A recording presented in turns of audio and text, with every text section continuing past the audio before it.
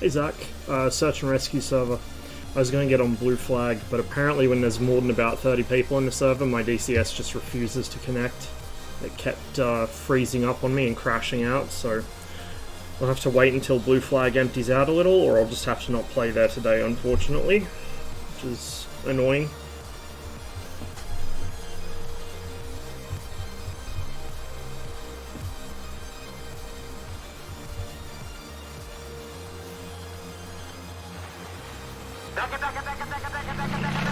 Hey guys, appreciate the raid, man. I'm sorry I couldn't catch more of your stream. I'm actually really interested in seeing what Half-Life 2 in VR plays like. From what I did see, it looked really good. But I hope you had a good one, man. Hey Troll. Let's see. APU's up and running, we'll get the engine up and running.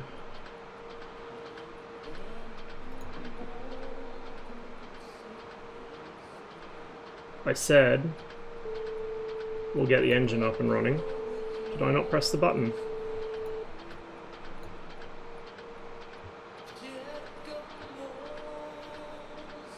What am I missing here? I'm missing something.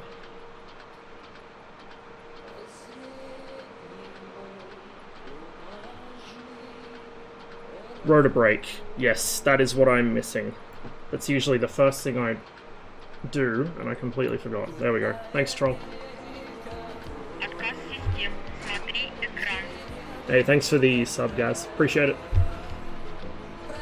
We don't need weapons today, so we don't have to worry about any of that. We don't have to worry about our flares. We don't have to worry about much, actually, which is one of the nice things about firefighting.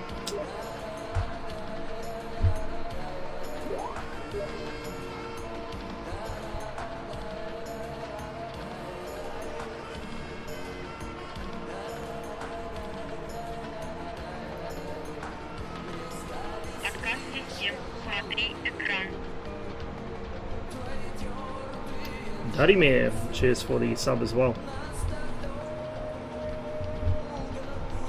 I don't know why I keep looking at my phone instead of chat. Let's see, get our lights going, get our signal flares on, even though I probably won't use them. Don't need to worry about the weapons. Don't need to worry about the dis either, I'll just be navigating visually.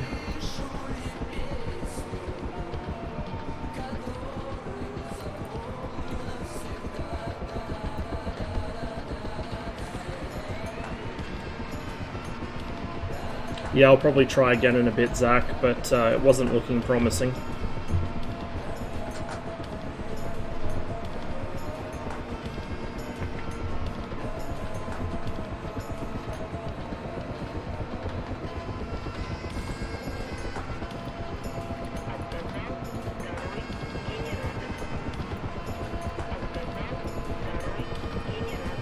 I think that's just about everything.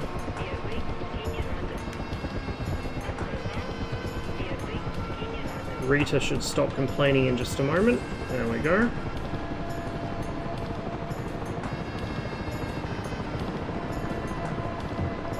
There we are.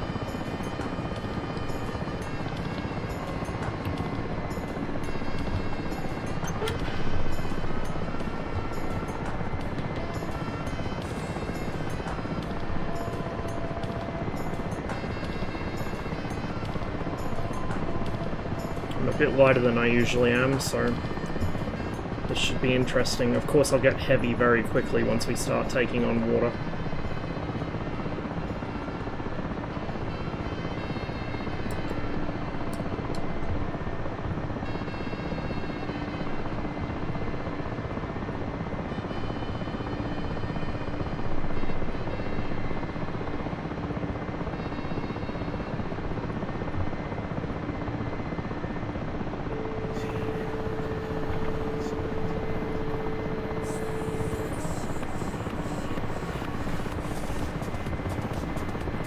This does actually simulate additional weight on the helicopter as you load up water. So the more water you load, the heavier you get. So you do need to gently put on a little more collective as it fills the bucket. No, it doesn't, Brant. I couldn't get into Blue Flag. And Cold War's pretty empty at this hour of day.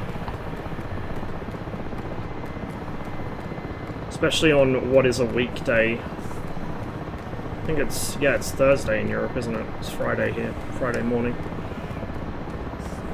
How much water? We're about to see. It's like 4,000 or 5,000 liters or something. It's a lot of water. The Huey takes quite a bit less. There we go, 4,000 liters.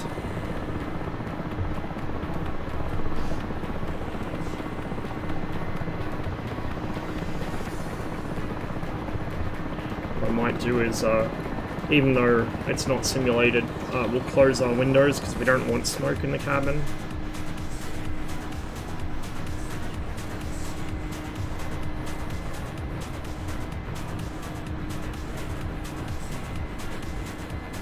There's the fire. You can already see the smoke from here. So I would have liked to play on this server a lot more, but my old PC just couldn't handle it. Because you'll see why in a minute. They use like the smoke grenade smoke to signal a fire. And it spawns a lot of them in.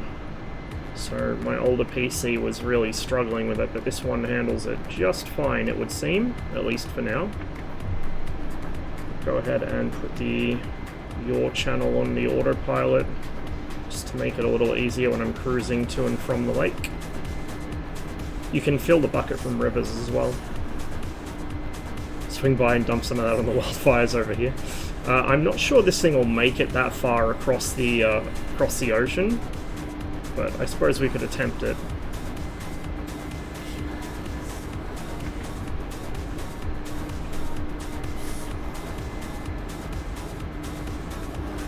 When this thing finally gets multi-crew, this will be a lot easier, because at the moment as a pilot you have to juggle flying the helicopter and going through the radio menu to trigger the water drop. Whereas having a second person in the helicopter, especially in the crew chief seat, you could have them trigger the water drop. Those two trains are phasing through each other, interestingly enough. Now the wind is coming from my left, so I want to drop just in front of the right-hand edge of the fire to stop it spreading.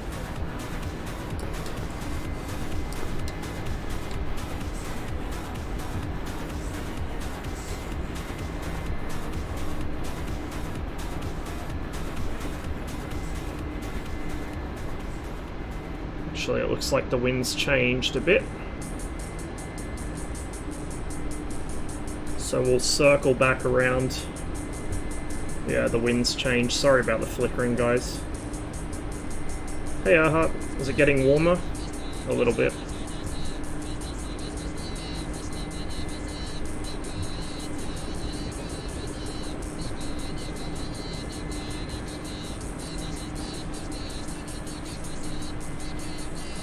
I'm not actually sure if this is meant to like be a Bambi bucket or internal tankage. I think it's internal tankage, certainly for the Mi-8 and about the Huey.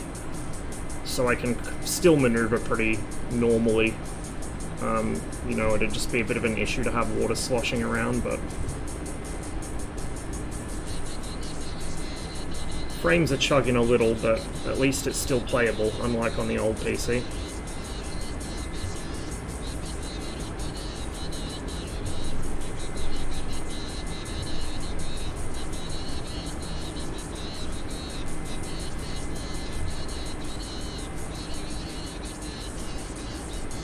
For a fire of this size or larger, you usually want more than one person working it at a time. So you'd have like a relay of 2 or 3 helicopters doing it. Because they spread pretty quickly in this server. The 30-acre fire pop up yesterday. It was cool to watch a helo swine and scoop water out of the lake near my house. I actually haven't been able to see any aerial firefighting firsthand. I've seen a lot of bushfires, but I've not been able to see them using aircraft to dump water on it or dump, you know, flame retardant on it. I've seen videos of it, but I've never seen it in person.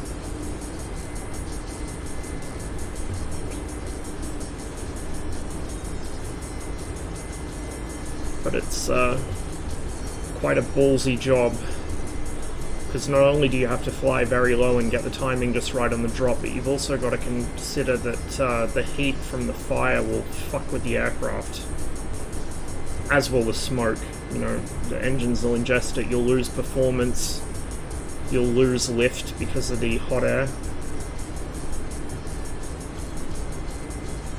Actually, no, you'll gain lift, sorry, because, yeah, thermals. Big brain. You'll lose engine performance, but you'll gain lift. Hey, Starfight.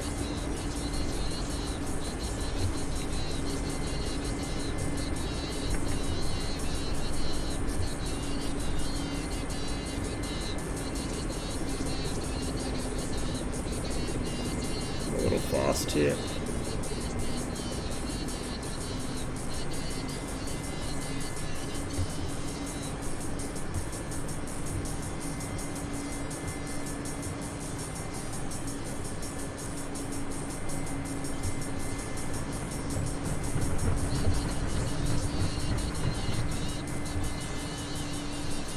Watch my descent rate, so I don't want to VRS into the water.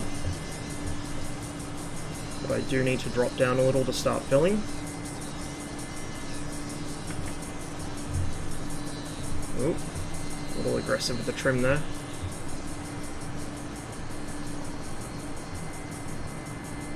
No, my PC's fine.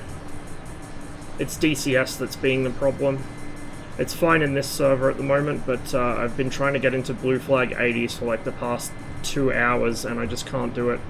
Every time I load the role selection screen, the screen flashes white and then goes black and DCS freezes. I even did like a full repair and everything, and it still just won't let me in.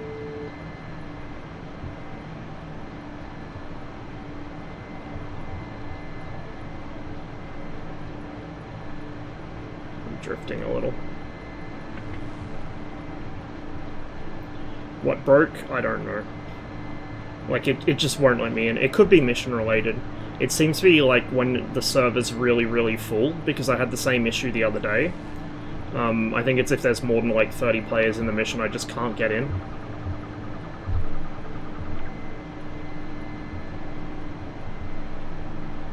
So like I said, I'll try again later, hopefully when the server not empties out, but when a few people leave, so there's some room.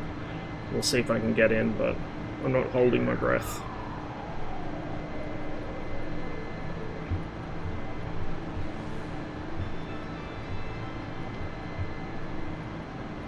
Did you fly the Hind? Did you like it? Yes, I absolutely love the Hind.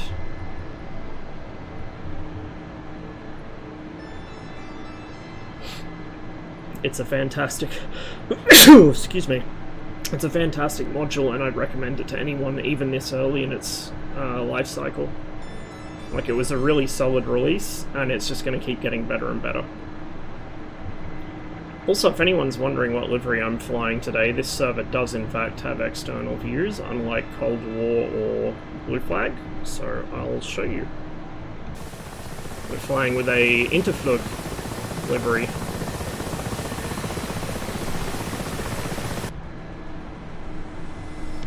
Hence the uniforms on the crew. Did you download the UH-53 mod? No, I haven't. I don't have that many mods for DCS. There are a few I need to try out still, but I haven't tried that one yet.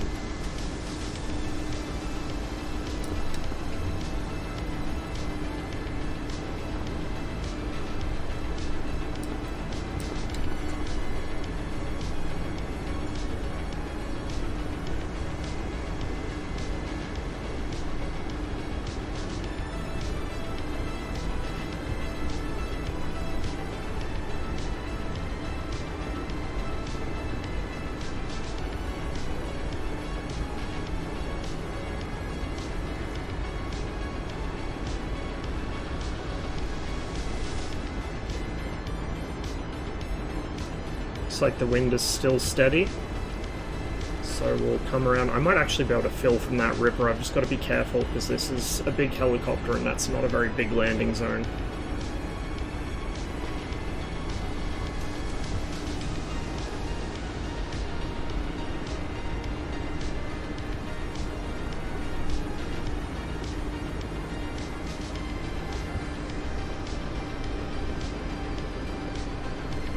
it's getting into the buildings. I don't like that.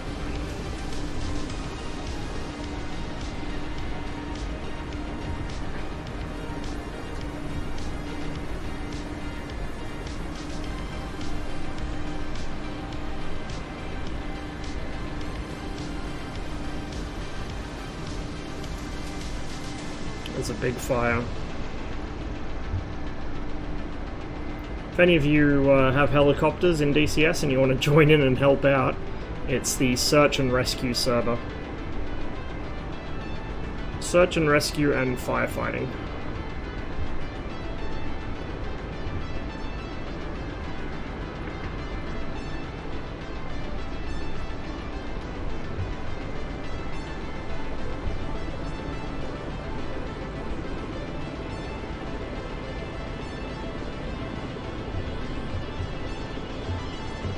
I don't VRS myself here.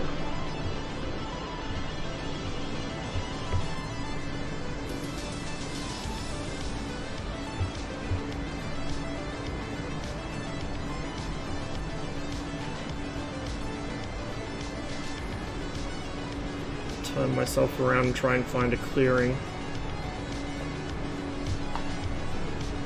This is kind of close to my normal stream time, so usually my normal stream time's within an hour or two of this time. The Apache, I'm not really interested in it. If it was an AH-64A, I would be more interested, but I don't really care about the D, to be honest.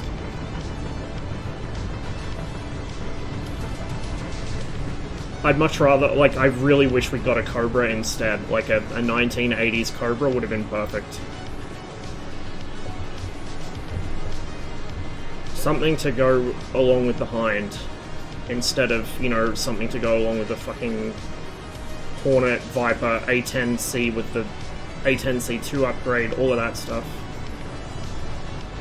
The gap between blue and red modules, in terms of time span and technology, is just getting bigger and bigger, and I guess it's fine if you're one of the guys that flies blue form modules in single player or PvE or whatever. But if you're a red player, especially a red PvP player, it's fucking miserable. Because you're expected to just deal with it and, you know, not complain. We do what we can, you know, sometimes you can get really good results, but it's just frustrating to see more and more modern day Blue Force stuff while red can't even get 80-0 equipment.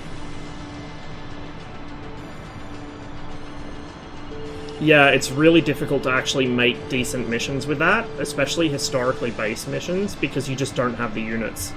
And I don't just mean aircraft either, I mean ground units too. Like, the only Cold War era American tank we have is the M60A3, and it's not drivable. It's you know, you can't control it directly through combined arms. The M1A2 we have is a 1990s tank, like mid to late 90s. We do have the Leopard 1, but pitting Leopard 1s up against 1980s T-72s is a bit oof.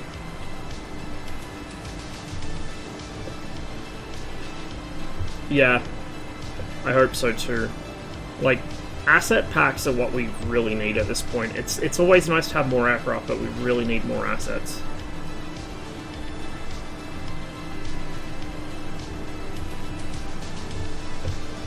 There's T-72s and T-80s. The problem is, the T-72s we have, one is the model of 1985, with Contact 1 ERA, and kinda shitty ammo, and the other one is the T-72B3, model 2016, with Relict, which is a bit, you know, I think Contact 5 and Relict, which is a bit of a gap.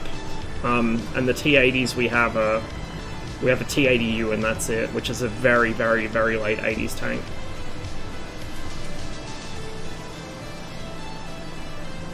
So we really need, like, the M60A3 to be drivable, and then we need, like, T-64s, earlier T-72s, maybe early T-80s as well.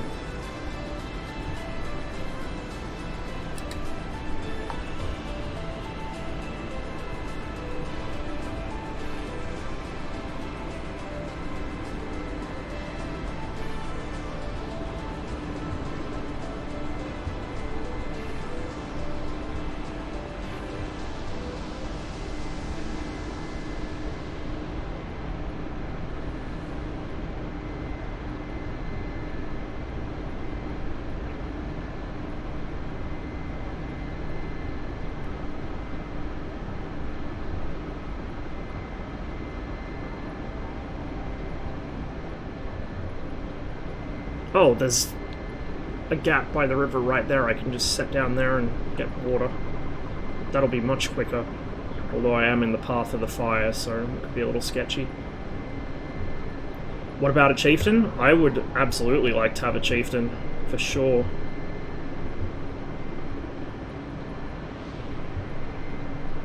Because I don't think we actually have... Oh, no, we do. We have the Charlie 2, and we have the Rapier and the Warrior, but I think that's pretty much it for, like, post-World War II British vehicles. I don't even think we have a 432, do we?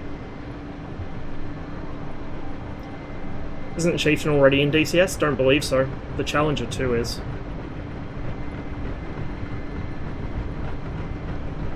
First tank was the Chieftain Mark 11? Nice. I've always had a soft spot for the Chieftain. It looks cool, it sounds cool. My favourite tank is the T-64, which also, like the Chieftain, had a problematic engine. And the wonderful sounds of pained 5-cylinder screaming. Let's be careful here. Do we? Oh no, shit, that's right, they just added it, didn't they? I completely forgot about that.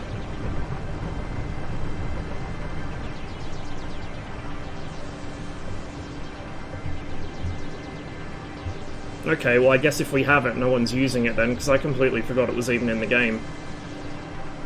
I knew the Challenger was in the game, because I've seen the Charlie 2 quite a bit on Cold War and DCS, but never seen a Chieftain.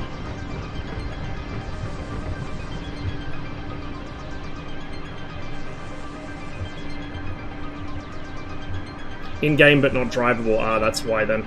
Same problem as the M60 then.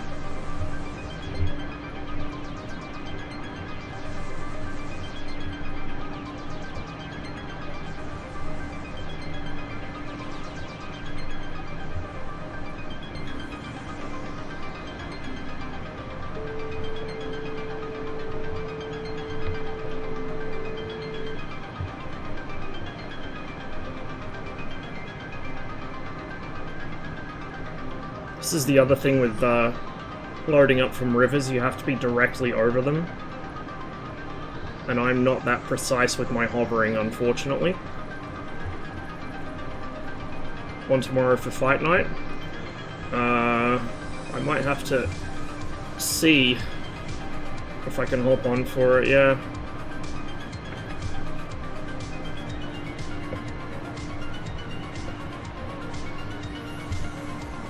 Oh.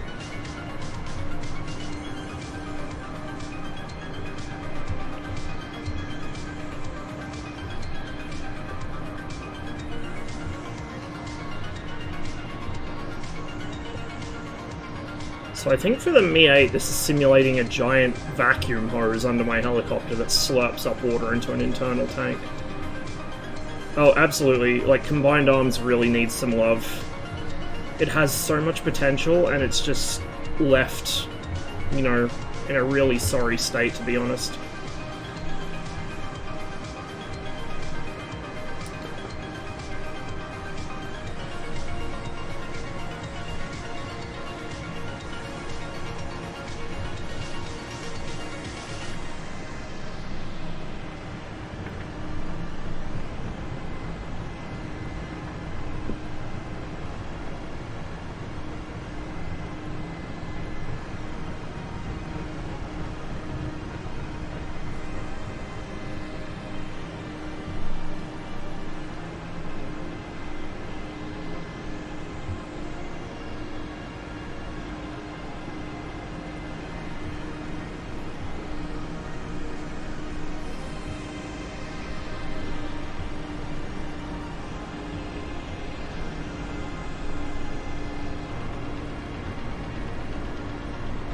Yeah, I would do Combined Arms a lot more if it was a bit less janky and if there was more diversity in the ground units.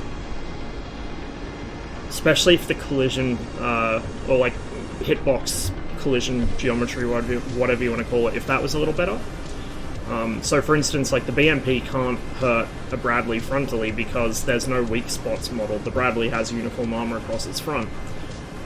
In real life, the BMP can't penetrate its front plate and its turret face as far as I'm aware. Not without some Gucci fancy ammo anyway. It can with the ATGM, just not with the gun. But there are certain parts of its armor it can get through, but in DCS it's just an aluminium wall, as it were. Okay, we're getting a little slow here.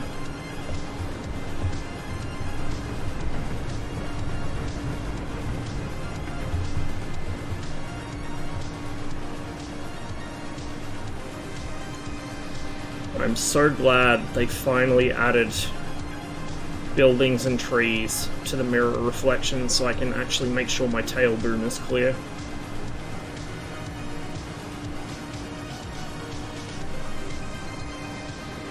Drifting a bit here. Hind be able to do the same job too? There are Hind slots in this server, so yeah, you can use the Hind to do this in here. But as for whether it would actually be effective at it, not really. Like, the Hind can do sling loading, it's pretty limited though, it's mostly used to reposition things like field guns in real life.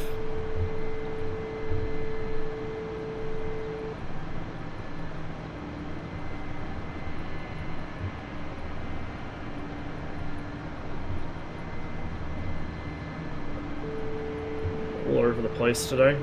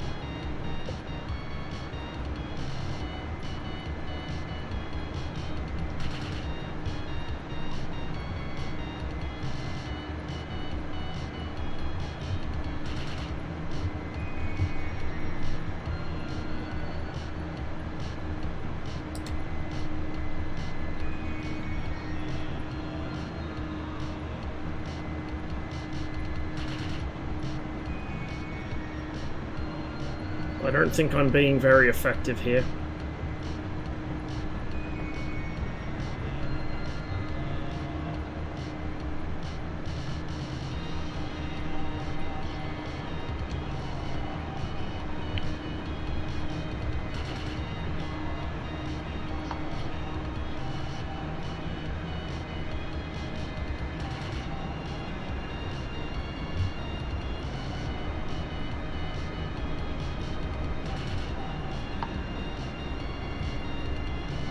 I'm also not sure that it's really worth loading from the river instead of the lake. We'll go back to the lake this time.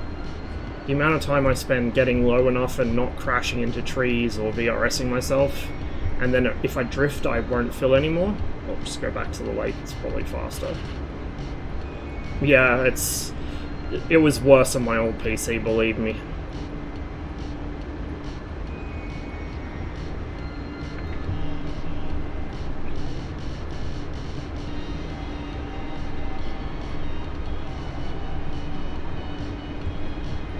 Hey, Maple.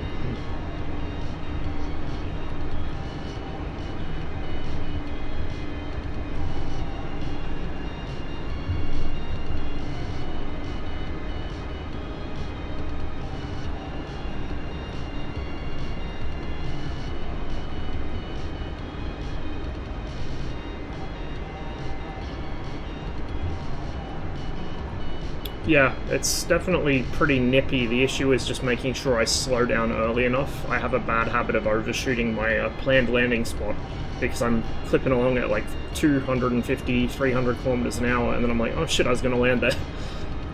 So then I try and dump all my speed, you know, in a hurry, like I'm about to do here, and the natural end state of that is VRS, unfortunately for me. I think that's for gas wells. I'm not sure that would go down too well in a village in the mountains.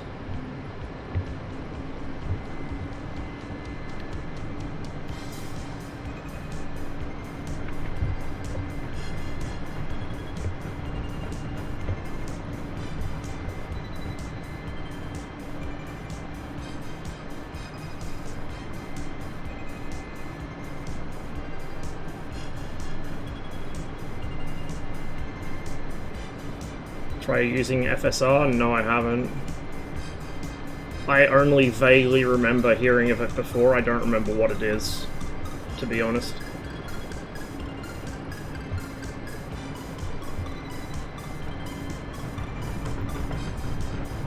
It's also worth noting I'm having issues with frame rates on this server, specifically because it's trying to render like hundreds of smoke effects in one place. So it's pretty hard to optimize that kind of thing.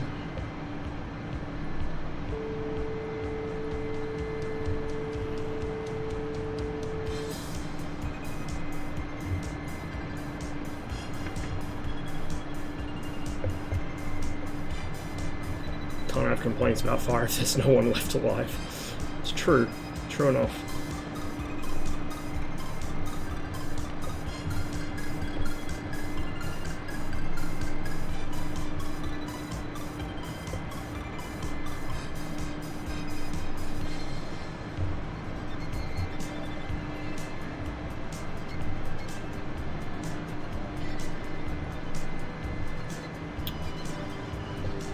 Drifting too quickly.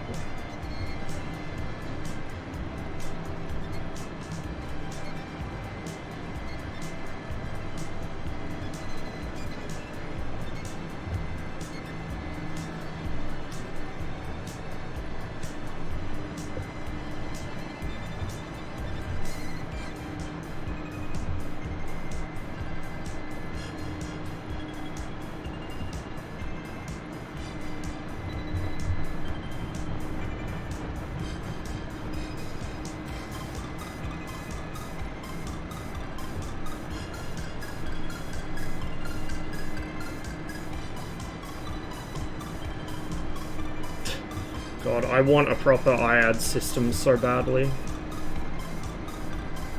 Eating some British chili my father made might die. Rest in peace in advance. It's been a while since I've had anything truly spicy. A friend of the family made curry one night, and he put so much spice in it, it was like nuclear levels of hot. It was delicious, but God, I couldn't taste anything else for like a week afterwards.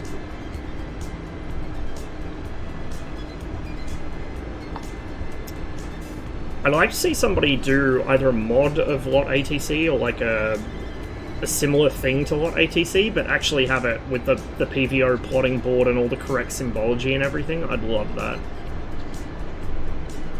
Like, just optimize it for Red 4 air defense.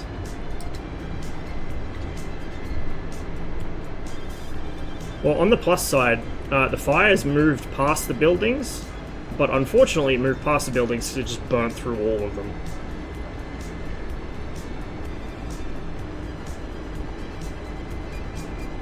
Is that a mod? What, this? No. It's completely vanilla, it's all done through scripts.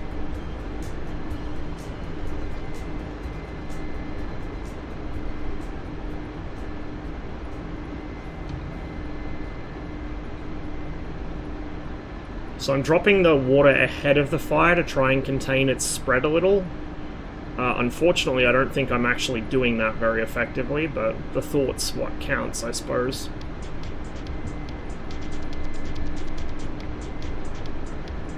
Home garden grown chili? Ah, yeah. The real good stuff. Unfortunately, real brutal spicy food does more to your mouth that mainly spits than the mouth that mainly eats. Thanks for the resub, Steve.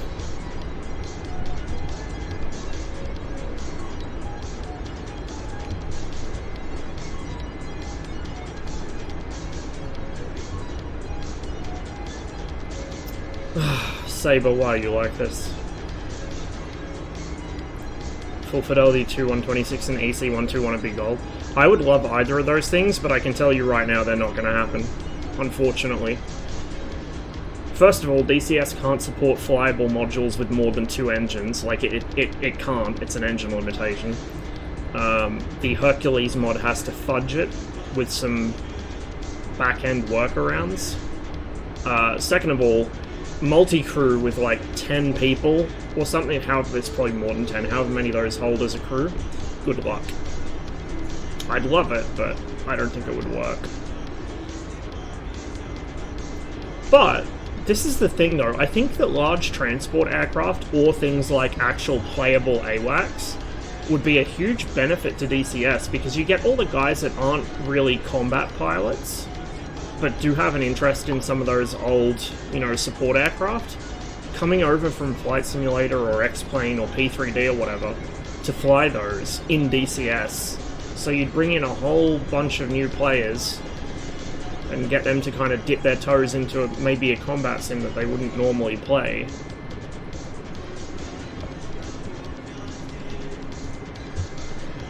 And then we'd benefit from it because the AI AWACS is dog shit, so having actual player-controlled AWACS would be a huge benefit. Yeah, lots of people like logistics, exactly.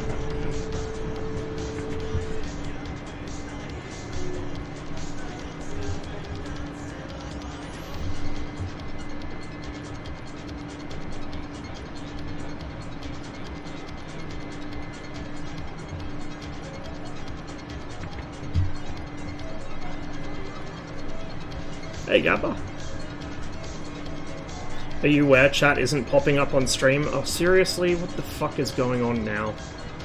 Ugh. Is the hose bucket modeled as well? No. I think there is a mod that models that. Like there's a mod that has a Bambi bucket or something, but this doesn't. Like I said, this is all done through scripts. There's no mod content in here whatsoever.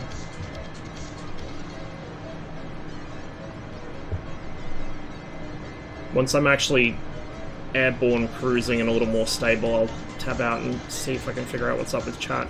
It's possibly a thing on the Twitch or Streamlabs end though, because I think it should be working on my end. Be the easiest transport plane to make, probably something like an old C-130 or an older Antonov, like an An-12. An An-12 would be fucking amazing. I love that thing. And I think something of that size, like an An-12 or a Caribou, would be ideal for DCS. Like, the larger transports are a bit overkill, I think, but those sort of medium-sized, mid-haul transports would be absolutely perfect. They fit into dynamic servers like Blue Flag or DDCS really, really well. The C5 would be cool, but you need a much bigger map for it, in my opinion. Like, DCS just isn't ready for aircraft that large. Same way it's not ready for aircraft as fast or as high-flying as the MiG-25. Yeah, chat should be showing. I don't know why it's not. Hang on.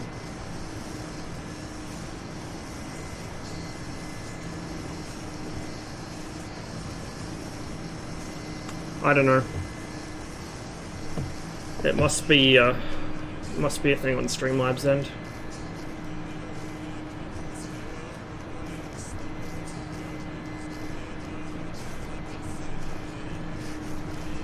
I would like a MiG-25, but like I said, the sim isn't ready for it. It just isn't. You fly up to the altitude the MiG-25 cruises at, and the game looks like dog shit. The maps are... I mean, the MiG-25 can definitely fly around a map this size, but if you've done much flying at Mach 2 or above in DCS, you know how quickly you can cross the map. So, like, your sorties would be like 5 minutes, because there's just nowhere to go.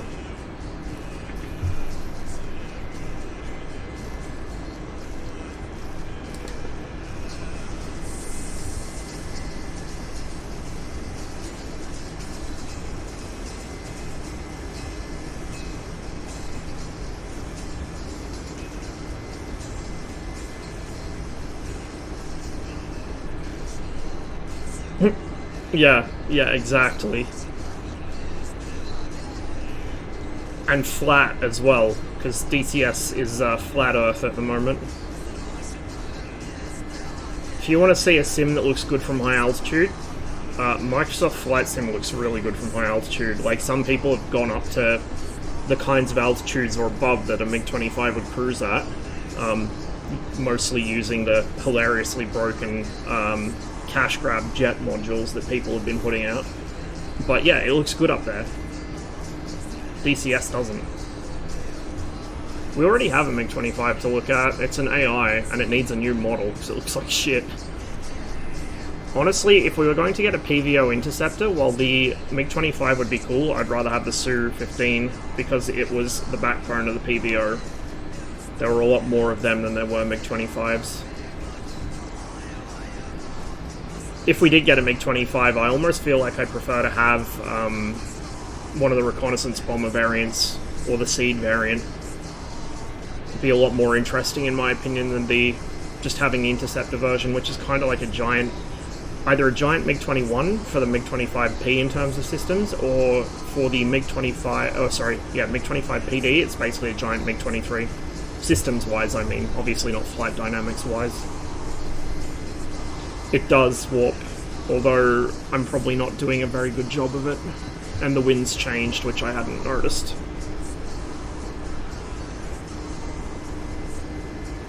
I actually do think we need AI U2s and AI SR-71s. I definitely think we need those as AI. Playable, they're pointless. There's absolutely nothing for them to do because we don't even have a proper reconnaissance system built into the game. But as things to actually use, you know, as targets, for sure. What about the backfire? No. Again, it's... you can't support that many engines in DCS in a flyable aircraft. Actually, no, backfire's 2, isn't it? Ignore me. But you're still, what, 4-man multi-crew, very complex bomber that's still in it's still in frontline service in Russia. It's very important to their air power. So that's not happening. There's no way. It's like the MiG-31. It's completely off limits. If you even tried, you'd get arrested if you're a Russian developer. And if you weren't a Russian developer, you wouldn't be able to get the information. And there's just nothing for it to do. Like, it's designed to hit ships. There's not that many ships in DCS, and the maps aren't big enough for it. Like, there's a lot of cool planes, yeah, but DCS just isn't good for any of them. What this does do well is helicopters and, like, frontline level aviation. Which is why I suspect a lot of the blue aircraft we have are multi-role aircraft.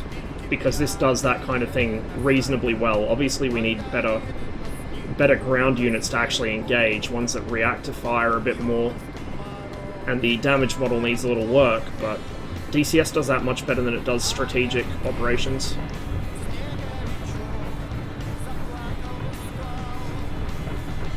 Saber, that was because I was very, very new to intercepting things. And I was also trying to understand what the fuck US communications mean, because I was being spoken to in American brevity, which I don't understand at all.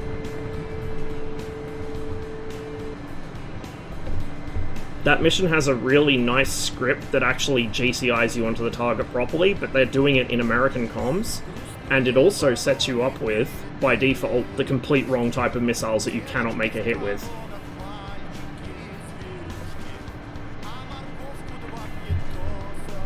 The other thing is, in real life, if I was a PVO pilot, I wouldn't need to calculate my turn time myself. Like, I wouldn't need to figure out my own stern conversion. It would be done from the ground for me. I'd just be told either the aircraft would be controlled from the ground directly, or I'd be told when to turn and by how much.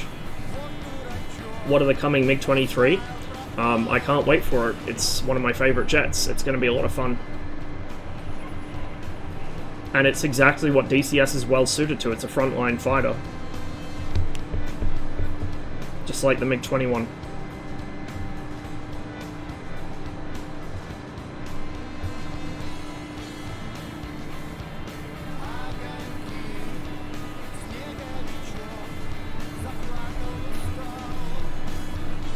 The plan, last I heard, was yes.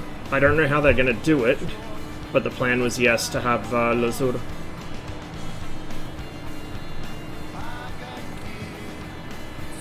MiG-27's hard to get info on, apparently, because he only uses, as far as I remember, the Soviet Union itself. So Russia, Kazakhstan, I think, still uses it. I don't remember if Ukraine inherited any, and India got some. I think India was the only export customer from memory. Everyone else got the 23BN.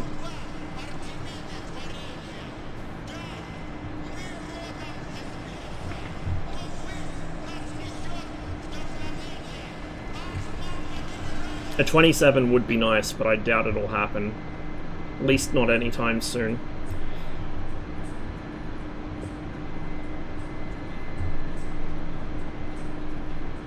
I mean, I'd like a... I'm gonna sound like a capabilities person here. I would like a K, because Cairo was kind of the system that whole plane was built around, and it was only because of economic and teething issue problems that it didn't have it from the get-go. I mean, I'd take any MiG-27, but I would prefer Cairo.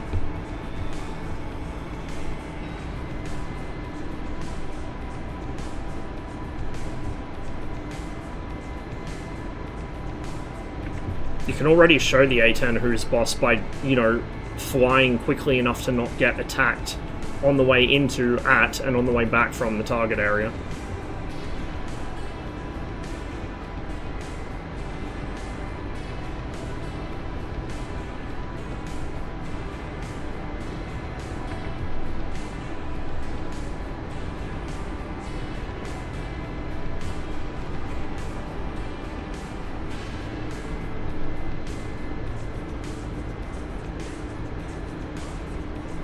MD-500.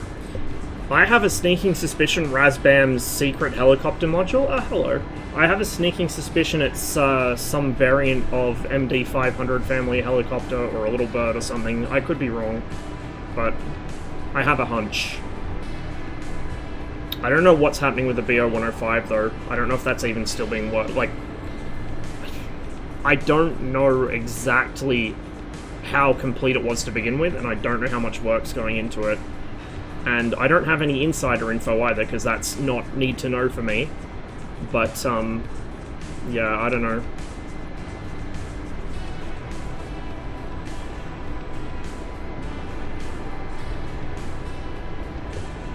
Of course they do, Steve. Of course they do. Like, this is the thing. The A-10 is a cool plane. Oh look, a floating building. The A-10's a cool plane, don't get me wrong. Like, I don't dislike the A-10, but I think it's overhyped to hell and back. The A-10's a great counterinsurgency platform. Very expensive one, but really, really good for counterinsurgency. It's also good for cleaning up an area after you have complete air superiority and all air defense to speak of has been dealt with. Is it good at killing tanks? I mean, it's okay at it. Would it do well in World War III? No, it'd get dumpstered immediately by any air defense that even looked at it, or frontline fighters. Like, it's just such a vulnerable platform. Same with the Su-25. They're great for counterinsurgency, but they're so vulnerable in actual outright warfare that you, like, if you sent them in before the cleanup stage, when there's literally no air defense left, they would just get dumpstered straight away.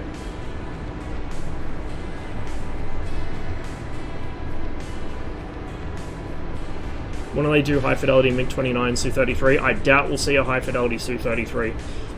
The 29 is supposedly in the works. I don't know when that'll come out, but they have announced that they were looking at doing a 29A, and I haven't heard anything about it being cancelled yet, so that's a good sign. I kind of doubt we'll see any full-fidelity flankers anytime soon. If we do, it'll probably be a 27S or SK, which is essentially what we already have, just full fidelity.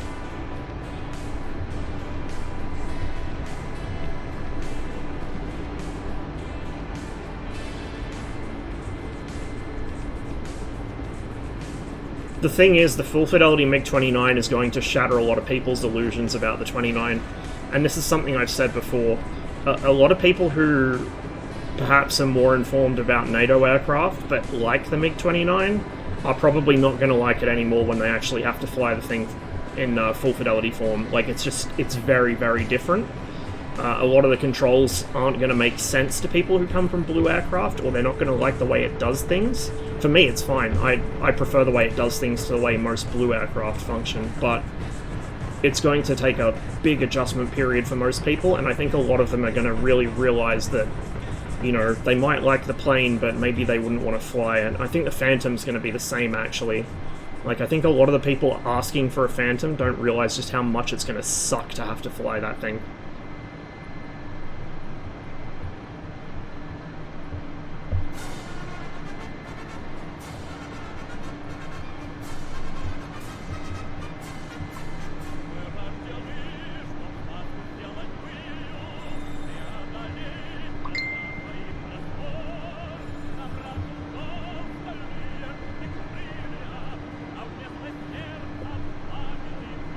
Let me know, by the way, if/when chat pops back up on the stream overlay. I don't know what's going on with that. It's probably an issue on Streamlabs' end, or perhaps Twitch itself. Maybe the API shit the bed.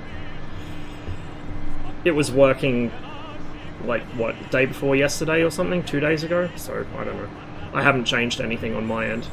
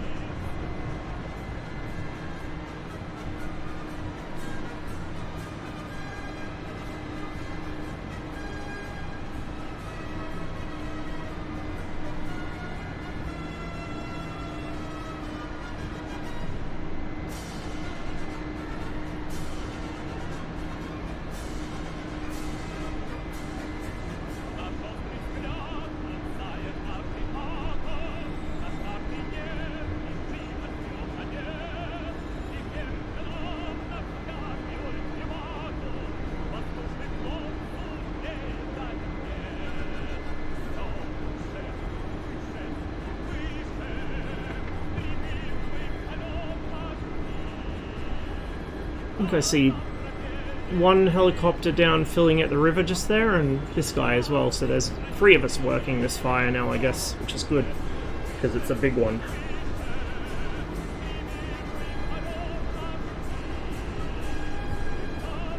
F-117, what about it? If you mean in DCS, no, be fucking boring. Like, the F-117 is basically F-16A level avionics, actually worse, and shit flight handling. Like, the F-117 is a cool plane to look at, it would not be a cool plane to fly at all. You can't see shit out the cockpit, it's slow, it handles like absolute dog shit. If the FCS fails, you're dead. It drops bombs, that's it, that's all it does. I don't even think it had a radar warning receiver until quite late in its life.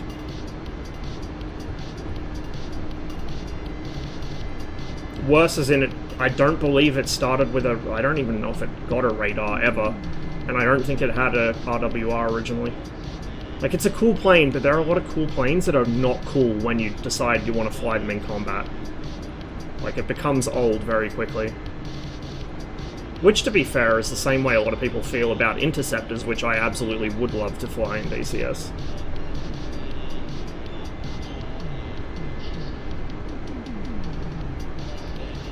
I mean, this is a big fire in terms of this server. Obviously, in terms of real life, this is a puny fire.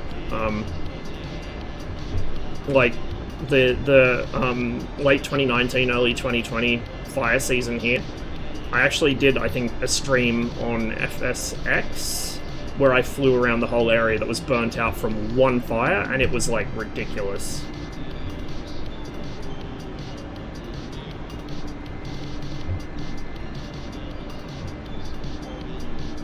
Looks like we got a spot fire down here.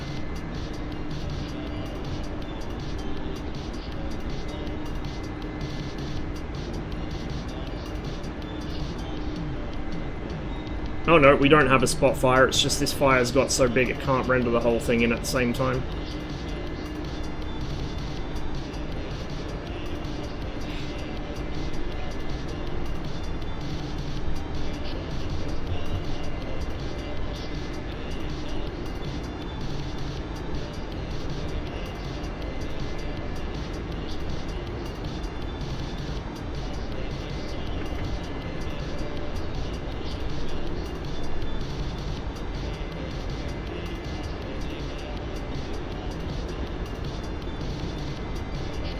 Yeah.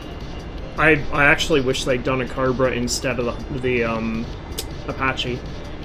Like, having a Cobra from the 70s or 80s to fight against the Hind from the same period would have been really, really nice. But I have a sneaking suspicion if we do get a Cobra, it'll probably be like a 1W or something. Like, it'll be a really, really, really late variant with MFDs and shit, just because it's what Blue 4 players want, apparently. And ED's only too happy to give it to them. Imagine how much better this sim would be in well, in general, but especially multiplayer PvP stuff, if it actually focused on discrete time periods instead of just, like, throwing shit at the wall and seeing what sticks. Like, even with the World War II planes, you've got a mid-war Spitfire, a late-war Mustang, a late-war Thunderbolt, and a fucking Twilight of the Reich BF-109, which in real life they rarely flew because they didn't have pilot or fuel, like pilots or fuel by the time the 109K came around. But in DCS, that's the only 109 we have. Like, why didn't we get a Gustav first?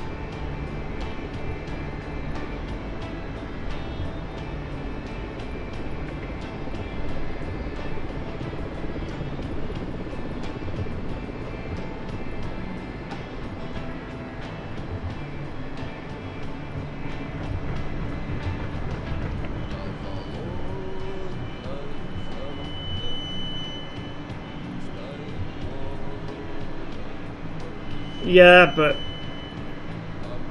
at this rate, I don't have enough altitude. It was gonna happen eventually. It was gonna happen sooner or later. VRS myself. Any Gustav, like literally any Gustav would be an improvement. This guy's doing search and rescue, I think. So those orange smokes, I think, are people that need rescuing. Another guy starting up with the firefighting. Ah, so there's only two.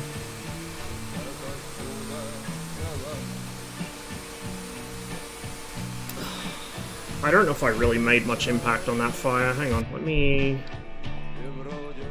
go from Kataisi and then we'll head up to the northeast, which should be this direction. We'll find the lake at Ambrolari, which is here.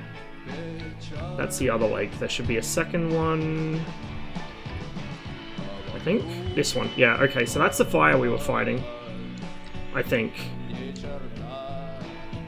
Yeah, this is the fire that we were fighting, and you can see it, like, it can't render enough smoke on the screen at once. So this is the western edge of it. It's burnt right through there.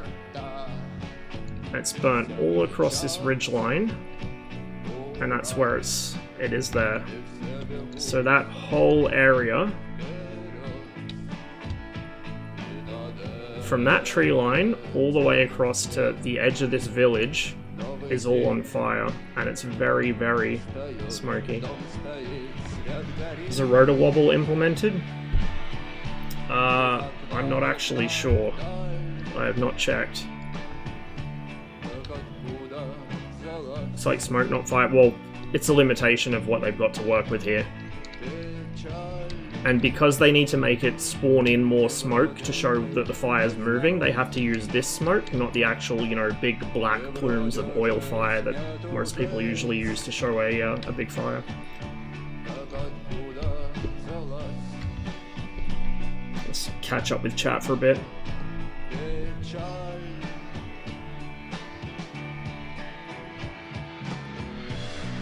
Su-15 looks like a real beast. It would be a really interesting plane. It's no dogfighter, but apparently it was surprisingly aerobatic for an aircraft that size. It's just a beautiful plane. Mid-war Spitfire is correct for Summer 44. Yeah, but 109Ks being airborne in Summer 44, or airborne really at all, is not correct.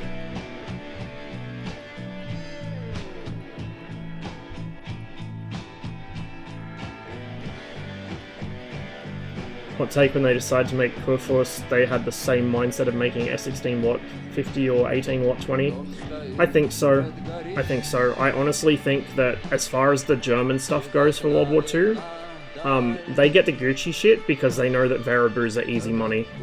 Like, Verabus will pay out the fucking nose for anything late war because they can pretend like, oh, it would have been different if only Germany had done this or that. It's the same crowd, same kinds of people you see in War Thunder. Is Cold War empty? It was when I got on here. Well, it wasn't empty, but it wasn't very populated. What server is this? Search and rescue server. We fly Huey and Gazelle and they have 2 rotors. Yeah, so the Huey has a really noticeable wobble. The Mi-8, I think partly because it has 5 blades on its main rotor, and also because it has a really, really good stabilization system, you don't really notice it. It's like the Mi-8 just feels more stable in general. Same with the Hind. So I don't know if there's a really subtle wobble that I just haven't noticed because I'm always flying with the stabilizer on, or if that's just not a thing for those helicopters.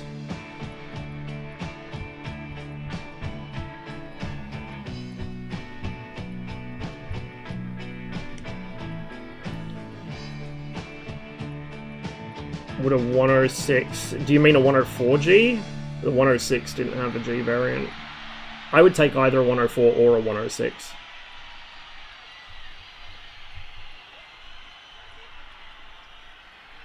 Oh, 109. Yeah, 109G would be okay.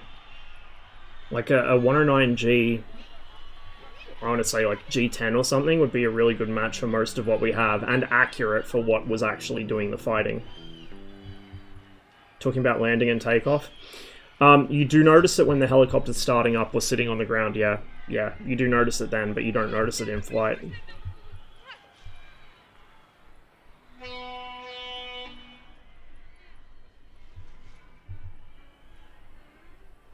Need more MiGs in Korea. We might hop on Korea then. I'll have to leave the others in there to deal with that fire because I'm not a competent helicopter pilot today, apparently. Bear with me. Zero Su-17 work in progress for DCS? I don't know. You'll have to be the judge yourself because Magnitude 3 put out a... when they put out their Christmas update, they had a banner accompanying it of a very distinctly shaped aircraft under a tarp. So, take that for what you will. I think it's just 52, isn't it? Yeah, I should add that to my favorites as well. Oh, they are outnumbered.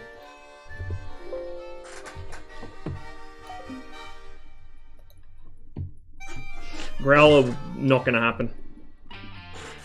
Not gonna happen, it's too new, it's too classified, and we don't even have proper ECM for shit that was out of service 50 years ago. Like, we don't even have proper 1960s era ECM, we're not gonna get proper modern ECM. They are working on improving it, so like the Hornet's ASPJ can actually break tracks and shit, but it's still not at the level you would need for a dedicated ECM aircraft, I don't think.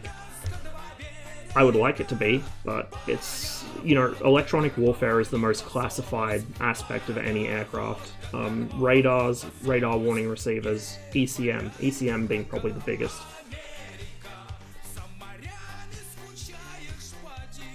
Last year Oregon had some of the worst fires I've ever seen. They weren't as big as some, only 1 million acres total, but they burned through multiple regions of wet forest that rarely ever burned historically. Those areas were also quite populated, and the fires destroyed a ton of buildings, infrastructure, and killed a number of people as well.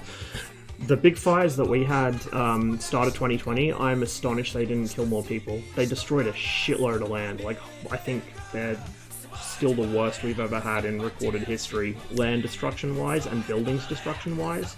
But, like, barely anyone was killed, which is just stunning. I don't know how that happened. Anyway, give me a second to plug my pedal springs back in.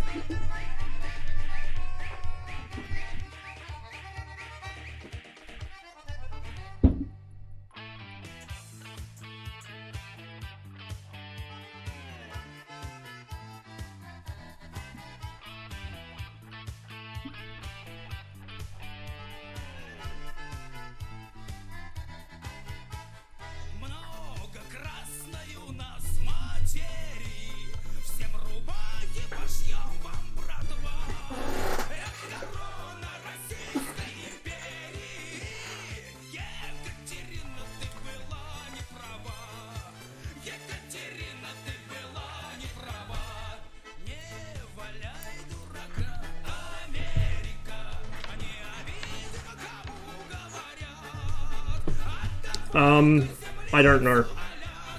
I've only used 2 sets of rudder pedals, which are the TFRPs and the crosswinds, and the crosswinds are amazing. Personally, I doubt there would be very many better than the crosswinds. There might be like custom-made ones, but I would say that the crosswinds are definitely among the best, if not the best.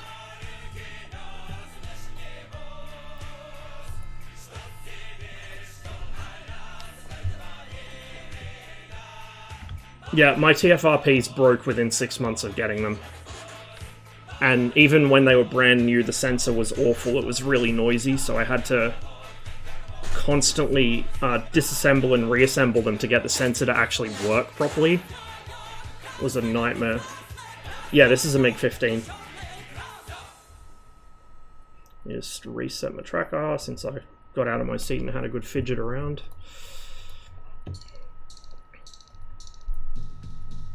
Yeah, we'll leave that.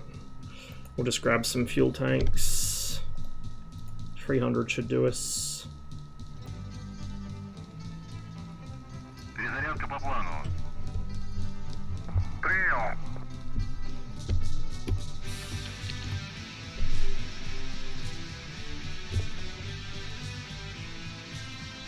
Подключить питание. Принял.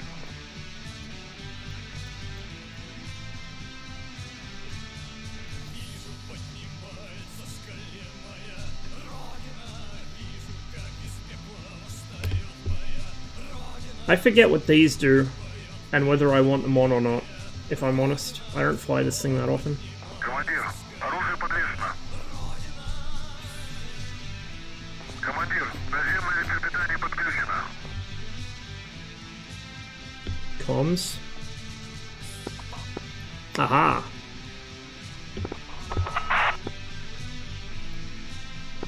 Left check. Loud and clear. Yeah, I hear you, Russell. Savannah, I think some issue with your mic. So we can't... You're transmitting, like it's,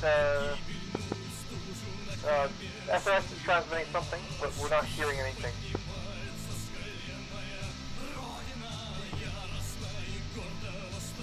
Test? Oh no, Russell, I hear you. Okay, yep. Better. Oh, it's the other guy, okay.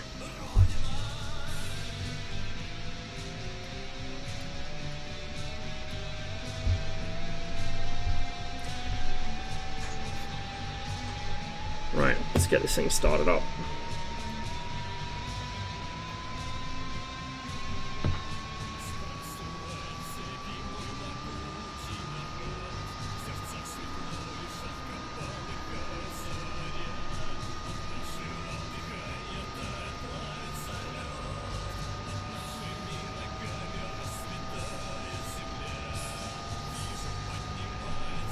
Accidentally got 2 Virtual control panels, the one with a gear lever. Don't want to talk about how I accidentally got 2 of them. Do you think you would use it if I sent it to you? I think I could find a use for it, but only if you're sure, man. Appreciate it, though. Can we get an external look? I don't think this server has externals enabled. It does not, in fact, so we'll just look at my wingman there instead. My plane looks like his, except mine says 244 on it instead of 243.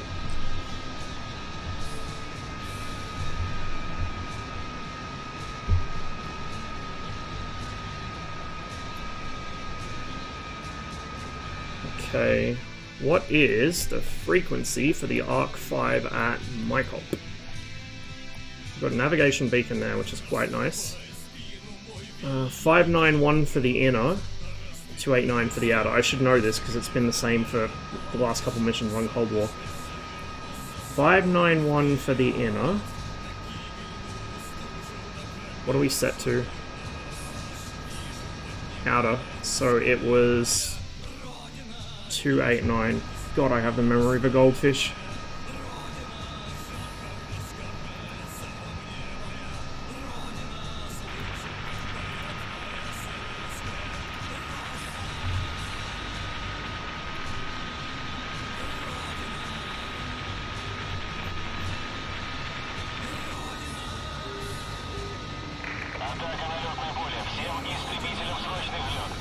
That should be it. Oh shit. Oh, that's a problem. Okay. And then for this, it's... Is there a separate dial for that? I don't think so. This it's then 593.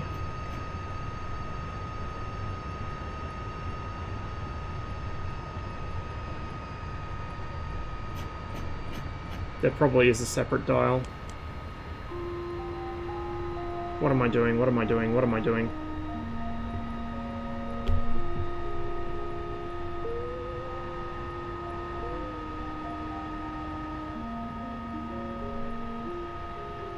You know what? Fuck it. We don't need the other beacon. We can just roll with this.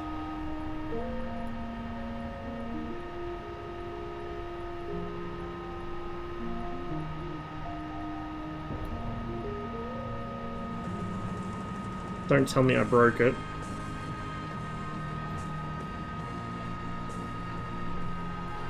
I think I broke it. Hello?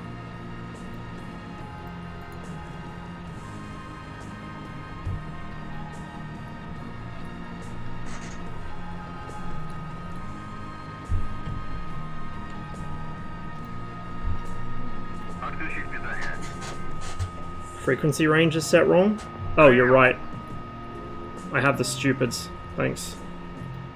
Командир, наземное электропитание отключено. Still not hearing anything, which is slightly concerning.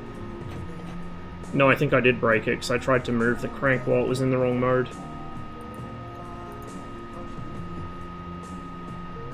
Сократ, 101. Запуск. Whatever, I can find my way back visually if I need to. Gen isn't running? Huh, right you are. Yeah, but it's still not working. Whatever. I'll figure it out. Does this spawn with wheel chocks? I don't think it does. No, it doesn't. Okay.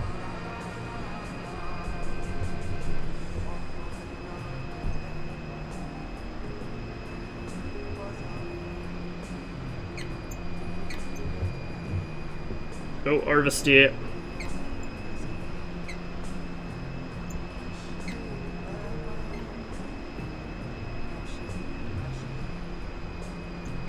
Сократ, 101. Запуск.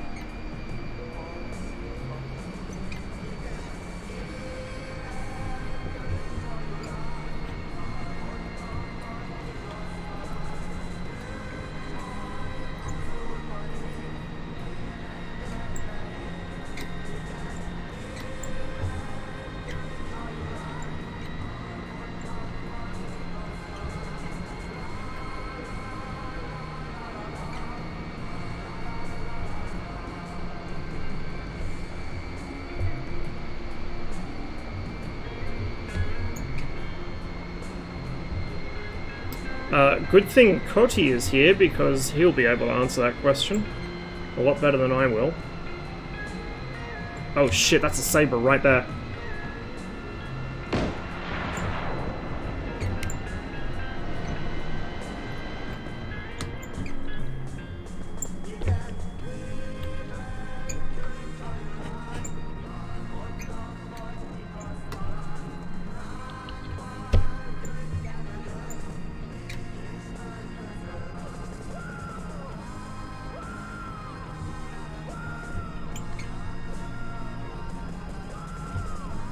Don't know if the AAA got it. I don't think so.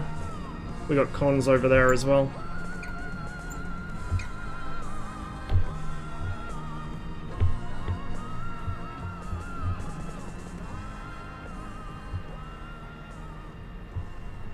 The L29 as well.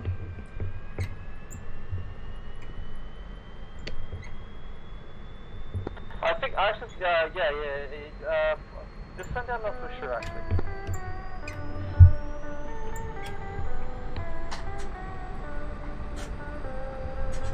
I remember to get the safety on that, so I can retract my gear, because I usually forget it. One stage flaps.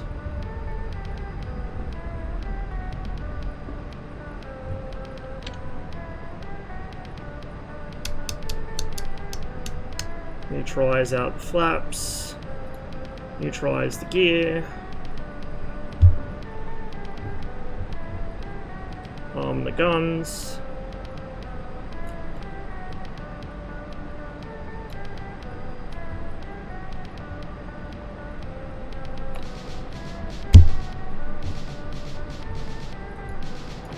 And go ahead and drop the tanks now, because this guy's hanging around right over our airbase, vulturing us.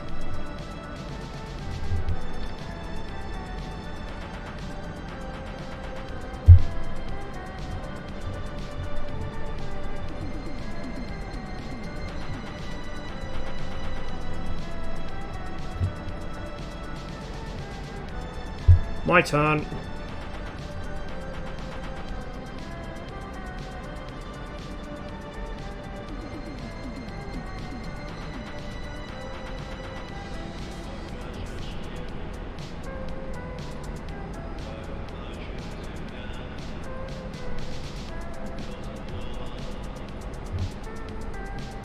Is he actually... No, he's not diving on me, he's climbing away from me.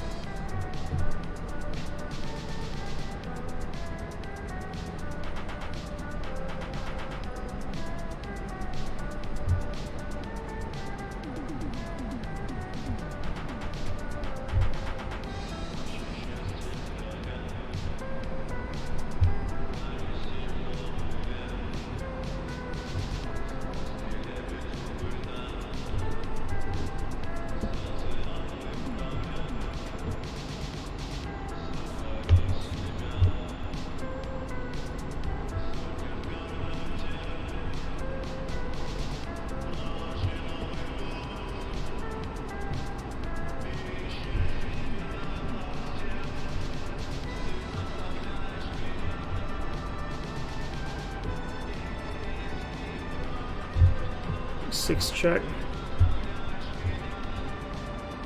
It's another MiG.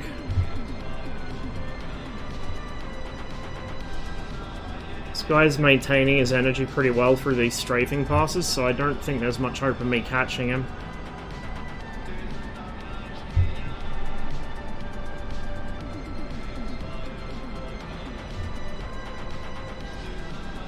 Well, maybe.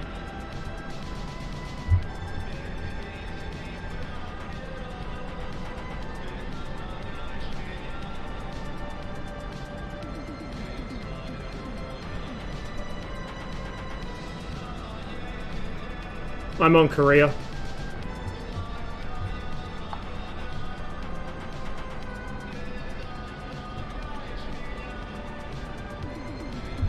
Watch my speed. He's probably going to try and get me to over speed here.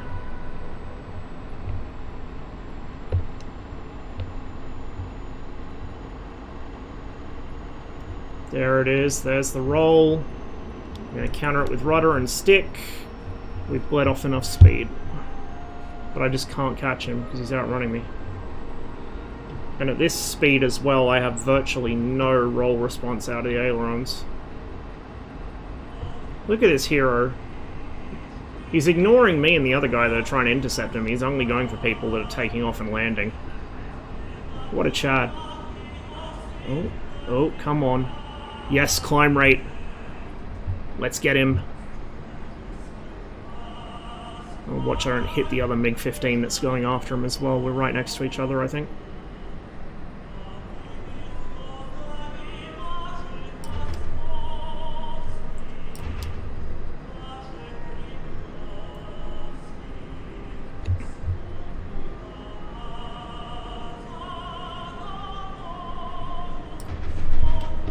That's a hit.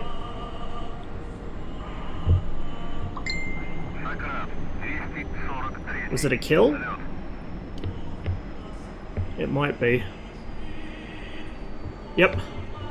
We got him. No, we didn't. Motherfucker. Well, there was a second. No, I think it's the same guy. We got a War Thunder pilot here. Did he just disconnect? Was that him? Did he just disconnect right in front of me?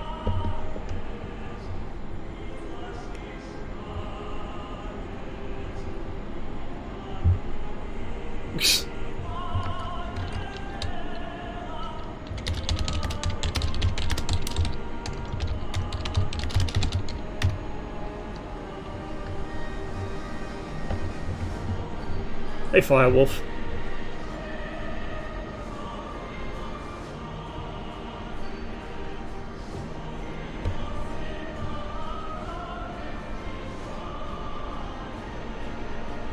Yeah, anytime a server gets more exposure, you're gonna get that effect, to be honest. Like, it was really noticeable in Cold War as well, whenever there were free events on, like free weekends.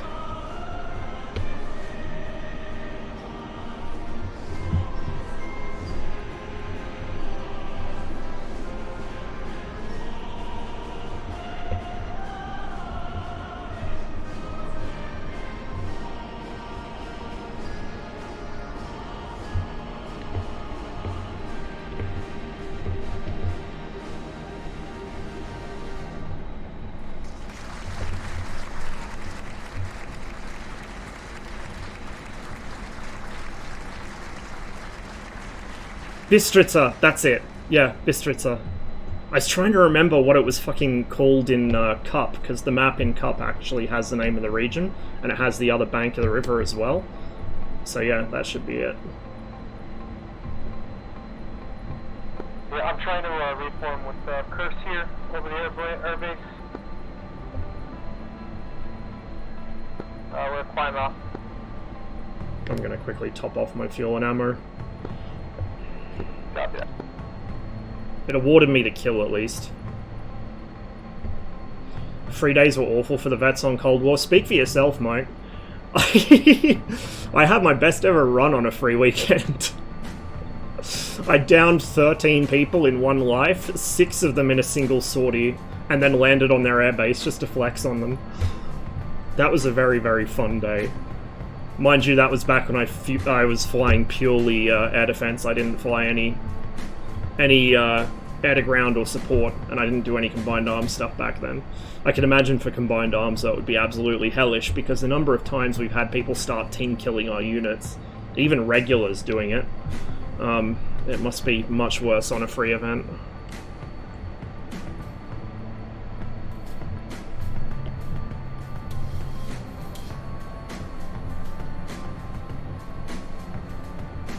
Bet you did pilot snipe and that's why he disconnected? Could have been. It was just weird to see him rolling like that, pointed at the ground. Like, it looked like he was going down, and then he suddenly appears rolling like that going upwards. I don't know. We'll check the TAC view, but it definitely looked a little suspect, to be honest, but, you know, whatever. Everything looks a little suspect in live gameplay. It's when you check TAC view later you really find out whether there was something going on or not.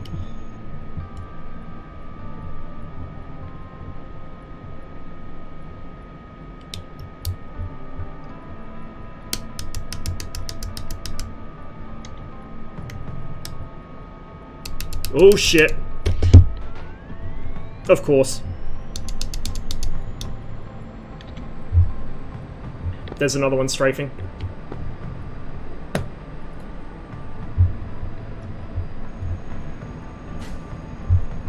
You little shit, you come here. I'll fucking have you as well. He nearly fucking hit me. Head on.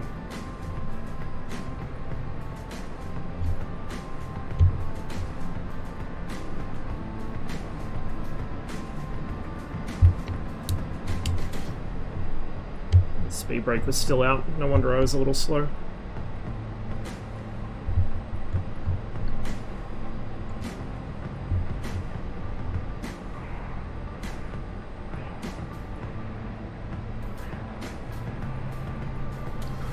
Definitely took some damage here. I think one of my wings has got some holes in it, but thankfully it's only 50 cal. And unlike the MiG-21, the MiG-15 can actually sustain a few hits to the wing without immediately shitting itself and dying. The 21, I feel like before it was too strong, but now if you take even a fucking rifle caliber hit to the wing, you auger in.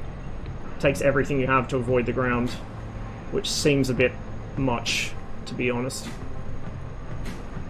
They need to find a balance.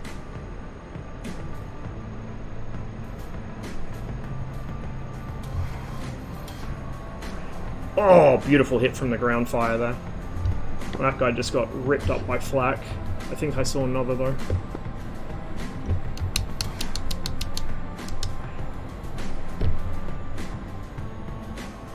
Yeah, left wing's stitched full of holes.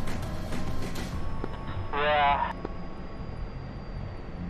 Yep, I see it. There's another smoke trail diving out of the clouds. Reference the one that just got shot down. He's coming in that way. Yeah, I just took off. We're gonna go up in the con. So I did see a con earlier.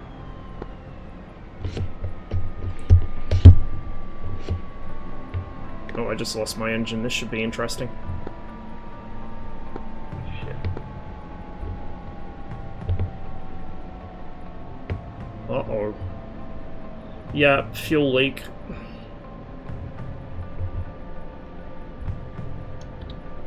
This is probably going to go very, very badly for me.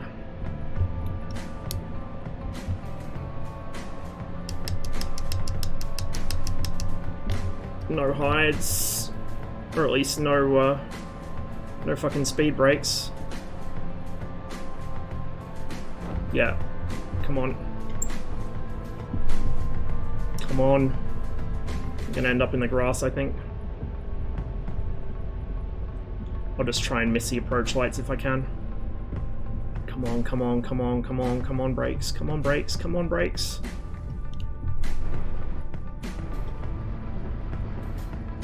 I've blown my tires.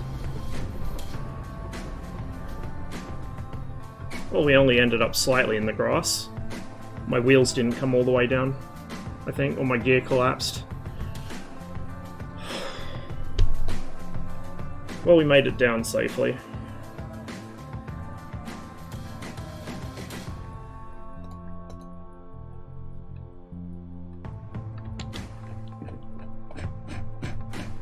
I wish you could climb out of the plane, because I'd love to see, actually, without ejecting. But I think we'll have to eject if we want to have a look at what that did. To con.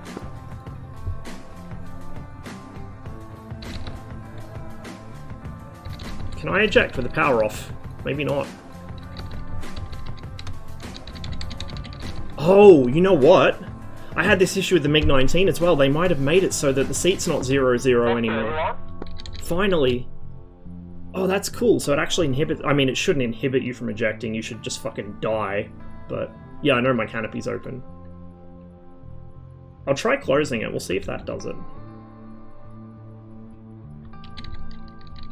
Nope. Okay, so that's the canopy jet. And it's not actually doing anything because the canopy's not locked, I guess. Actually, no, the canopy is locked. It must just disarm the seat on the ground. Sure they're working on the walk around. I actually would be... I'd really love to just be able to climb out the plane, wander around it without ejecting. Like, I know it's so far down the list of important features, but it would be so cool.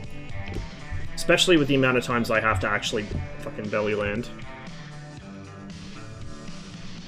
Anyway, new plane.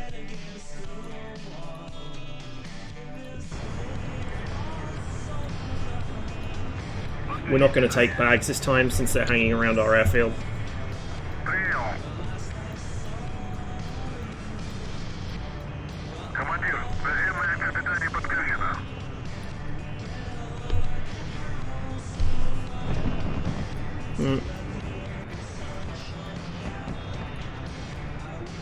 Yeah, it'd be nice to actually be able to get in the air without getting strafed, but, you know. I don't mind airfield attacks normally, but when it's, like, this constant, it does get a bit on the nose, honestly. Turn our radar on. Leave that in that scale. Start our flight timer.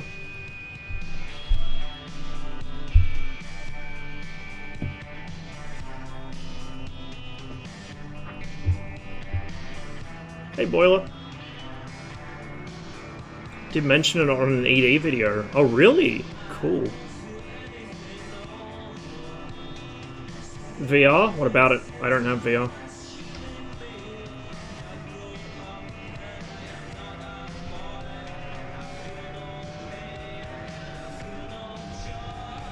So here's the thing, actually, I'm not sure about these older seats. Maybe someone in chat knows, but I don't know if these seats would actually inhibit you from ejecting below a certain airspeed, or if you would be able to eject, you just fucking die when you land. I'm not sure. Yeah, we won't set up the arc, because we're going to be defending our own airbase, so we're purely visual anyway.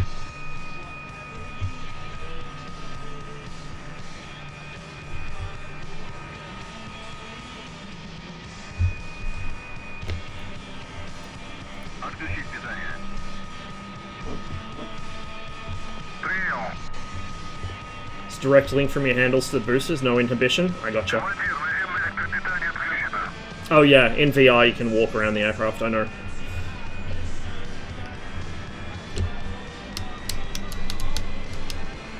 So that's takeoff.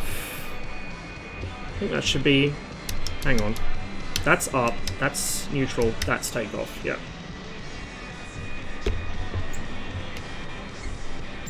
I know chat's not on screen. I think either the Twitch API or Streamlabs is shitting itself, because nothing's changed on my end.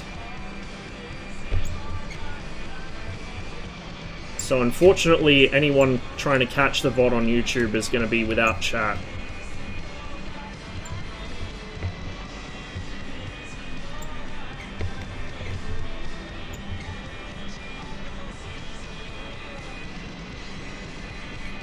American bombers are up. Shit, maybe we should have brought some bags.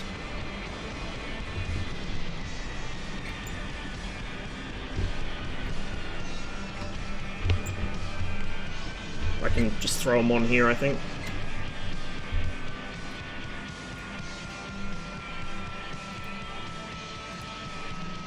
Перезарядка по плану. Принял.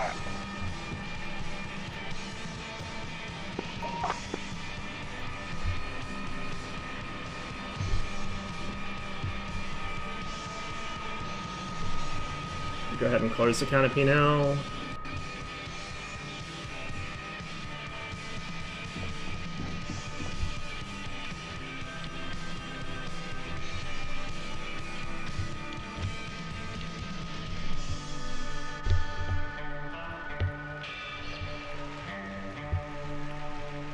Командир, оружие подвешено.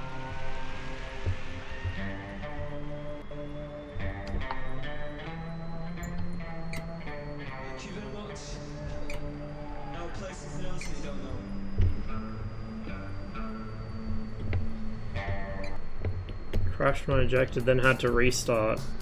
Interesting.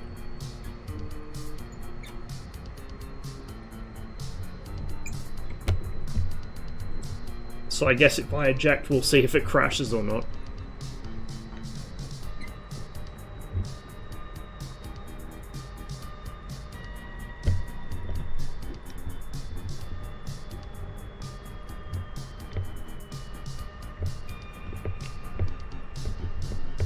What happens at dawn? You know, I'm not actually sure.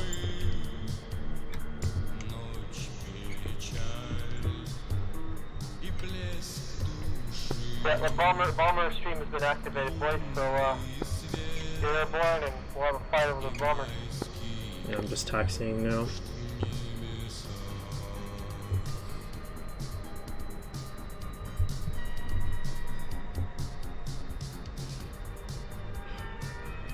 Yeah, I'm gonna hear a 2-ship over cons, assisting cons.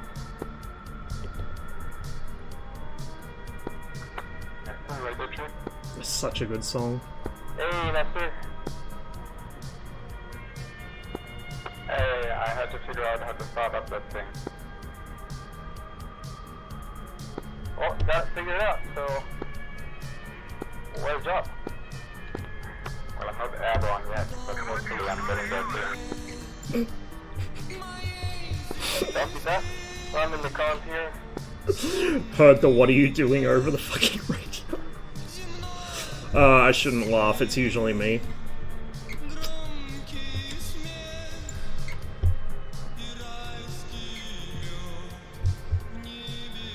Is that other MiG already taxiing? If he is, I'll wait for him.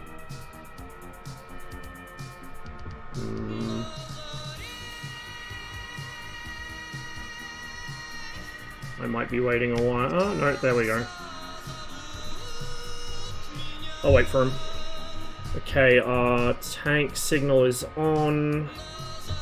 The guns aren't armed yet, I'll do that when I'm in the air. The safety should be pulled on the gear. Yes, it is.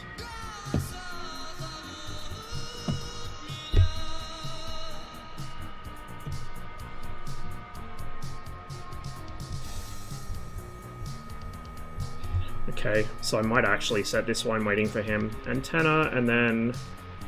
fuck, what is it? 289.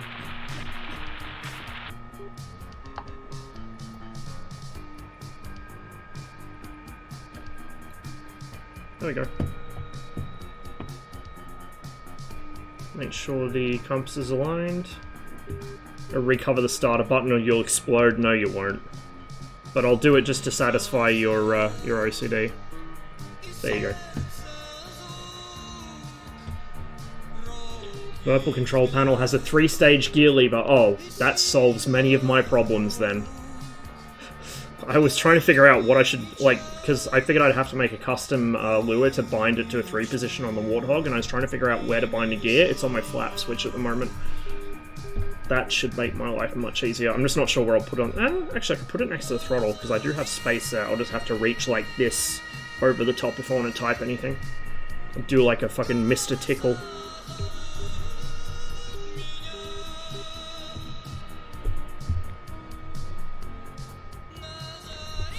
Yeah, that's what I was doing. I was using the flap switch. The center position wasn't working in it, so... And then I had a separate switch position bound to neutral, which was annoying. I mean, I muscle memoried it, but it was annoying. Extra table clamp, Matt? Don't worry about table clamps. I just put everything on my desk. I don't really have the right setup for clamps and mounts. Yep, that's me. I'm just about to roll.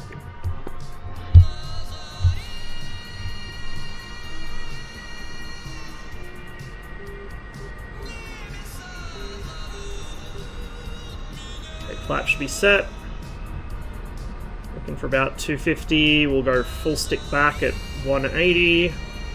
200. Nose is rising. 250. And up she goes. Gear up.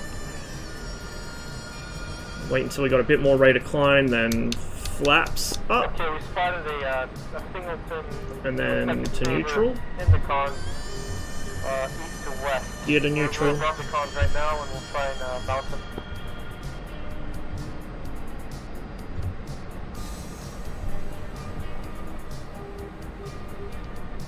Need you to settle something. Is F104 a cringe banana or base banana? It's based.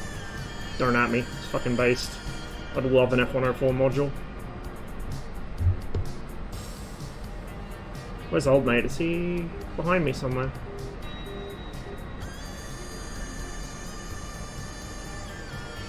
Am I blind? I mean, yes, but... Oh, there he is. Okay, good. It's a MiG-15 BIS. We're on the Korea 1952 server today.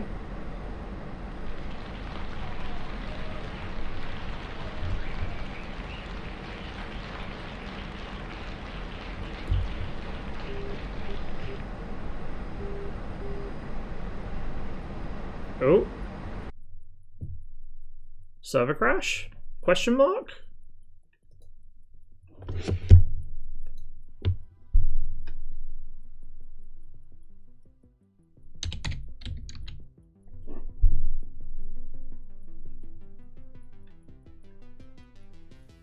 Didn't even have to. At least it didn't crash my game.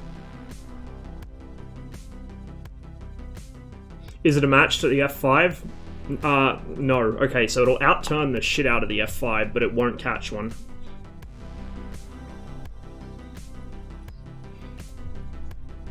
At low altitude, the MiG-21 BIS is close to a match for the F5. It's not quite a match, but it's close. The MiG-19 outturns the F5, but is slower. So there isn't really a direct match to the F5. The closest thing is the MiG-21 below Mach 1.5. So at low altitude, the F5 and the MiG-21 are very, very closely matched in performance, except the MiG-21 accelerates better and does better in the vertical, which is why the Americans use the F5 as a like a stand-in sort of simulator to train pilots to fight MiG-21s, because at low altitudes and lower speeds, they handle very similarly.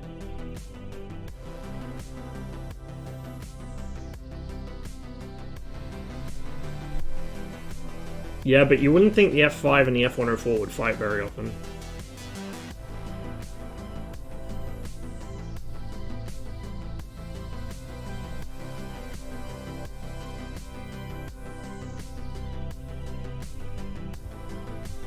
I think Seal has one, Quantum. I seem to recall him sending me photos of one.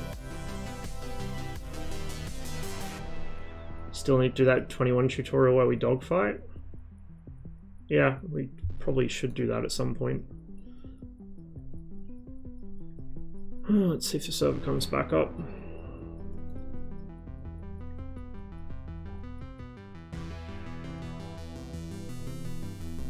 Right as there was a bomber intercept as well.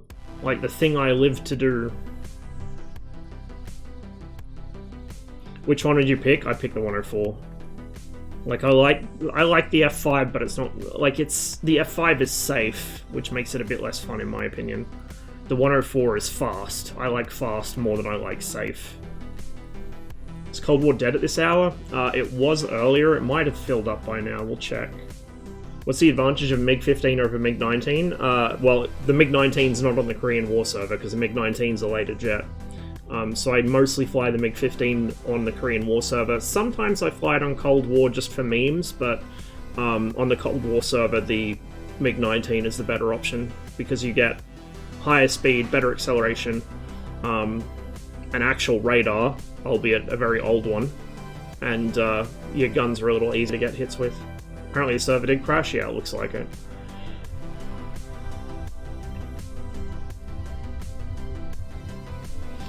I mean, depending how tall it is, it should be fine. Like, if it's not significantly taller base-wise than the throttle, I can just sit it right next to that. The reason I don't really do desk mounts is A, my desk is already propped up on legs to 2x4 to raise it off the floor a bit. B, it has drawers on the front. And C, it's relatively solid, but it is an IKEA desk, so I don't know how well it would stand up to the amount of abuse I'd throw it at a HOTAS mounting. I use my special person strength while flying a lot, and so if I had like a desk mount and yeeted the stick or the throttle or something, it'd probably end very poorly.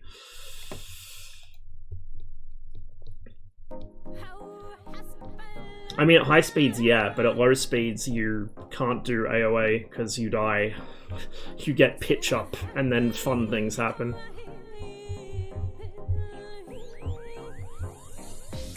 Height of cases is similar to the Verpal throttle? I gotcha. From memory, I think the Verpal stuff tends to be wider than the Thrustmaster base, which is fine because that's exactly how much space I've got usually, the way I have this laid out. There we go, it's back up. Hopefully everyone rejoins and we get some more bombers.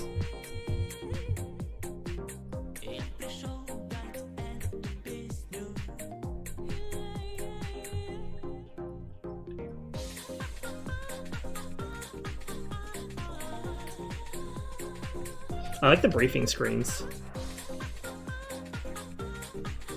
This is something I found out, by the way. I've been playing DCS for like 3 years.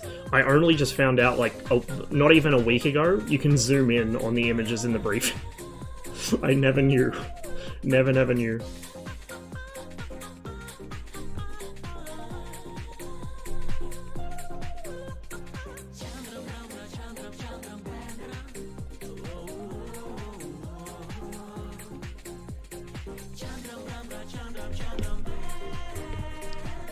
Yeah, I just, on impulse, I moused over an image and scrolled on it, and I was like, what the fuck, it actually works? What? Anyone else gonna join? I hope so. Imagine reading briefings. I know, who does that? Yeah, it's especially useful, Monk, in Cold War, where the briefing images are really, really small at the default zoom. So by actually being able to expand them, you can actually see what is going on, which is really nice.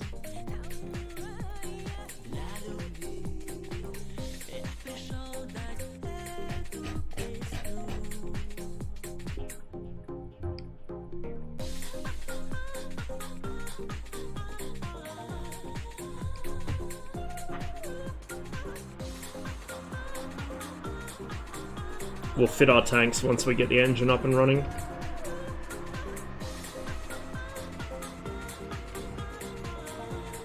Nope, false start. I got carried away though. We'll have to wait for it to spool back down.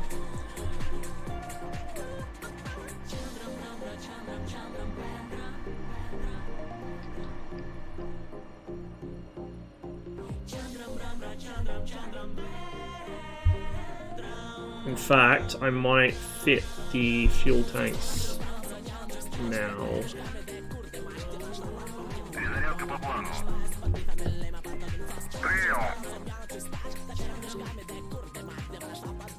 We'll unlock the gear as well.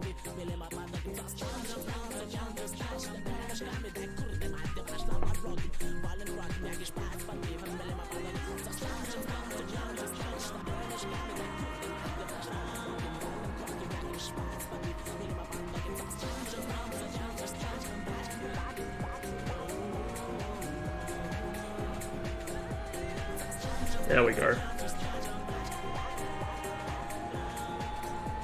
Командир, оружие подвешено.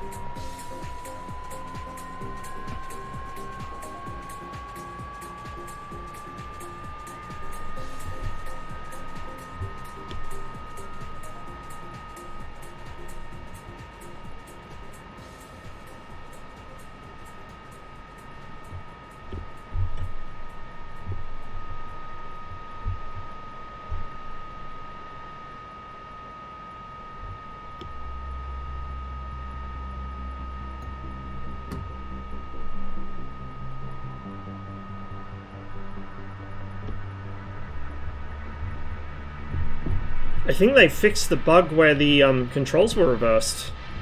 That or I just haven't got it since last time.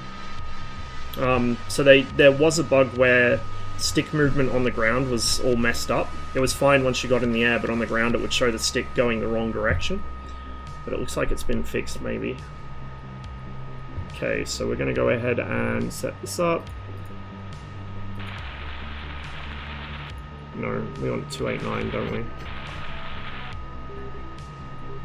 There we go.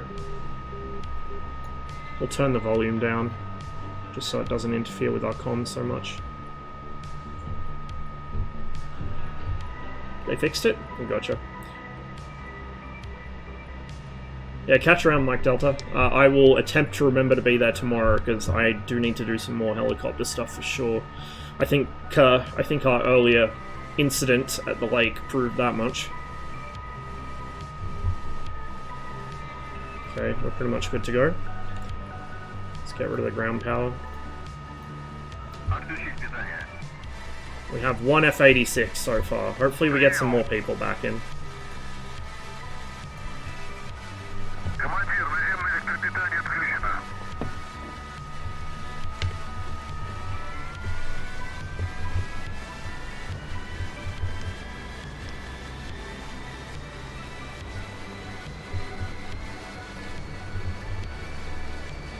Takes quite a bit of excuse me, quite a bit of throttle to get the aircraft rolling.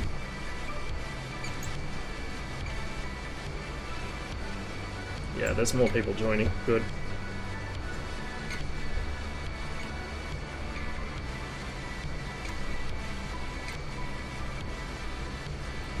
Make sure flaps are set to takeoff.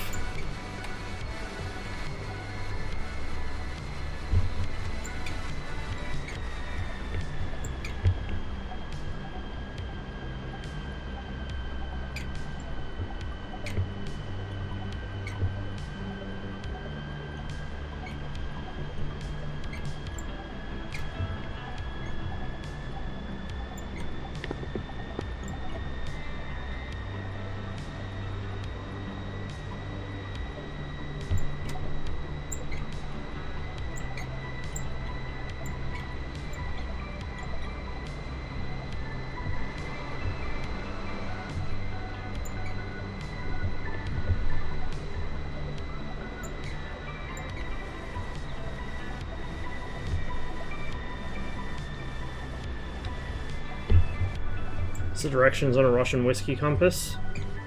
You mean like what do the letters mean? It's just north, south, east, and west, same as a western one.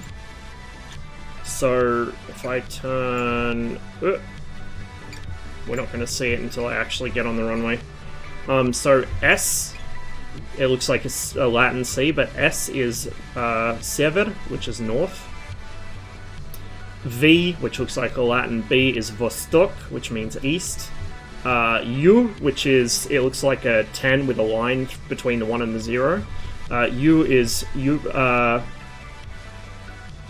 which is south, or Yug, sorry, Yug is south. And Z, which looks like a 3, is Zapad, which is west. Yeah, you might, but not everyone here does.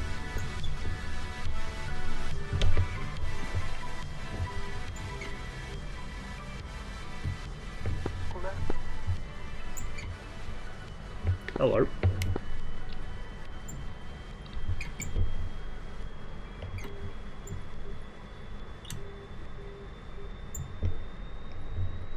We're slightly outnumbered again.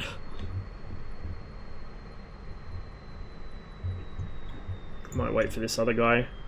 It pays to wait for a wingman on this server, even more than it does on Cold War. But it is something I need to start getting into the habit of doing in Cold War as well.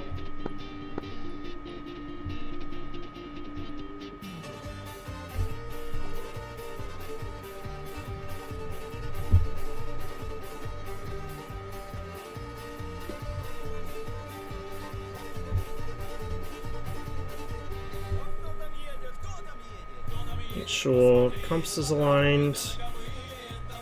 All our pressures are good. Temps are good. Hide pressure's good. Cabin pressure we won't really see until we start climbing. Got our red out on. Might actually change a scale on it.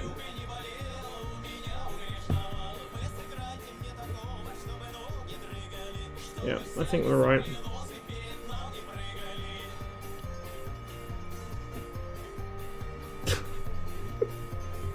Hey, Pop-Tart.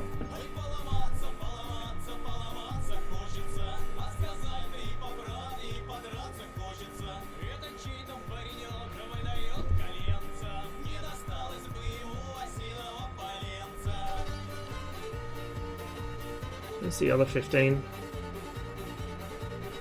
There he is. Oh, there's a couple. Okay, we'll wait for them. I might roll forward slightly to give them space to line up behind me.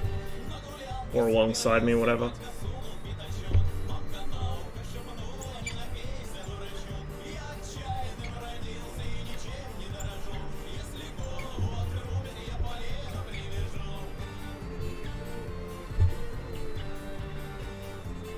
Hop on, but I've had a horrific streak of bad luck with DCS lately and I'd really just get irked.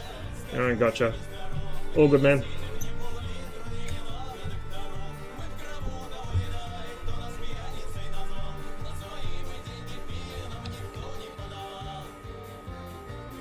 We got Viet Cong on, he's a pretty solid pilot, so...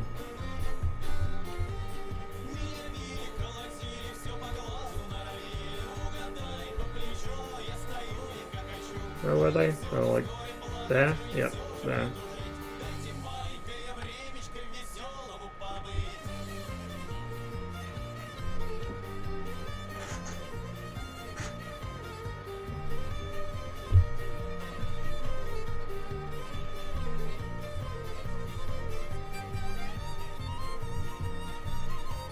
I like the bare metal look on the 15, to be honest. Like, I really like the parade skins, but on the MiG-15, yeah, I mean, they look alright on it, but...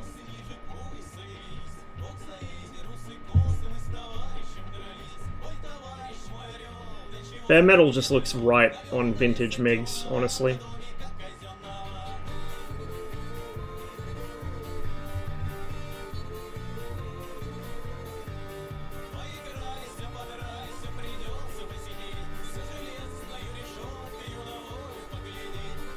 Seen the skin Cobra did for the 15? I don't think so. Oh no, I did. Yeah, with the because you were flipping out about the metal being wrong on the air brake and the nose. Yeah, I saw that. I haven't had much chance to keep up with your Discord lately because my one's been so fucking busy. I might have to do some speed reading today, I think.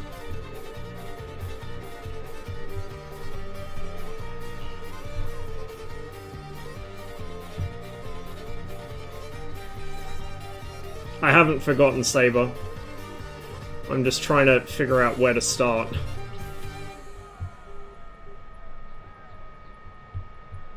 Maybe even if I get the markings done first and then worry about the base paint later, because the base paint's going to be a pain in the ass to do what I want to do with it. So yeah, that might be the go. Markings first, then base paint.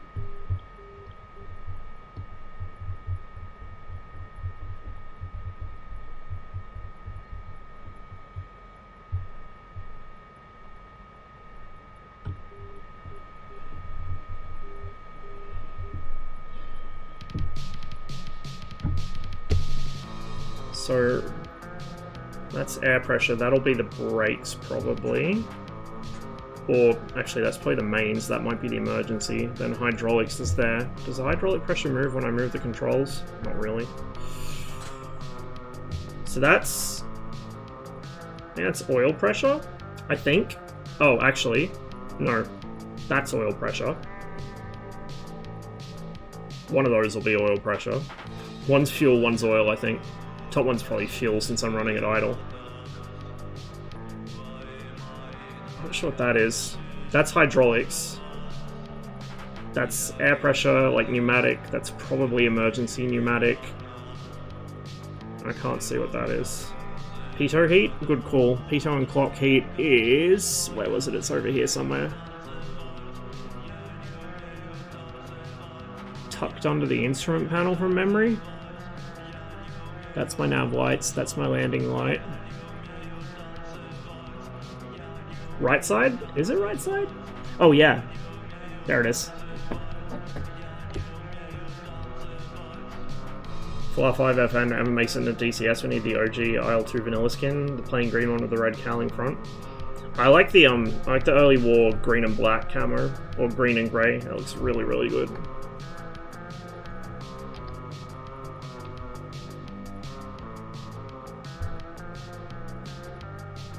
Are these guys actually going to start up? What's going on?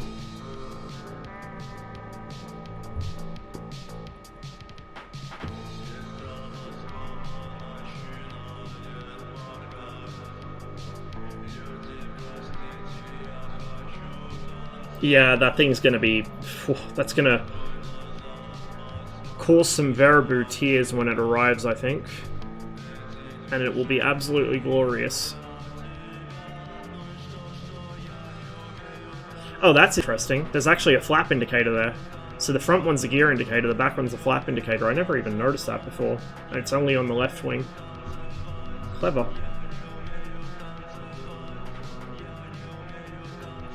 Okay, we got 1 taxiing, 2 taxiing.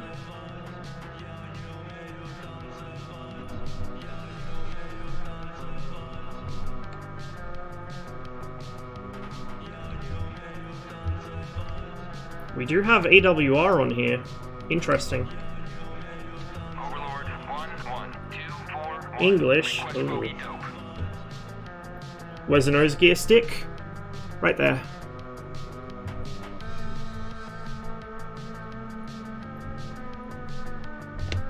I should probably run the engine a little higher revs because the gen's off, so I'm draining my battery.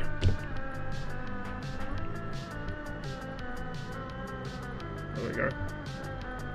Yeah, same as the 19.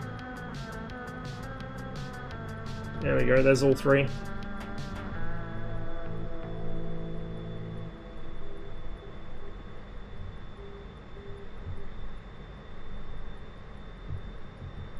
I noticed a cutout on the fence, I just didn't know what it was for. Yeah, Rossman, you on? Yeah, I'm the lead MiG on the runway at the moment. Ah, nice, yeah. I've just got 2 other guys coming with here. We're on, yeah. Can you hear me? Yep. Oh, okay, everyone's on. Alright. Yeah, but the volume is so low on SRS for some reason. I think it was. I don't remember. You should be able to. I don't remember where it is though. I think it's the rotary under the flare dispenser, like the flare control panel with the arrow on it. Like that. That's alright, man. Hope you had a good stream. We're doing some Korean War stuff at the moment.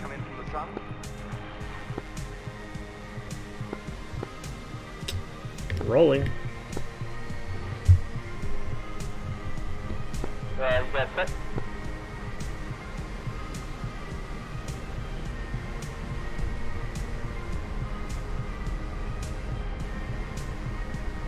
Some convoy hunting in Silent Hunter 3. Yeah, I noticed you were playing that. I might have to go and catch the VOD later. It's been a long time since I played Silent Hunter 3. Yeah, we're rolling.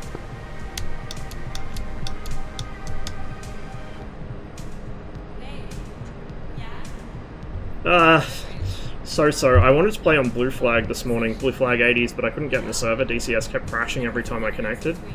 So then we did some firefighting on the search and rescue server, but your boy managed to fly his helicopter into the lake while filling it up. So now we're on Korea, but the server's already crashed once.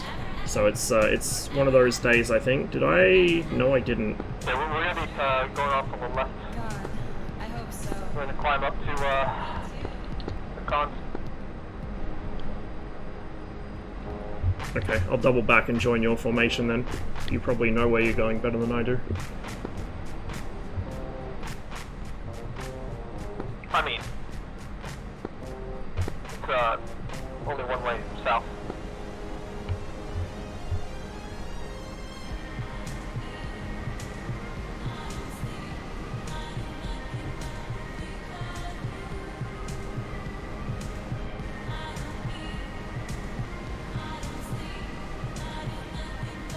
I had sight of him for a moment and just lost him.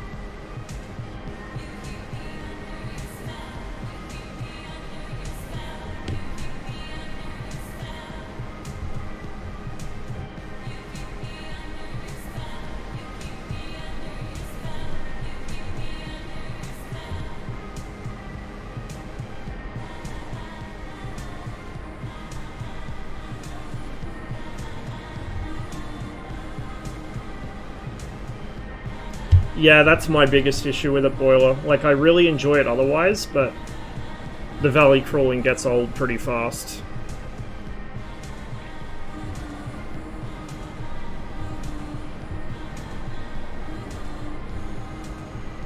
No, the Czechs built them under license, but other than that, like, the German-built ones weren't in flying condition, because they were barely in flying condition even during World War II.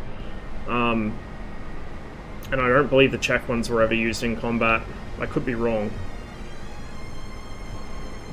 And yeah, jet technology advanced way too fast. Like, there was no reason to be flying at 262 after things like this in the Sabre appeared.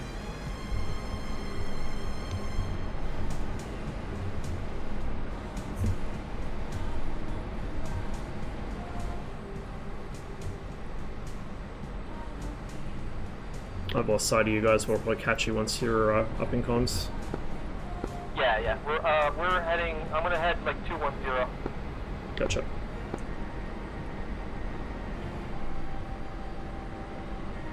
It's my cop under the left wing there.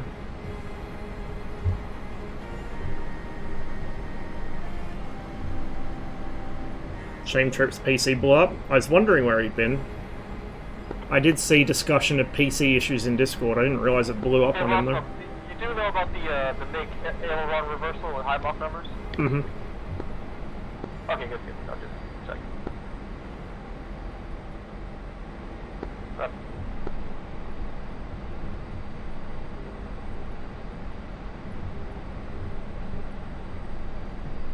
Everything? Yep, contact 10 o'clock high.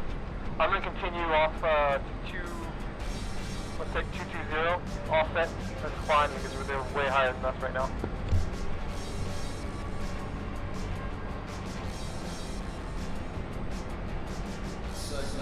He sees something, I don't.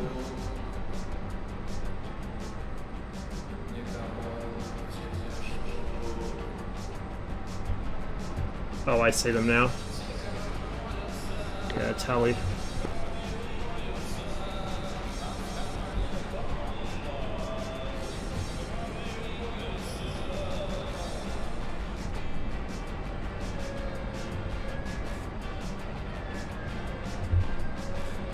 Yeah, guns are armed.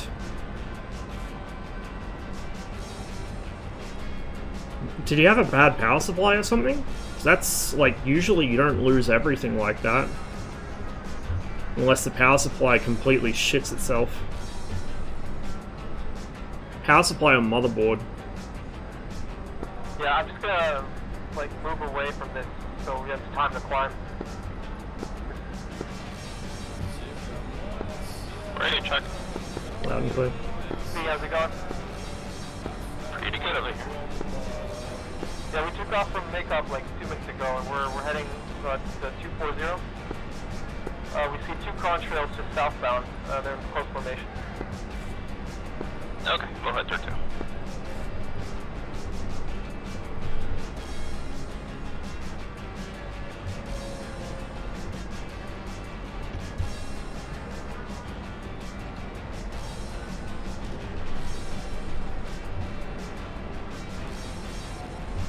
Have they seen me? I think they have. Am I conning? Not yet. Probably about to be.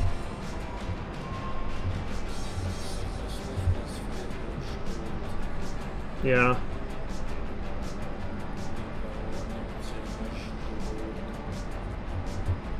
They're just turning over the top of me right now. I'm not sure if they've seen me though.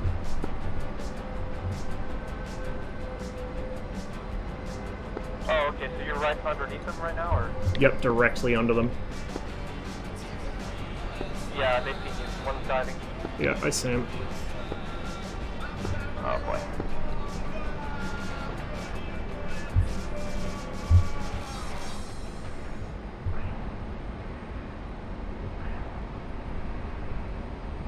Yeah, another one's gonna dive as well.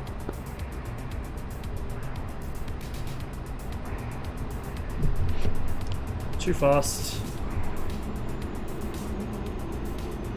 Yeah, try and take it north if you can, because you're gonna get swarmed. We're too low.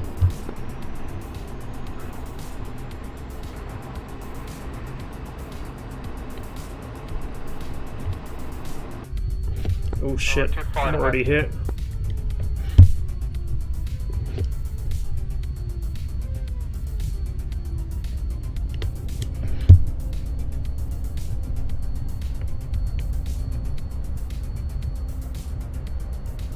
Thank you, ED, for the tinnitus.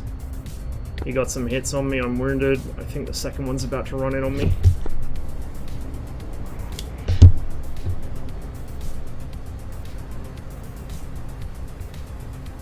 We're gonna come and try and help you, right? Yeah, they're just taking it in turns. So all I can do is try and force overshoots and hope for the best.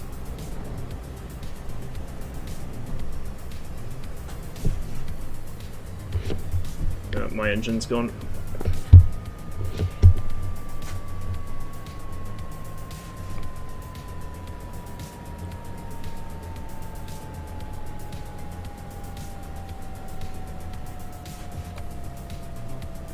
I don't think I'm going to be able to restart it either. I have relit it in the past, but... and pilot sniped.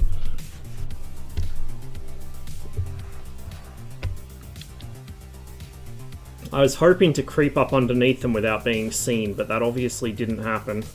Actually, we'll just leave that. And we'll go without bags this time.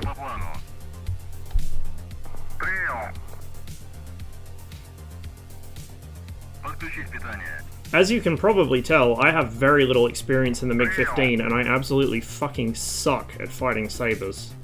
Because I don't do it very often, and it's... like... the MiG-15 versus Saber matchup is one of the most equal in the game, so if you are not like a god tier pilot, Confirm. you're Yes. in deep shit, and I am not that good of a pilot.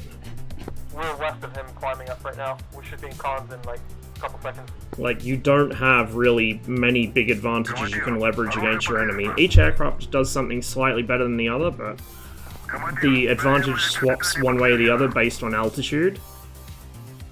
It's very, very equal and very, very fucking hard.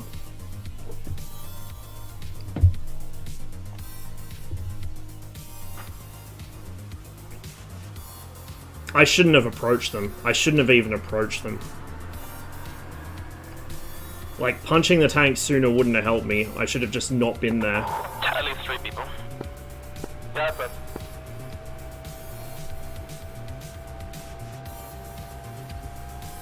Just be mindful of the 2 sabers that were near ground level. yeah, I know. They just tagged Roswell.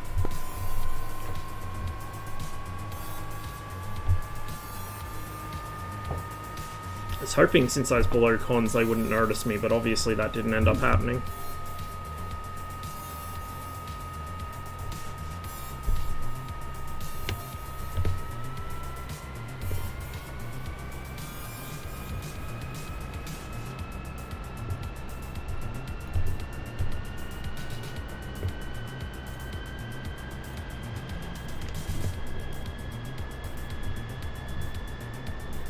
I mean, contrails forming up with you guys.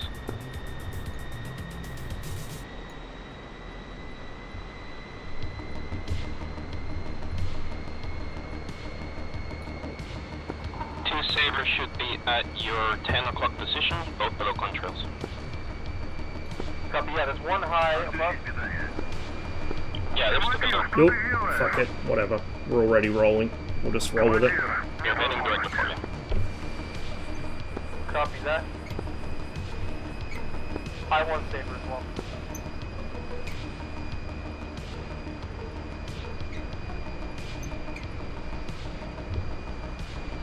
I don't know. I'm bad at maths. That's not a question for me.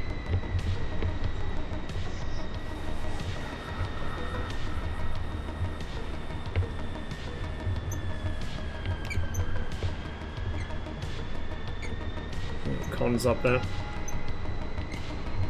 One thing I wish they'd do with the cons now that they've got a different rendering method for them is I wish they'd make them longer and last longer and actually dissipate properly. I don't think I've ever actually seen a flight sim do cons like 100% right. Some are better than others, but none of them ever really get it.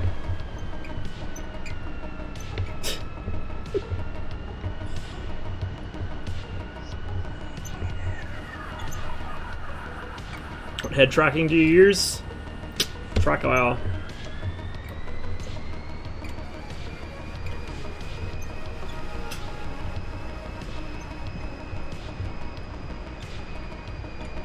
It's a really interesting name.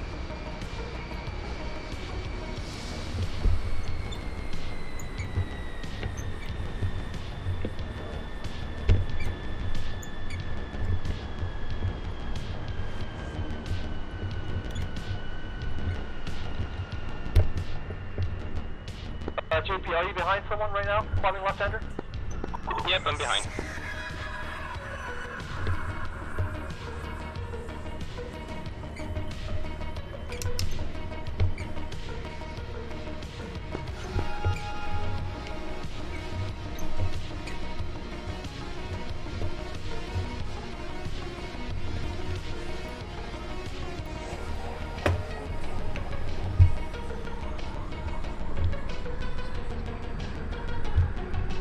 No. Having massive headset issues though. Let's just say my hearing is very finely tuned to pick up on dog whistles.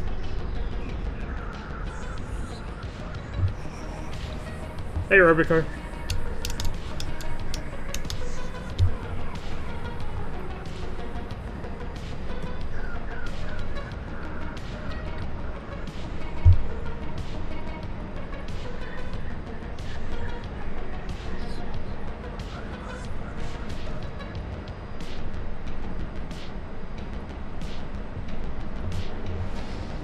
Yeah, this is unplayable for me right now. Oh, shit. Work on my telescope and it just doesn't want to work. Well, hopefully it decides to be more cooperative soon. I've had a similar experience with DCS so far today. Holy shit, that's a lot of cons. We're just gonna start climbing for all we're worth.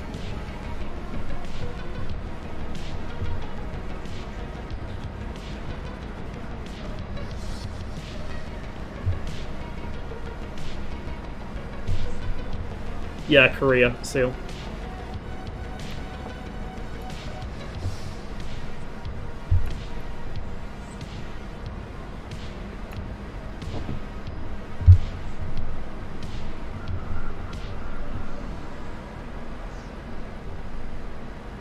Make sure I'm not about to get bounced since they have been strafing the airfield today.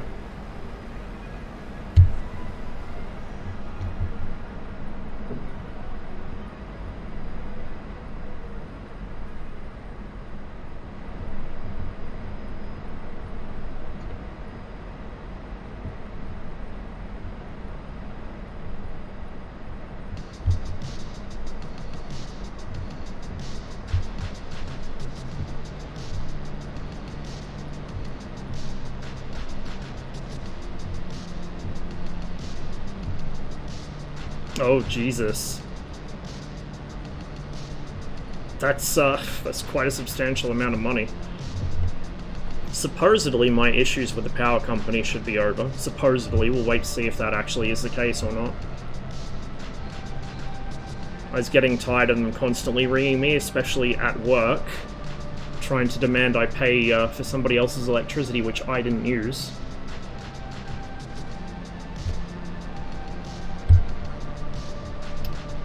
Why are you flying? Why wouldn't I be?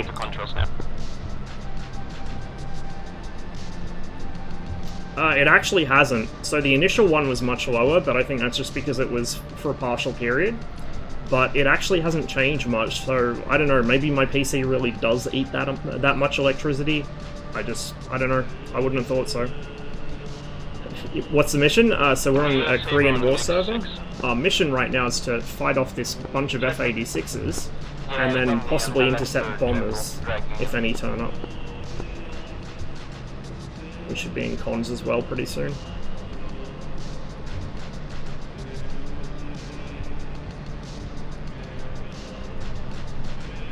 It's a track IR, so it's got 3 infrared LEDs in it, and I've got a camera next to my webcam, and it sees where those LEDs are relative to each other and uses that to figure out where my head's pointed, so I can look around in game just by moving my head.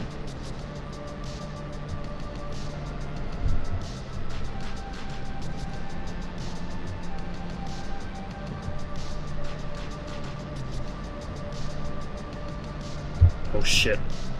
That could have been bad. Who's defensive here? Left speak.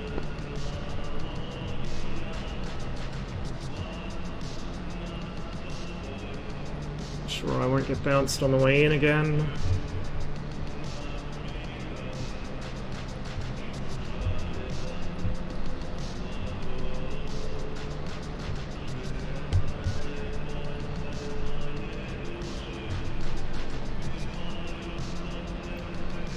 Whoever's still up in cons, I'm just about to join your fight. Copy, that's me. Okay, one saber down. That's a OG one. I've had it for about probably 11 or 12 years at this point.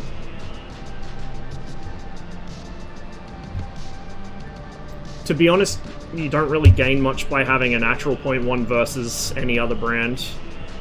The camera maybe, but not really the clips. The clips are kind of flimsy as it is. How do you know what the words say? Because I can understand a little bit of Russian. I'm not fluent, but I can understand most of the labels in the cockpit.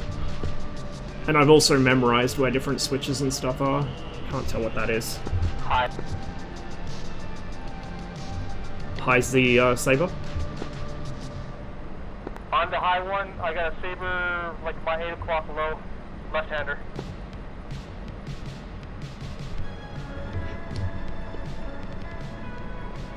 Yeah, that's my me. bad, it's overway.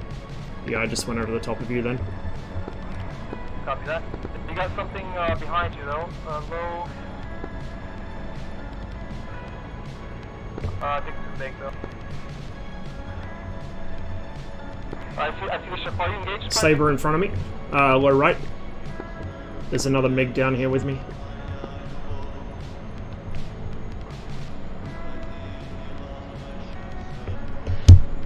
Saber's diving away. I'll watch my speed. Getting too fast.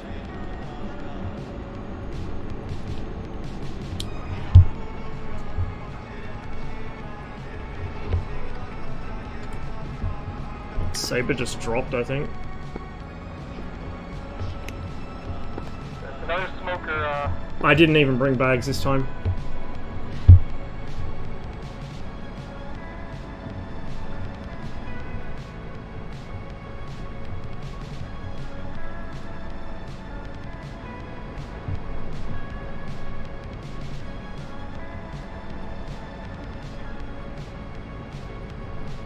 So what, she didn't have another friend with him.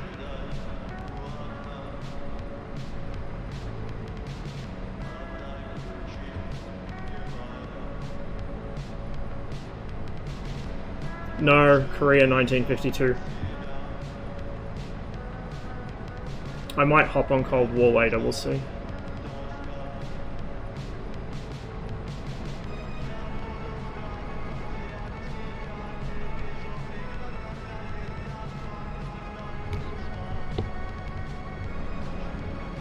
Okay, since I've lost sight on everybody, I'm gonna go back up into comms. And it looks like I've managed to trash my gyro, which is excellent.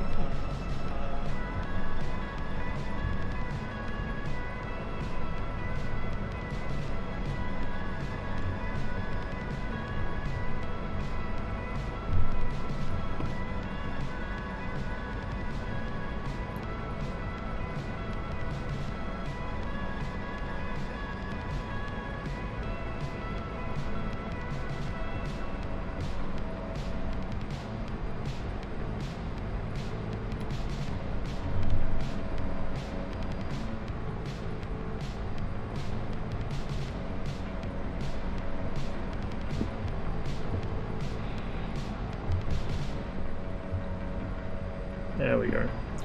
Red ran out of R3Rs and R13s. That seems to happen a lot. I don't know why Alpin sets the... I mean, for the R3Rs I kinda get it, but the R13s, I don't know.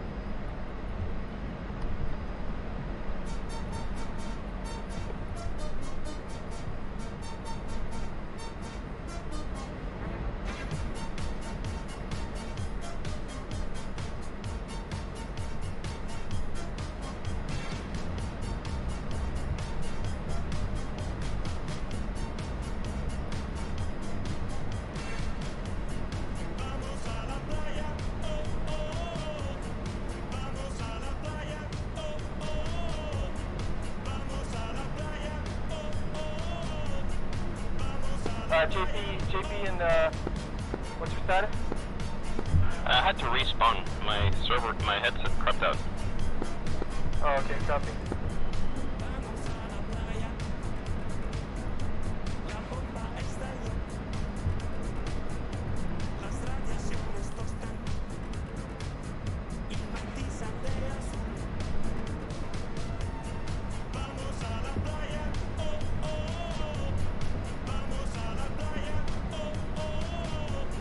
Anybody in the cons right now? Yeah, I am. Copy, I'm heading your way right now, climbing. There's a saber that I was chasing, he extended, and I'm just climbing back up. Yeah, my guy dropped his connection, I think. Yeah, like 3 people disconnected instantly.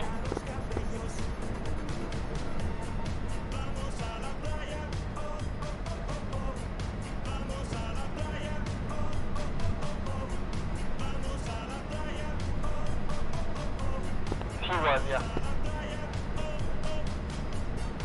Compass needs recaging as well. Oh, I don't think I can. Oh, that's the radio compass. I'm looking at the wrong thing because I'm stupid.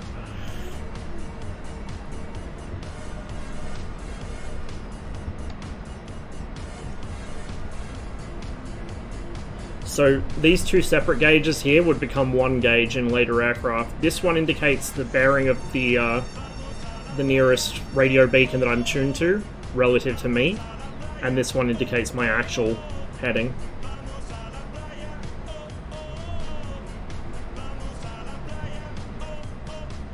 We just level off here instead of diving at the ground.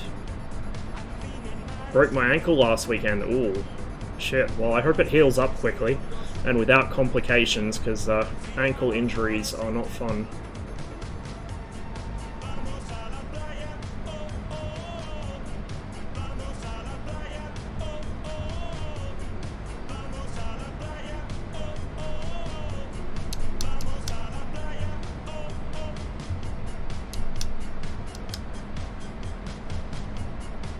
And my gyro is still not quite right, so we're gonna go ahead and re-cage it.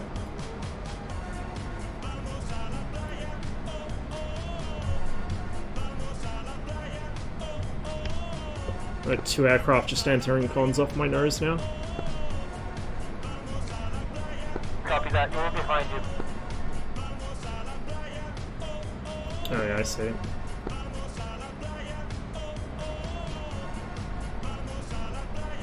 Ankles aren't important. I don't know. I think they might be a bit.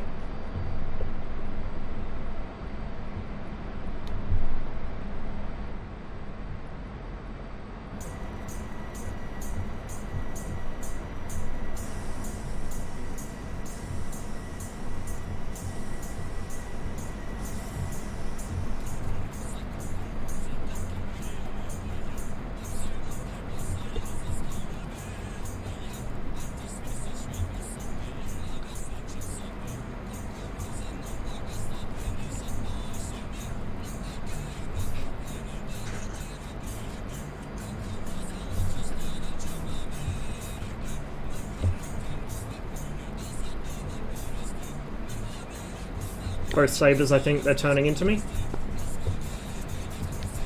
Copy that. Yeah, we're coming in to support.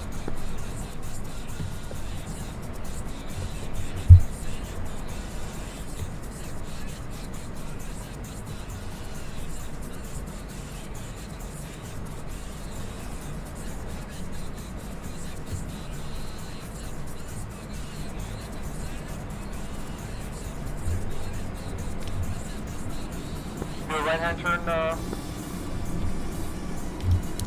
Yep.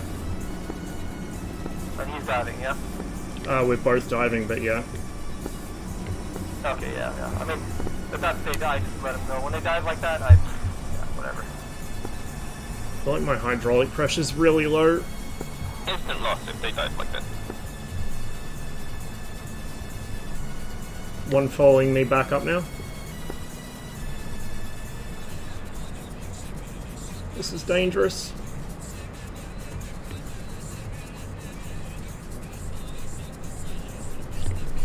Yep, we see that. We're coming. The overshot. Not quite. Would have been nice if that hit though. Be aware there's a fifth non-con trailing guy heading towards the fight. It's super slow. Copy that, thanks. Tail looks clear for now.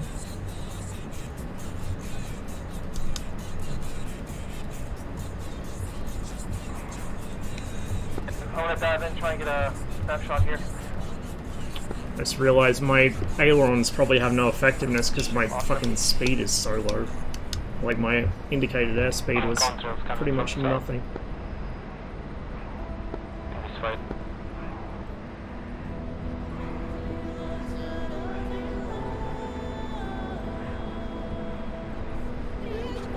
Don't want to bleed too much. Don't want to G myself out. But I would very much like to work around behind this F-86. I feel like this thing might be able to just slightly out-sustain the 86 at this altitude. Kinda, yeah.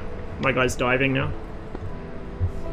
But I don't know for sure. I don't know what the best fucking sustained turn speed of either of these jets is, because I don't fly them often enough. He's trying to G me out. We're in a kind of descending left hand. He's trying to black me out.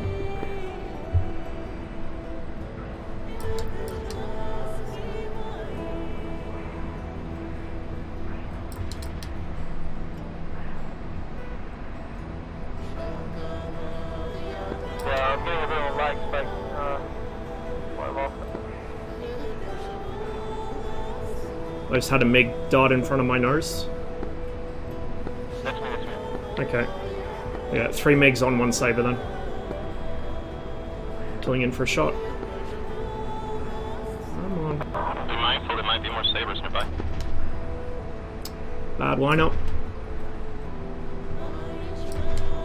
Ah. I blew my chance there.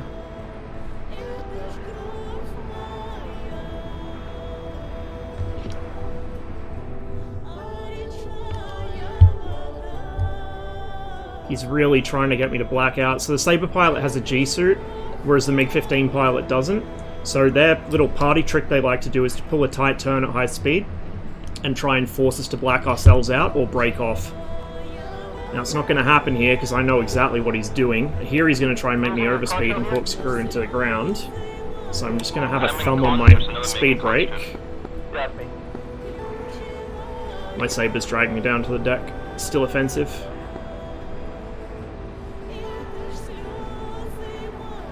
Hopefully the other MiGs are watching my tail, but I don't know for sure.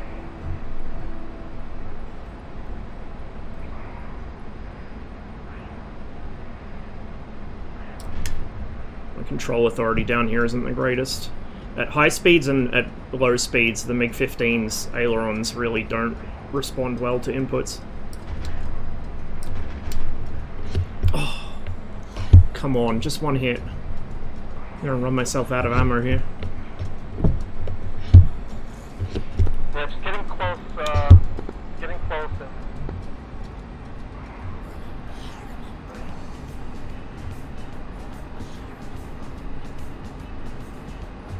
He's trying to outrun me. And I think he can at this altitude. I know at high altitude the Saber is definitely faster. I don't know about on the deck.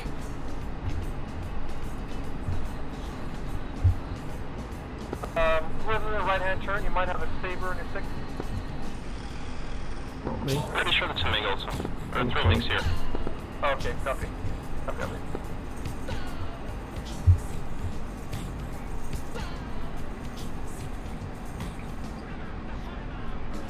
Okay, I'm pulling the RPM down just to save fuel. Farmer. My guy's pulled back up into the vertical. I'm still offensive, but I can't get close enough for a good shot.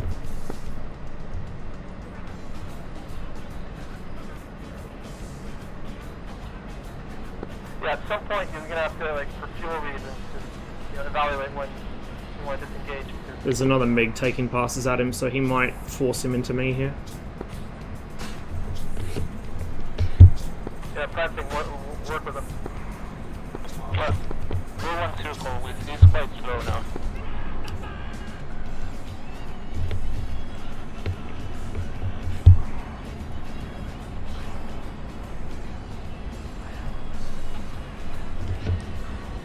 Now I'm at good range for a shot, but I'm also really fast.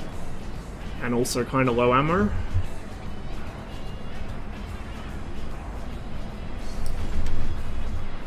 Oh, come on, how did none of that connect?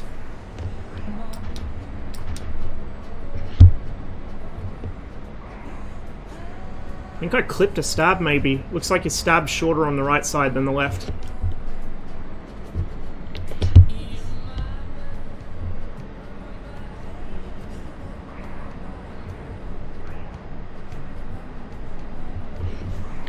Oh, the MiG. Oh, never mind. Good hits. I think that might be the end of him. He's not down yet though, so finish him. Finish him. Rolling in.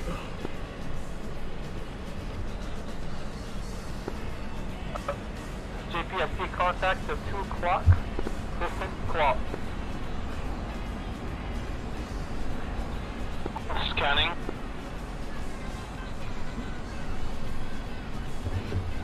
Here comes a chance. Yeah, I see one. Oh, how? How did I not hit him? Fuck.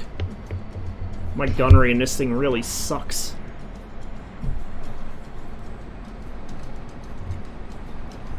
Hey, Marduk. Let's keep it up high altitude so we don't have fuel for go all the way down the deck. We'll leave the This guy's getting desperate. Back to JP. No, I was taking the second guy as well. One's at around 1 o'clock position, one's at 2 o'clock further out. Yep. That was a mistake.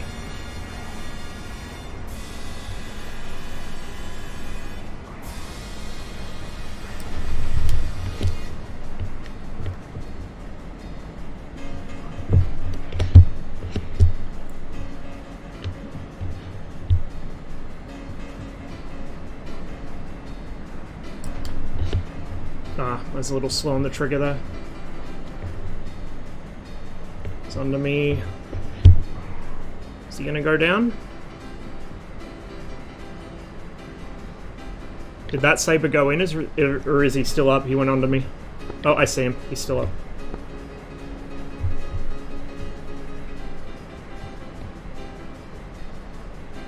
Okay, JP, I'm gonna try and get him into one circle so you can, or do a curse, just, you know, fly on a stick.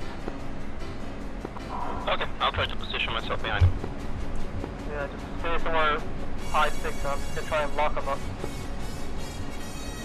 596, gotcha.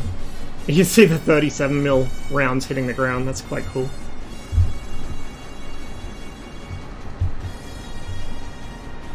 Don't know if he sees it. You would think, but I guess not. And I've lost my engine twice now to 50 cal hits.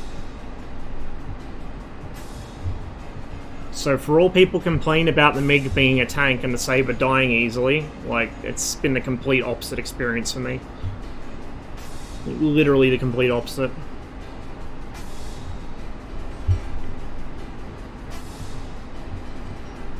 I think the other MiG broke off. I don't see him anymore.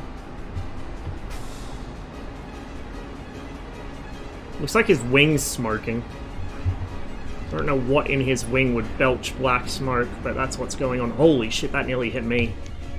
Oh, now I'm screwed. Please wake up. Please wake up. Please wake up and be pointed up at the sky. Oh, Jesus. Ready to check? Loud and clear. JP, yeah, I'm being dragged here, I think, by the other one. Alright.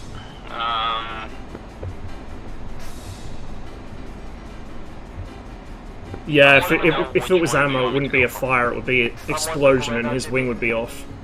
Go for the one I'm with right now, one circle. I'm RTB for fuel and ammo. Gyro's fucked again. God damn it. Are you offensive or defensive against him? I'm actually offensive, but he's just doing crazy shit by going left, right, when I'm diving. Okay, well, never mind then. Alright, just be careful with the other guy. I recommend you switch positions and then climb. So, is the other guy coming for me right now, or? Yeah.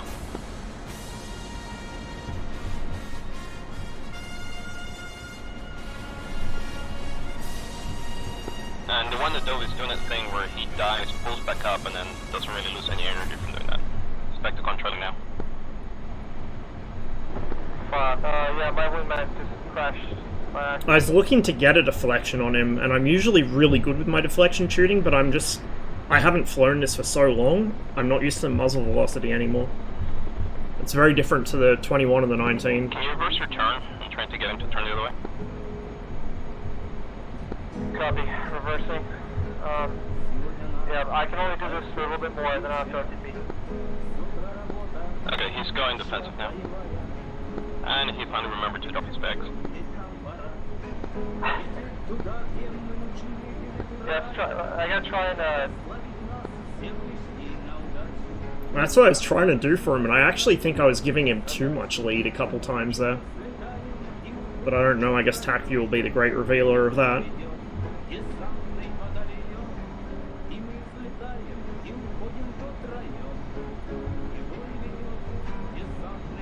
climbing back up after you? Yeah, he's gonna climb better than me, trust me. If you keep the turn, he won't.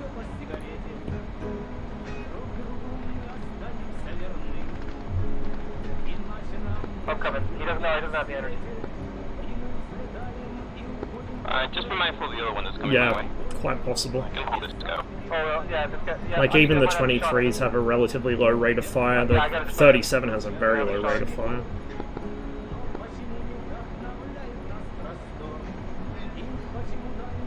I'm one circling him right now. He might be going for you, actually.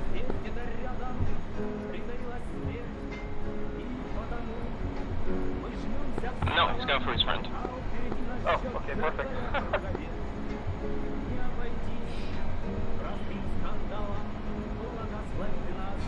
I actually think... So I was flying helicopters earlier, and now I've done a lot of rudder and this. My fucking knee is already sore. Might do some DayZ later in the stream, just to give my legs a break.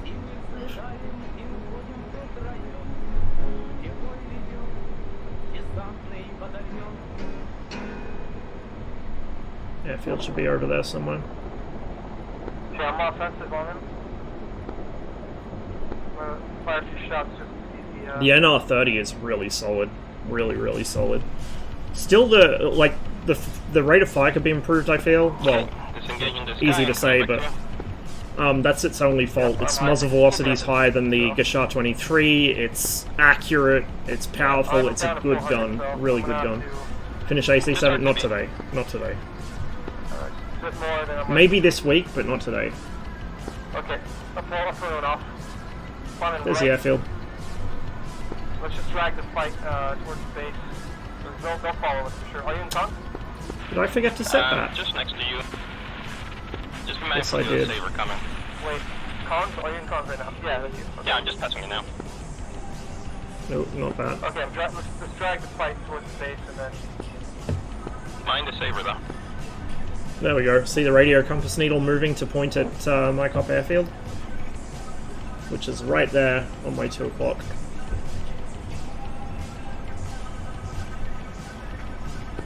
Yeah, he's low six, I see him. He's on me. He's on me. You can clear him off me, that would be great. Yep, a little bit far for that. Ah, okay, I see. I thought you were coming with me north. Alright, well. There's another one behind you as well. Both are coming for you. Try heading towards the base. I know, but I have to defend this right now.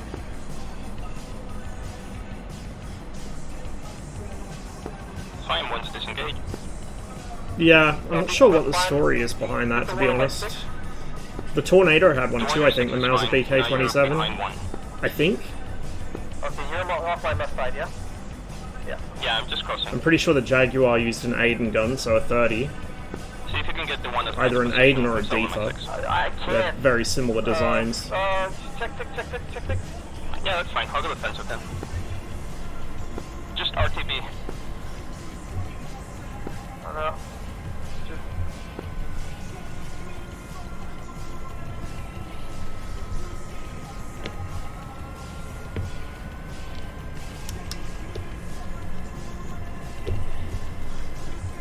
Oh, the lift off those flaps, holy shit.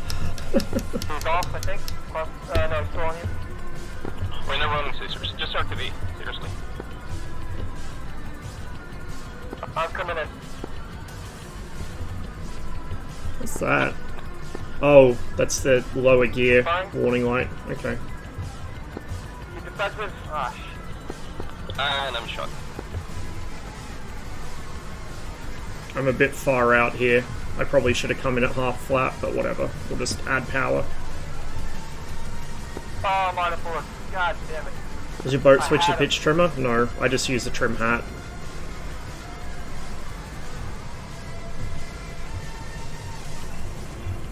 I'm coming in. Be there less than a minute. Disengage. Oh, I got one of my 6 here.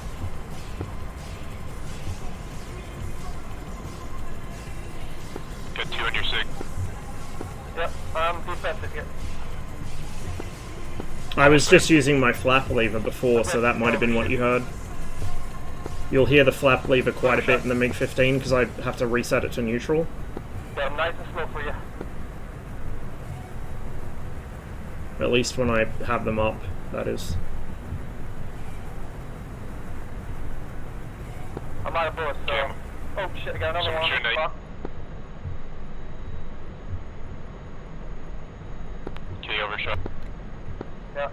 How close are you? Right The time. There, I see you. I'm Off bingo center, right now, so... just like always. Bingo and no guns.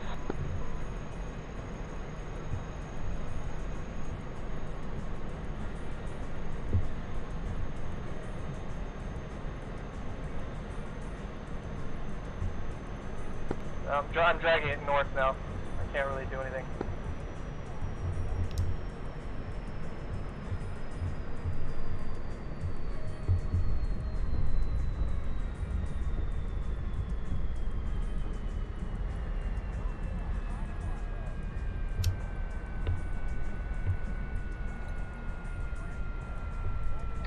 JP, still up?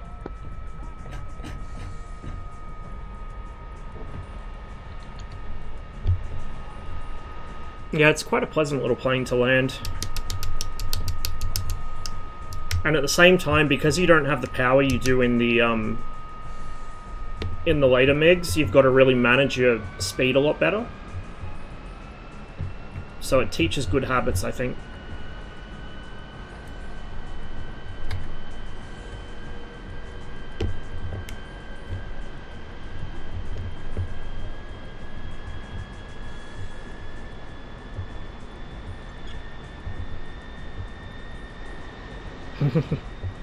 I know, right? Some of that airmanship shit. Thanks, Dave. It was bit of a salvage job. It wasn't real great to start with, but we pulled it out. If in doubt, just add power for distance and should be alright. Yeah. I'm alright. I wish I could help out. I just don't have any fuel, man. Like, It's all good. Davey doesn't need help with them. They need help with Davey.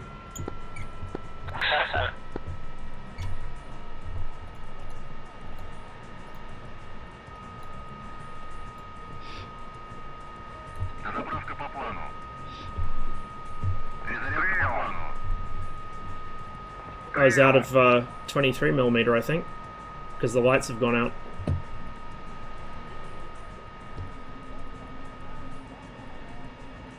We'll put the wheel chocks on so I can run the engine up. I'll probably forget they're on there, but whatever.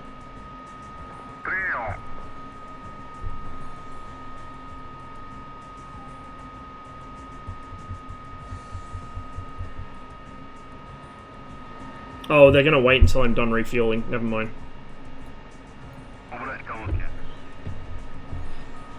Whatever. I think we've got enough battery left that I can just run off the battery until I get airborne again. So, ampermeter. Do we have a voltmeter in here somewhere?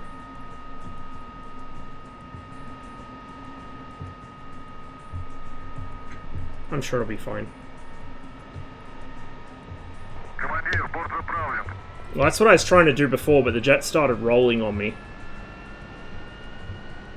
Oh, there we go.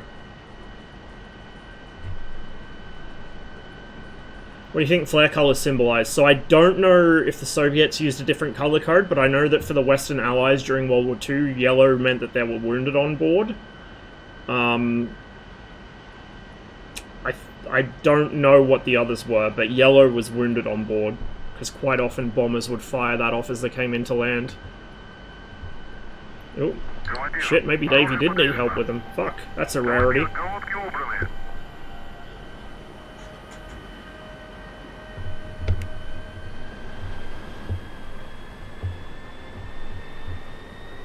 Oh, you know what? It's probably volts on the top and... Yeah, it is. It's... Press that and it shows volts. So 30 volts on the battery, and then when you release that, it turns into an ampermeter. That's quite clever. Ammeter, whatever. Words are hard. I English goodly.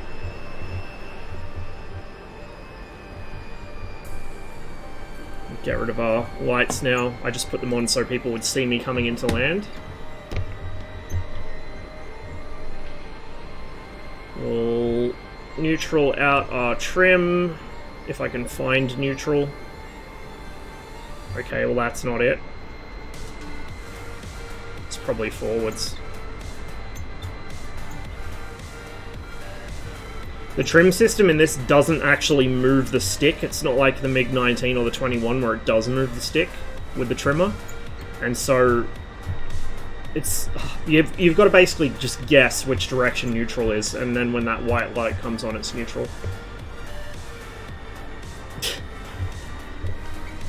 I'm not taking the bait on that one, Saber. Try harder, my man.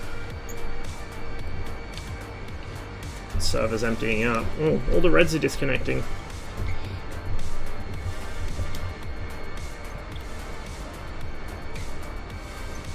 Right there. That's south there, so that stands for Yug, which is south.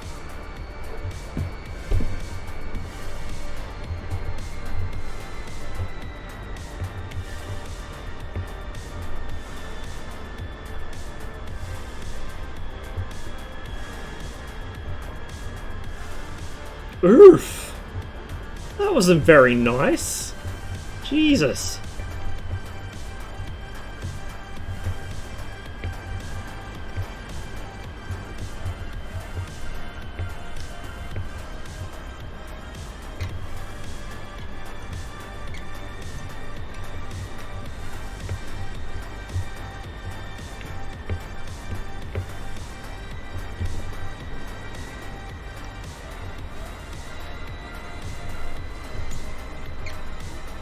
So I might do like one more sortie on here, and then I think we'll hop over to DayZ. I do still kind of want to do like some Cold War or some Blue Flag 80s, but my legs are killing me.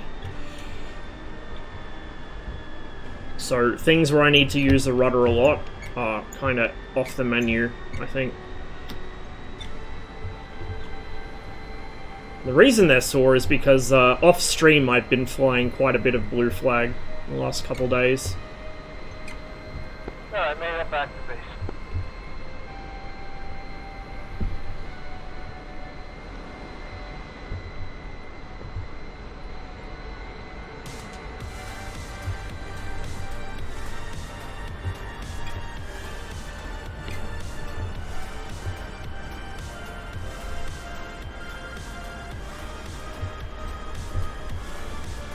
Fly car 50, not much rudder required. I do need to actually learn to fly that properly one of these days. Every like 6 months or so I'll hop in it on one of the free flight missions and just do like a bit of a joy flight around. I don't know how any of the fucking systems work, even though SEAL taught me how to use half of them. It's a cool helicopter, it's just scary because it's got computers in it.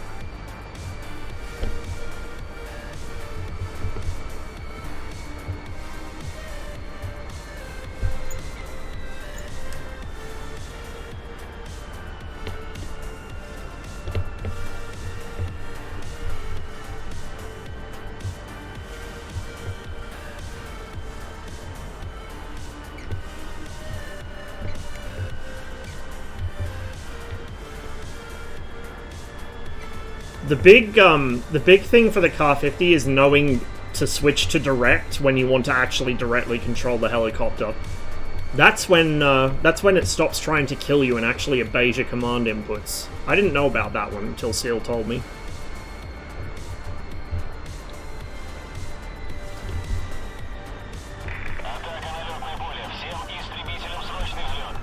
Uh-oh.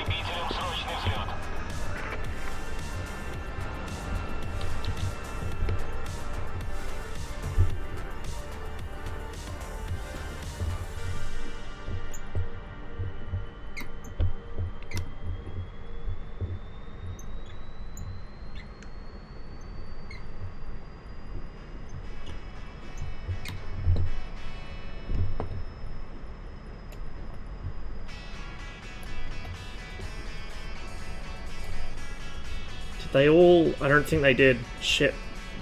I didn't hold it long enough. There we go.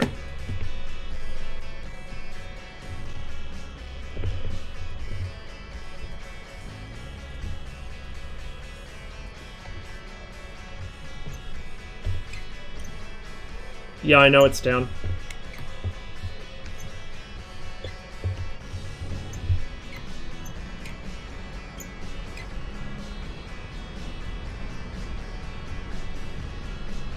I mean, you can do that too.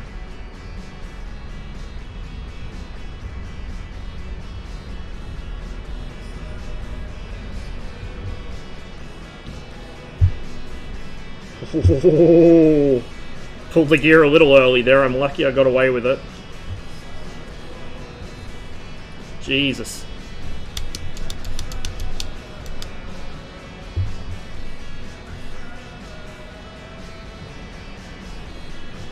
Right, where's this chucklefuck attacking our airfield? I don't like those cons up there as well, but the guy that's more directly threatening us is the priority here. I did see some flak bursts over this way. But I don't know if he's still down here, or if he climbed up or zoomed away or what.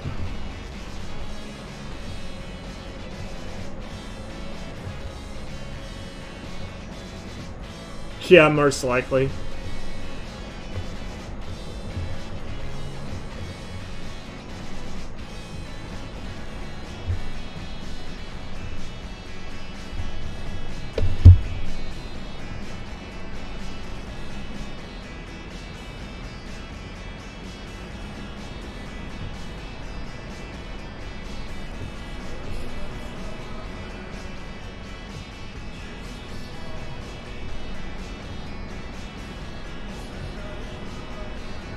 So that one dived down.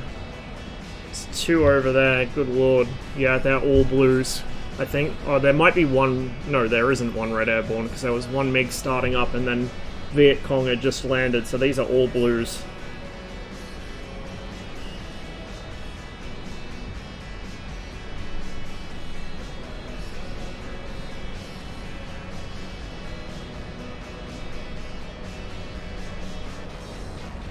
And of course he dropped out of cons. Of course I can't physically see him.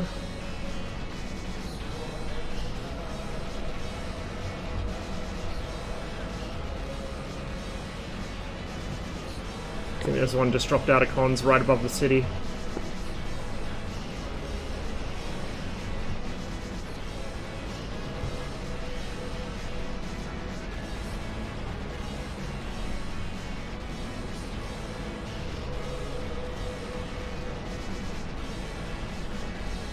Oh, never mind, he's back up. Hey, Kang.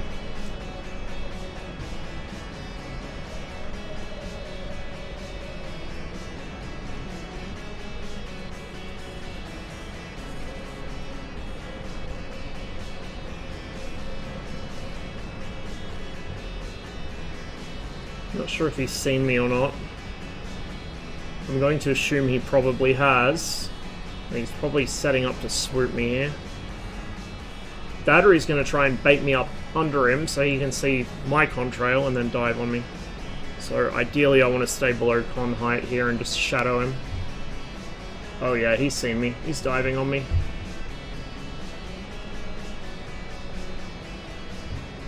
If only... There he is. I was going to say if only I could actually see him, but I can. I had two sabers with me over the town. Just below cons. A massive fucking energy advantage though, because they both dived on me. Second one will be lining up behind me probably. Second or third, there's a whole bunch here. Yeah. And if I go for this guy now, the one that I was on will switch it up and come for me.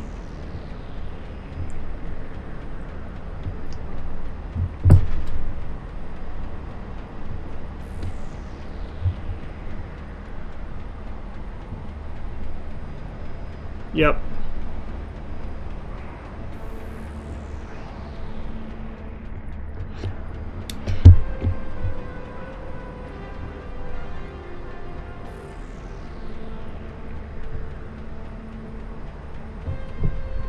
Intentional spins are your friend in the MiG-15.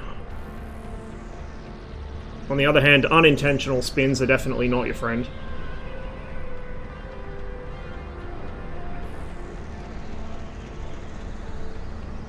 Oh, that was risky.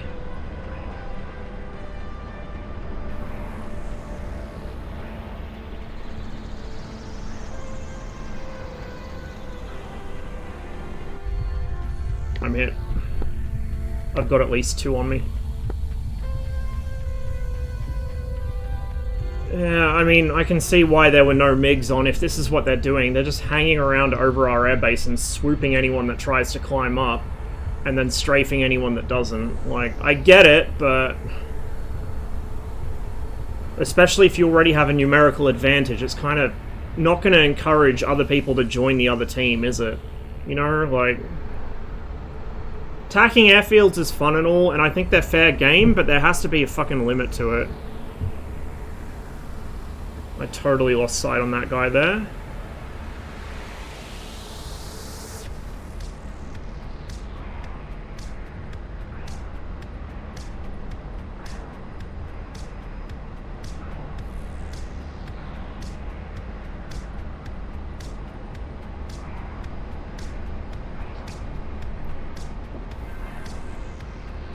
I mean...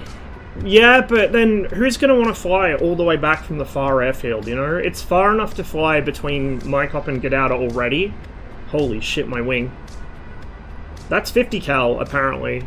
I like how their 50 cal rips my wing to shreds, but my 37mm does nothing to them, apparently.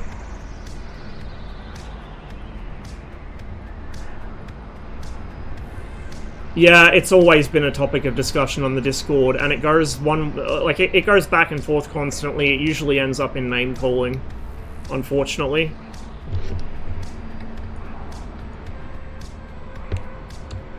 I'm now the only MiG. And I've lost sight on everybody. This is fine.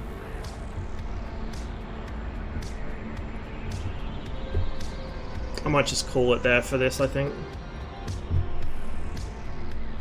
I'm probably going to lose my engine. Oh, yep, there goes my fuel, so I'm pretty much screwed here.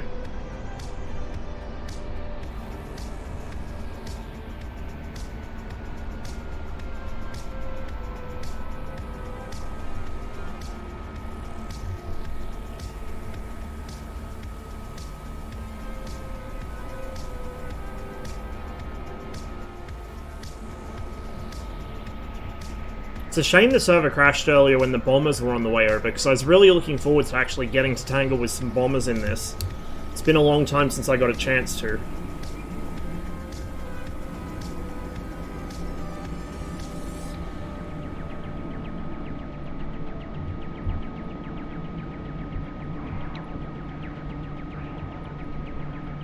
Gonna have to do some S-turns here to get rid of speed, I think.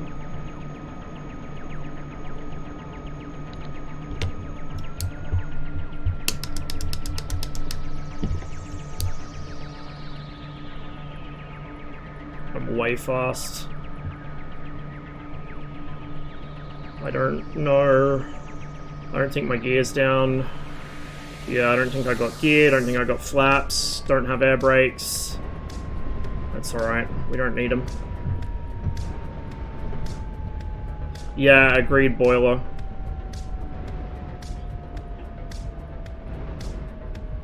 I know I do, but I didn't really want to be fussing around reaching for stuff down the bottom of the cockpit when I'm that close to landing.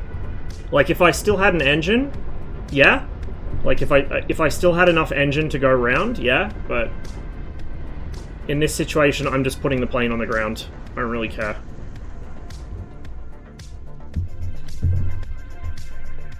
I know, right, Kang?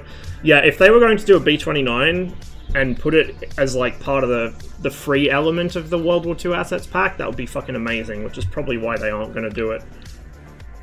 Well, I mean, we made it for some definition of making it.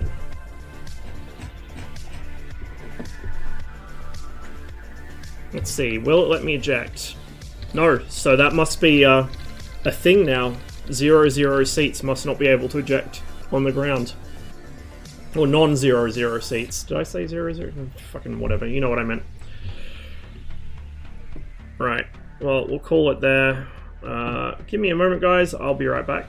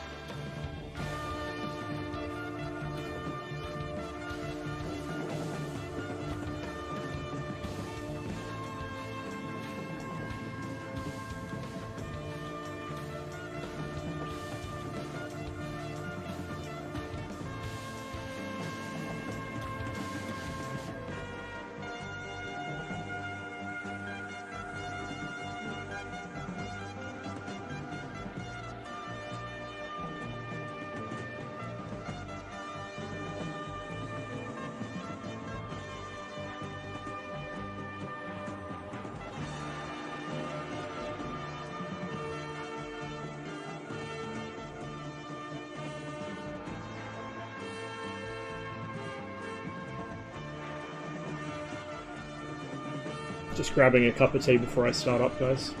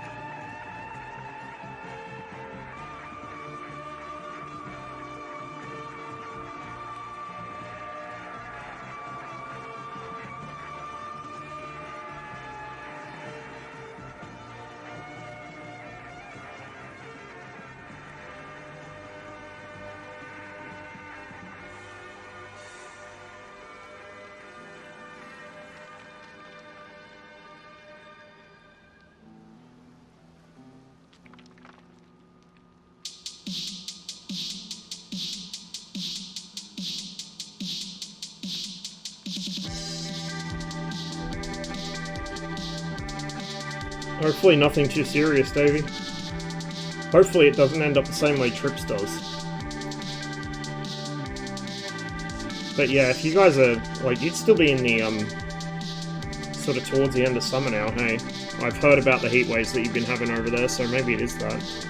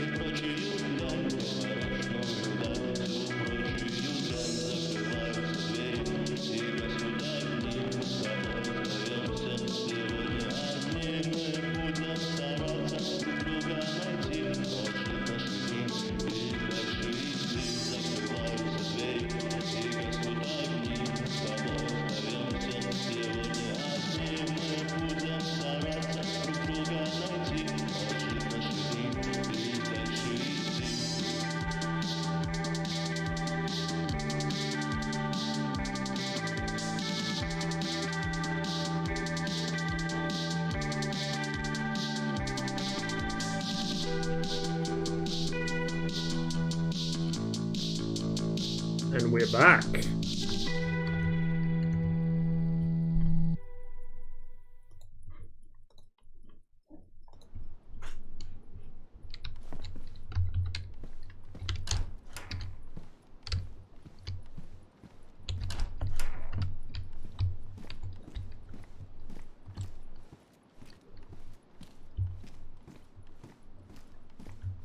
Not in your usual corner. Yeah, I moved to the other corner for DayZ, since all the needs stuff is in the bottom right. So instead of covering that up, so you guys can't see, like, if I'm freezing or starving or whatever, I moved myself over to the left corner, so you guys can't see how much ammo I have.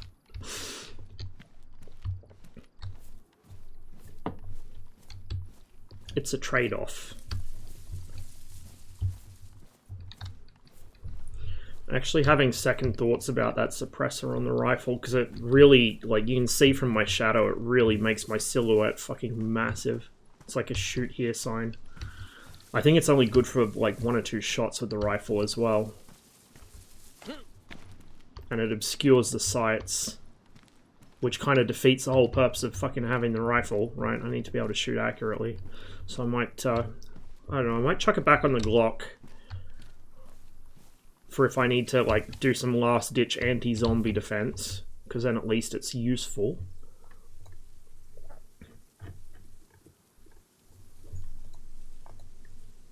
How do I... Where is it?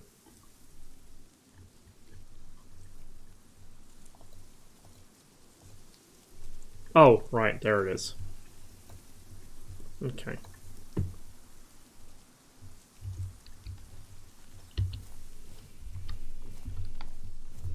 Same as before, we're going to be taking it reasonably slow because I don't want to get spotted and murdered. Also, just to, you know, drink in the beautiful sights and sounds of the post-apocalyptic Eastern European wasteland.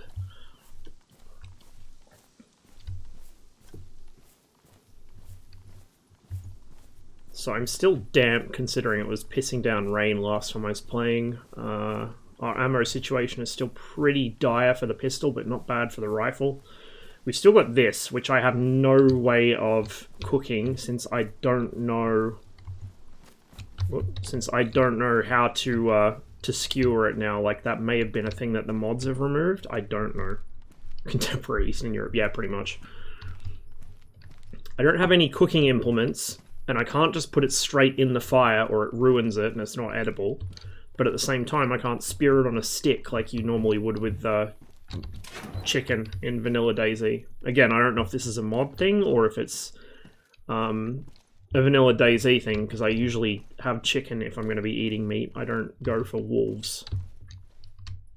So if we find like actual food that I can access, so to speak, I'll swap it out for that. I've already got a hacksaw, not that I really need it for anything.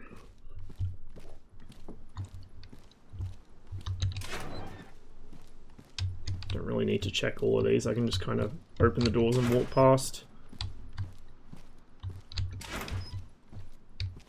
Oh, hello, what's that?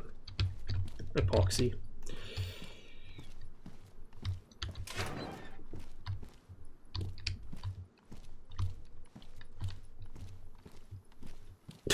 I know, right, Kang?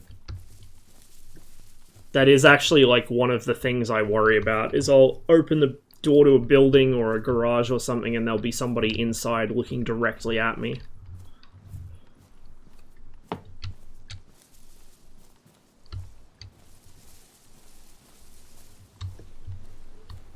That little guard post might be worth checking. Maybe a couple of these houses too. And we'll continue west.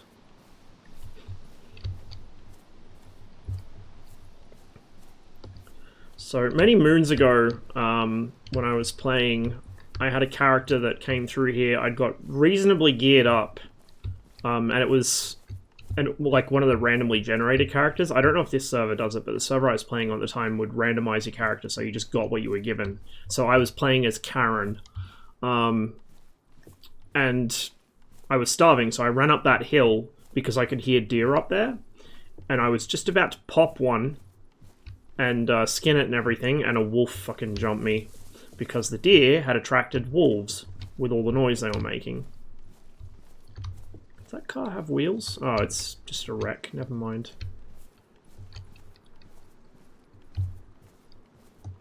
So, not only did I not get dinner, but I ended up being the dinner. Can I seriously not climb that? So I'll have to find a hole in the fence somewhere.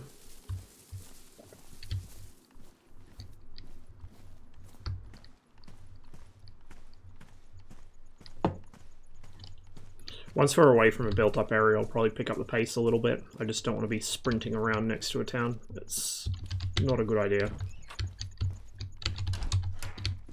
Oop.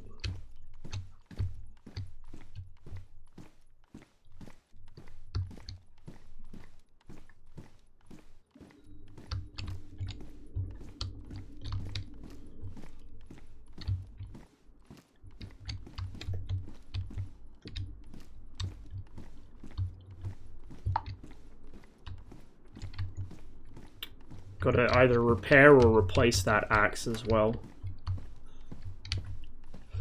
Probably be easy to replace it at this point, because I think you need sharpening stones to repair it, and I have yet to see any on this playthrough. I don't know if duct tape can repair it, actually. I know duct tape can kind of sort of repair some things. Yeah, no it can't. But not axes, apparently. There are a couple zombies up here we might need to deal with.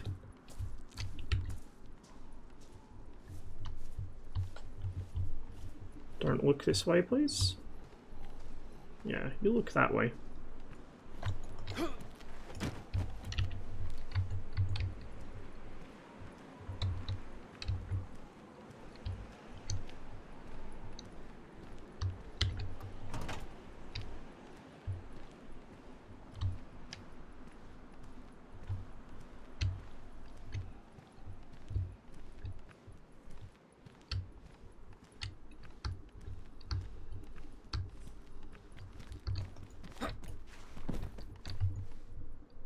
Oh, jackpot. Got some actual food I can eat. So we'll get in here and we'll get into that. Someone's been through here. Those garages spawn closed. At least I'm pretty sure they do. Most doors in DayZ spawn closed, so if you see an open door, it means somebody's been there since the last server restart. Because I don't think door states save across a restart. I'm pretty certain they don't.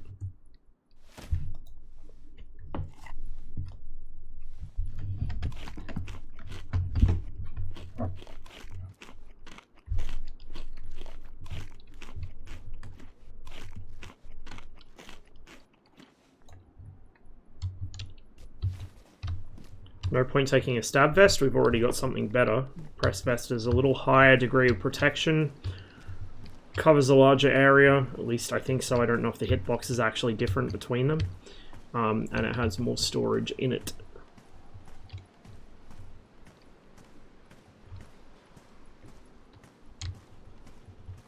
Actually, what's that? I think it's just a shirt. If I find a red raincoat... No, it's pants. If I find a red raincoat, I'll give myself a red armband instead of a blue one.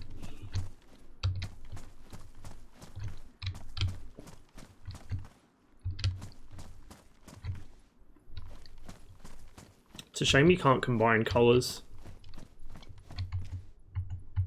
Ooh. Yes, battery. Absolutely need batteries. Back from the doctor now. Welcome back. How's DayZ so far? It's been going okay. I only just switched over from DCS, but this character's been going okay. After nearly dying several times right at the start. We'll just bypass this. That's my bandages. This should be my Glock. Yes, it is.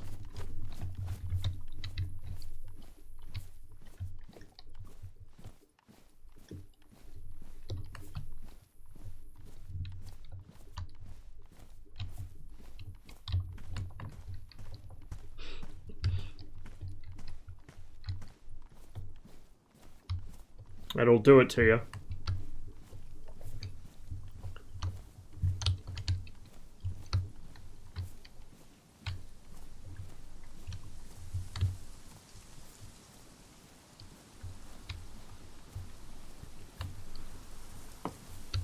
I don't know if it's worth checking that building. I've only been inside that building a couple times. And I don't remember if it spawns any decent loot. I don't think it does, but we'll go have a look. Fuck it. We'll go investigate and probably get armored on the ladder. Because what is more iconically armor than trying to go up a ladder and getting fucking yeeted into the 10th dimension?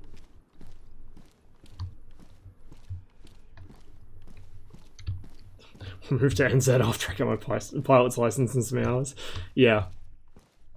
Although it would be NZ over there. Because they speak funny.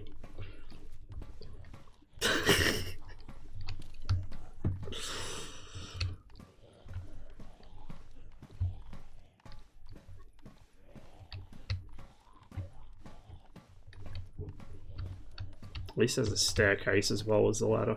Oh, that's why. Okay, that's the incentive to come in this building. So the building itself is kind of meh.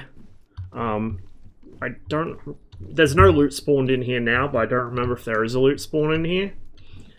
But, yeah, I'd imagine it would be. It's probably a little easier for Australians. Well, maybe not anymore since we keep fucking them over. But Australia and New Zealand have typically had a special arrangement going on. But yeah, like Australia and New Zealand are two countries where I'd imagine it's really hard to emigrate to. They're really selective about who they let in. This is the incentive to come into this building. Fucking sniper hole. Really good sniper hole. Straight, look at this. If I had a scoped rifle and I knew people were coming from fucking Svetloyarsk, I could just set up in this building and wait. It's got an escape route around there. So it's got one main entrance, which is up a staircase, which is eminently defensible. So, say, you could build like a little camp in here, especially if you've got like a group of 2 or 3. You have one person watch this staircase, anyone coming up here gets fucking wrecked. You have one person watching this doorway, anyone coming up the ladder gets fucking wrecked. And then you have somebody watching this way, anyone coming down that road is like just toast. Such a good position. Hey Dub, hope you're going well, man. And then if you need to get out, you can either use the main exit, or you can use the emergency exit, although this direction you're chancing it with the fucking ladder, which is, you know... I wasn't having a good time with DCS today, so we've gone back to DayZ for a bit.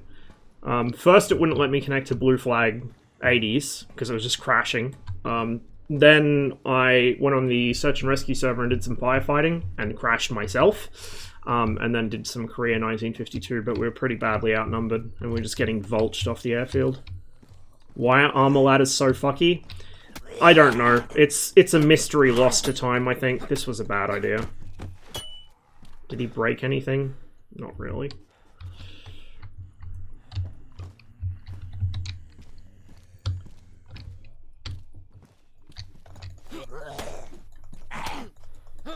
But I think we can summarize as, what's wrong with my DCS machine? It's DCS. That's what's wrong with it.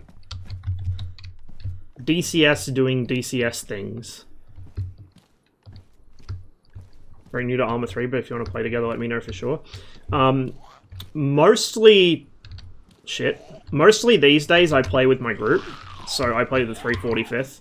I haven't really done much public server Arma stuff for a while, to be honest. But if you want to play with 345th, the link to our Discord's in my channel description. Not the one that pops up in chat, but actually in the channel description. That's for 345th. And as long as you don't, you know, do anything too fucking edgy, you'll be welcome there. Besides, you'd have a hard time out-edging some of our existing members. Tried streaming again, still a no-go. Got 2 FPS trying to land on the Tarawa. Yeah. I don't know if it's just me or what, but I have noticed, like, a pretty... I wouldn't say major performance hit, but enough of a performance hit that I have noticed it, and I'm considering dropping my settings again. Which is, like, honestly, with this PC, even streaming, I shouldn't have to drop my settings to play DCS. Not at 1080p. Like, that's the thing. I play at 1080p. I don't just stream at that res, I play at that res. So really, I shouldn't be needing to drop my graphics settings that much with this kind of PC. But again, I don't know if that's just me, or if it's my PC starting to play up now that I've had it for, you know, more than a couple months. Or if it is actually a DCS thing. How often does 345th play? Every week. sometimes multiple times a week. So my armor streams that I do on Mondays my time, Sundays if you're in the Western Hemisphere, that's all with 345th. So usually missions last for about 2 hours. They take place at, I think it's 7 p.m. GMT. It's 7 p.m. or 8 p.m. GMT, somewhere around there. And like I said, at least one a week. 7 p.m. There we go. Somebody who understands time zones better than me.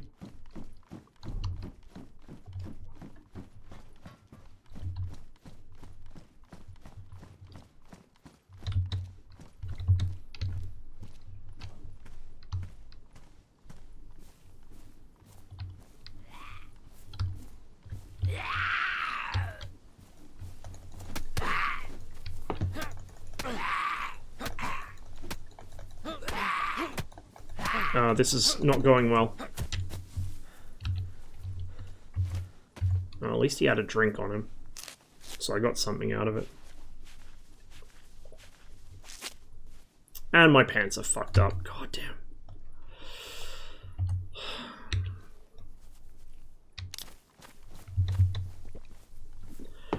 So, I don't know about For Honor, but I happen to move in the same social circles as a lot of HEMA guys, you know, like guys that are actually into medieval combat as a sport type of thing. Harry actually is one of them, the guy that did a bunch of the art for this. And from what I could gauge of their conversations, most of it went over my head, because it's like half German, half fucking Middle English, all weird technical terms. From memory, Mordhau was looked down upon, and I think that the general conclusion reached was that Mountain Blade, while janky, is still pretty much the go.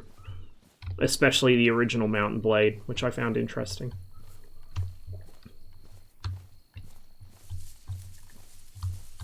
I'd have to double check though, because I remember there was like a whole ass discussion on it, and it was like they were basically coming up with a tier list of medieval fighting games. And it was all very interesting. I understood none of it, but it was very interesting. Actually, you know what? Can I... This is a big brain moment coming. Oh, yes, I can. 5,000 IQ right there. I played Warband's great. I was just terrible at it. Yeah, likewise. I did improve over time, so I used to play it with Harry a lot, and Harry helped me improve quite a bit. But yeah, I still wasn't great at it. Now you know how random people feel when you talk about the MiG-21. I know. I know. I kind of figured that that would be the case, but oh well. Oh, there we go. There's the welcome sign for Novodimistrovsk, but we're on the wrong side of it. So we can go have a look at that, I guess. Some containers here. Doubt there's really much worth taking in here, so I'm going to stay mostly on the north side of the road, which is the side I'm on now. Just because, A, it's less player dense, if that makes sense. Most players are going to be on the south side if they're coming up this way. And B, that's where all the cool stuff that I want to go see is. The only stuff south that I really want to go to right now is the Northwest Airfield and Bashnia. And that's way down the other end of the map. We'll probably hit Tissy before we hit them. And if we hit Tissy first, I'm not going to need to gear at the airfield. We'll be looking for players. Let's go look at the welcome sign.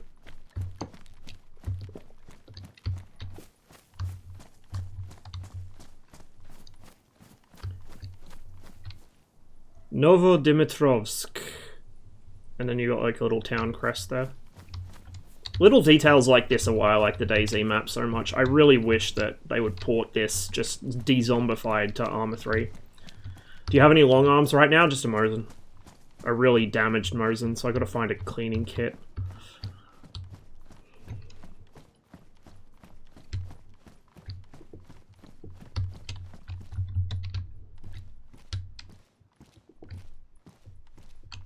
Jerry can. Not much use to me. Yeah, nothing in there. Anyway, let's continue.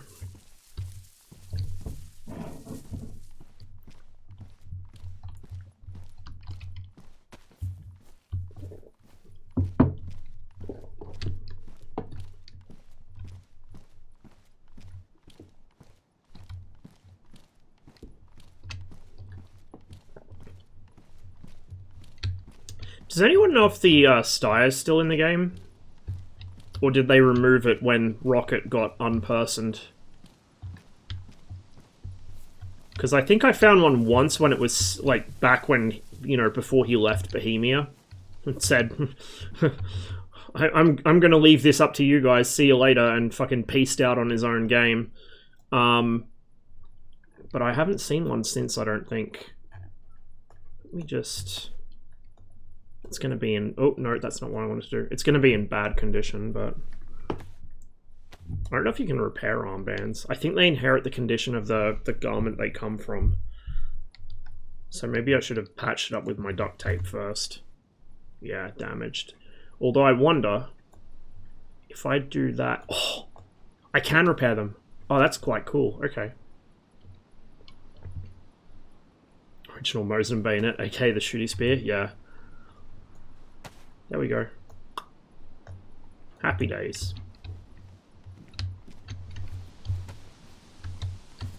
I will actually get my Mosin out, just in case we get bumped. I'd rather have a long arm out in this kind of terrain.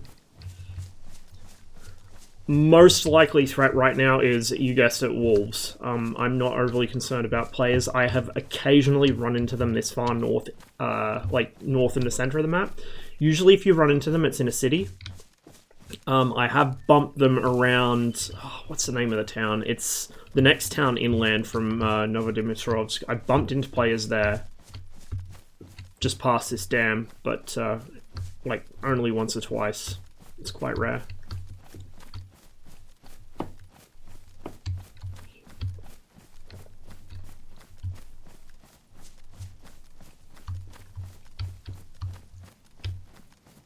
I want to skyline myself, but I also don't want to be caught out in the open next to the road.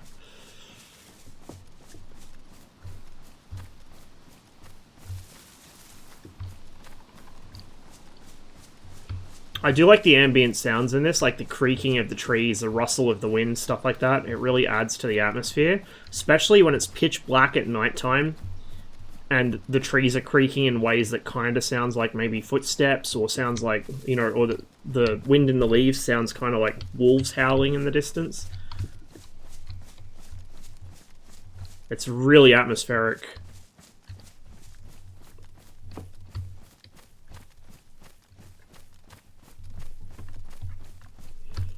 So we've had, on this character, we've had one player encounter so far. Direct player encounter. I bumped into a guy at the castle on top of Black Mountain, just southwest of Krasnostav, and we both kind of parted ways amicably, because neither of us expected to see the other, and neither of us wanted to risk going hostile. So we've seen one player in the flesh, but I've heard multiple players shooting at things. Which is typically the way things go when I play DayZ. I'll hear more players than I'll actually see. And if something sounds too tasty for me, like if I can hear automatic gunfire and I'm not that well geared up, I will not go after somebody. But if I hear like a single shot or a pistol shot or something and I'm geared up, I'll try and echolocate it, as it were.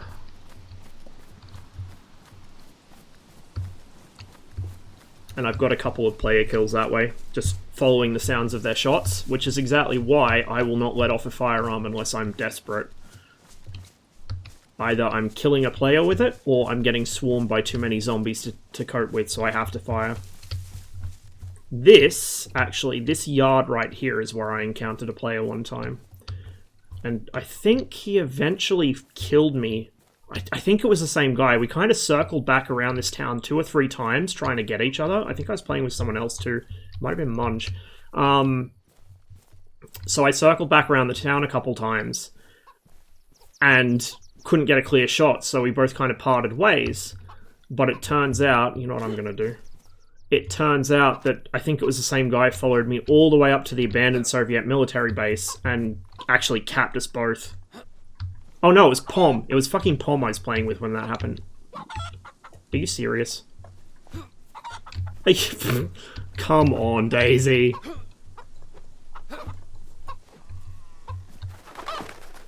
Ah, yes. Come here, you shit.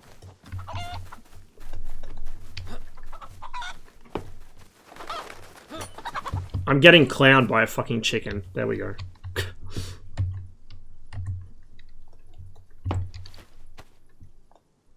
We'll ditch the wolf meat in favor of the chicken, because the chicken I'm pretty sure I can cook just with a stick, whereas the wolf steaks are probably too tough to actually do it with.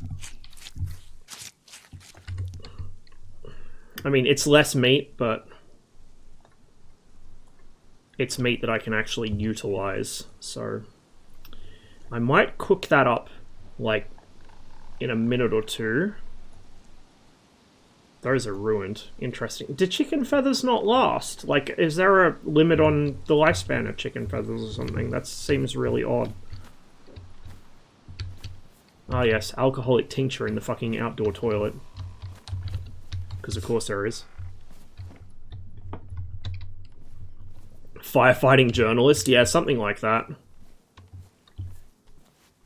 Against my better judgment, we're actually just going to start one here. That's right, I don't need to hold right mouse. We got a long stick out of that. We got one log. We'll drop this one as well. This should give us plenty of logs. Then we need a bush to get some kindling.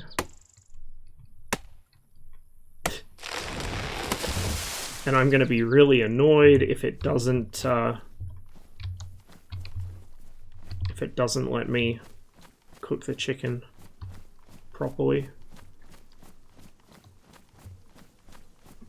This counts as a tree, I guess, so it probably, yeah, I need a bush, not a tree. So this thing over here should do it.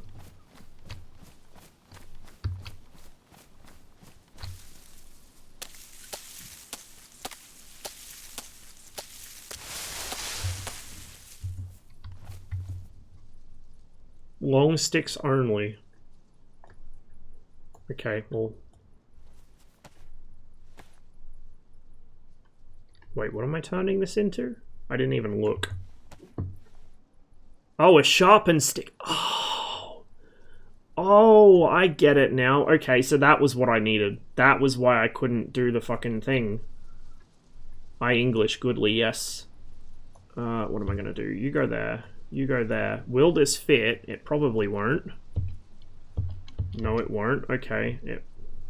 Will it go in there? It might. Put that there. Put that there. Put that there. Then this can go there. Oh.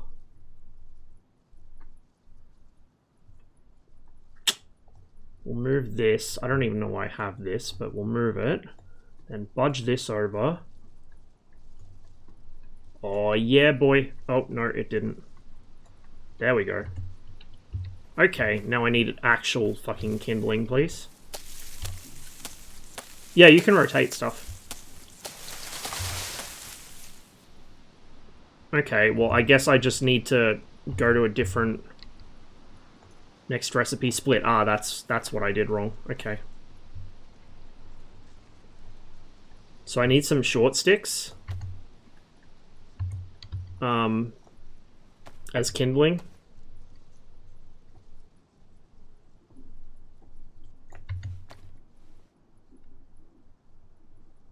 Oh, fuck. I did it again. I accidentally sharpened it. That's not what I wanted to do. Let's go over here. Here's our other one.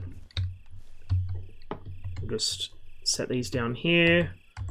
We'll get our axe out.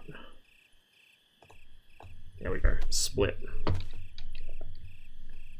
Very sharp. Yep. Yeah, it will. Okay, so we can combine them. We can then put that in our hands. Then we use this to make a fireplace.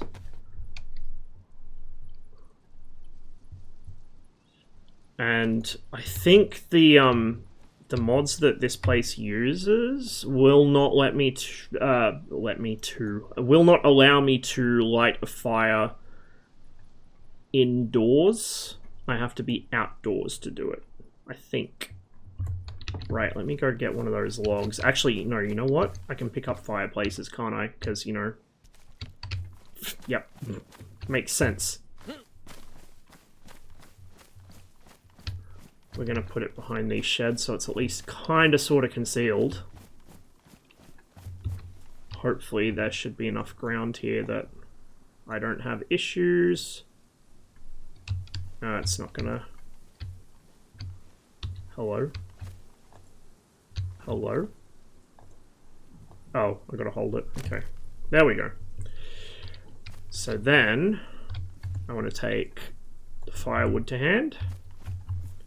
I should be able to pick up that firewood as well and combine them. And then attach that. Now we have an actual fire. Well, fireplace. Now we light it. I'm actually going to use my lighter. I'd rather use that first and save the matches for when I need them.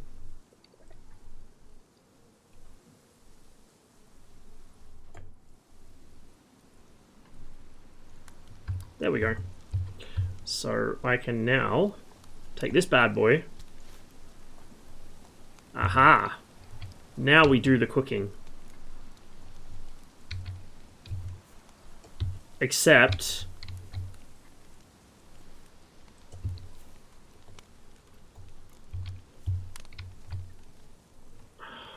I'm pretty sure that's not how this is supposed to work. I think they've altered something here. Oh, hang on. There we go. That's how I do it. I have to hold it, but it wasn't coming up in the menu.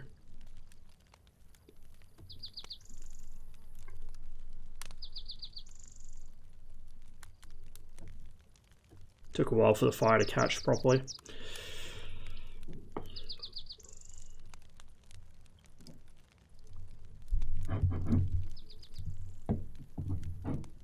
Monkey gets clowned by chicken. I know, right? Is the chat still not appearing on the overlay, by the way?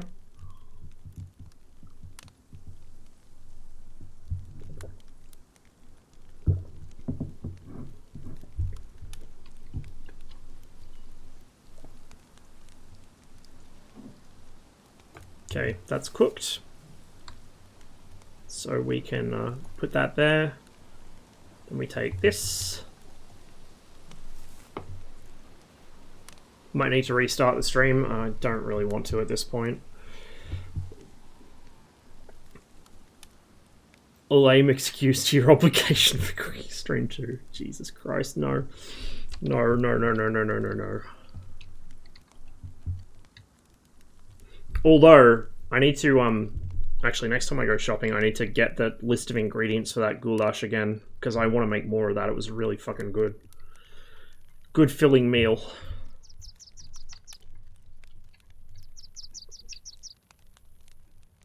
I don't know, I would actually like to learn how to cook, I just don't have time or the attention span. If I had time or the attention span, or, you know, like if I finally got my fucking meds, maybe then I would learn to cook. Become a fucking master chef. Not really.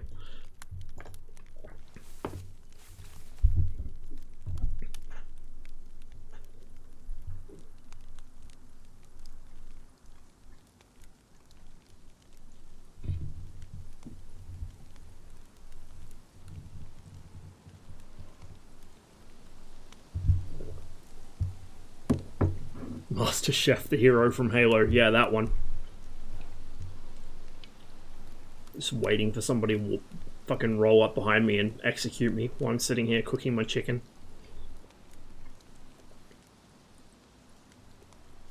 I'm not sure how long cooked meat stores for. We already saw that fresh meat went moldy after, I think, like 1 day or 2 days or something. So I'm not sure how long this lasts for, but cooked meat is like end boss tier food in the game. It makes your health regenerate really, really quickly. Oh, I'm starting to overheat. This is excellent. Probably because I was standing in the fire while I was taking the meat off the stick.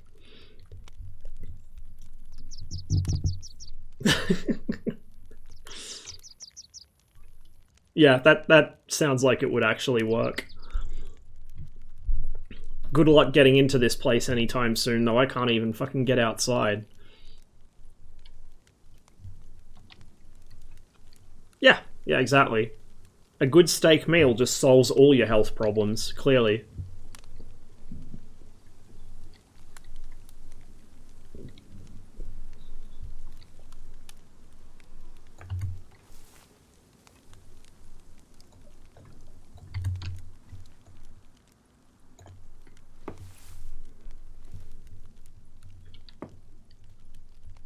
Looks like the stick actually gets charred and damaged over time, which is kind of cool. So you can't just keep reusing the same stick over and over, I guess.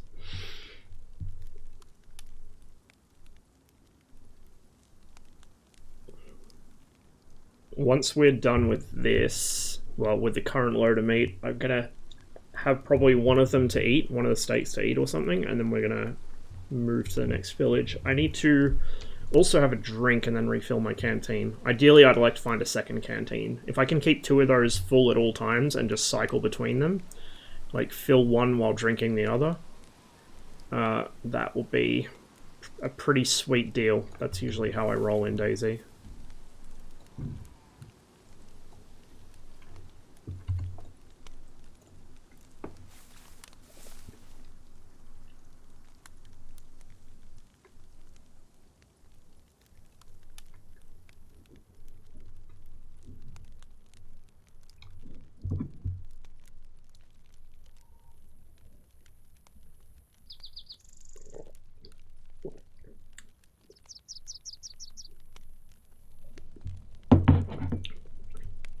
You can see my health starting to go down because I'm overheating so much from being next to the fire in a very heavily insulated fireman's suit. So the firefighter uniform, I guess you would say, is the best insulated clothing in the game as far as I'm aware. So it's fantastic for avoiding dying to exposure, but it's really, really bad at avoiding overheating. Which seems really counterintuitive, you know, if you think too hard about it. I might actually hold on to that stick for now. It's badly damaged, but I can still use it for a while.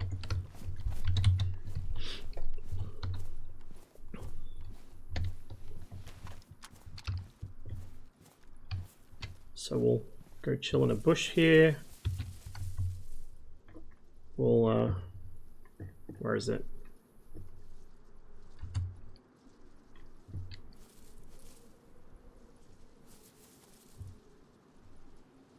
Oh, that's the sound of the bush rubbing against me. I thought that was the sound of somebody rolling up on me to murder me.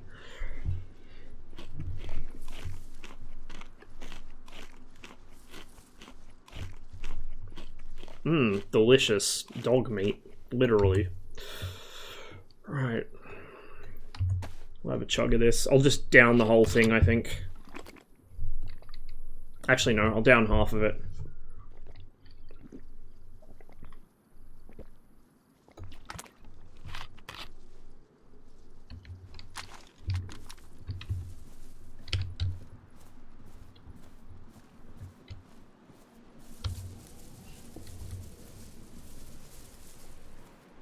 Oh, that's right, there's an amusement park down there. Forgot about that. It might be worth checking out sometime. I don't know if I've ever been down there. Is that a... Looks like there's a grocery store down there too. Now, we know they're kind of shit loot spawns, but it might be worth it, to be honest. Welcome back, Robico. We're,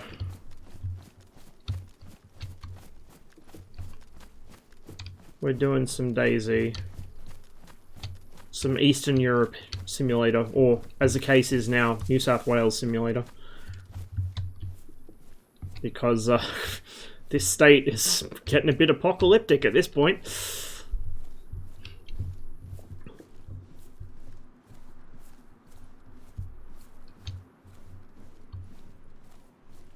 But, you know, that's what you get when you continually elect literal criminals to government. It tends to happen.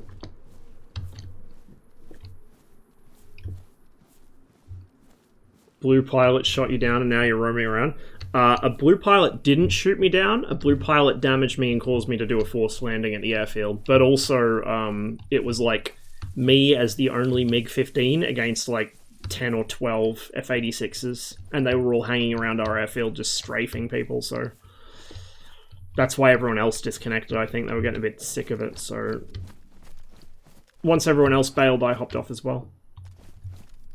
I think I might have just triggered a zombie. There's, like, degrees of criminality. And ours are not only very highly criminal, they're also, like, really bad at it, which makes it even worse. Like, the ones that are good at being criminals, you don't, like, you can't prove they're criminals, right? You don't necessarily know, other than intuition. Ours are fucking shockingly bad at it. Ours are at the level, put it this way, ours are at the level where they know that everyone knows it so much that pointing it out as a journalist is an express ticket to having the secret police sent after you. The secret police in this case being the, was it the New South Wales Fixated Persons Unit, which is a special counter-terrorist task force of the police meant to fucking stop stalkers and, like, political assassins and shit. It's great.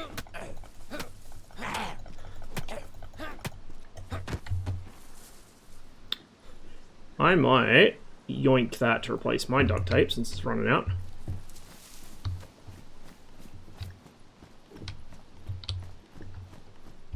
And to add to that, this next bit's Australia-wide, not just New South Wales, but a law was just passed which allows the police authority to add, remove, or modify a person's data effectively without a warrant. The warrant's retroactive, so they can do it without a warrant and then get one later with any old excuse. To conceal the fact that they did any of that on the basis of the person's assumed to be involved in criminal behaviour. So if the government suspects you're involved in anything criminal, which of course the government can peg you for whatever they like, they can send the police to fuck with your data, either read it, or steal it, or delete it, or edit it in some way, you know, like perhaps to plant evidence with no oversight. You can't prove that they did it because they can cover it up and the court can't look into it. It's really something. Australia is like the prototype for the fucking nasty shit that's about to go down around the rest of the Anglosphere, put it that way.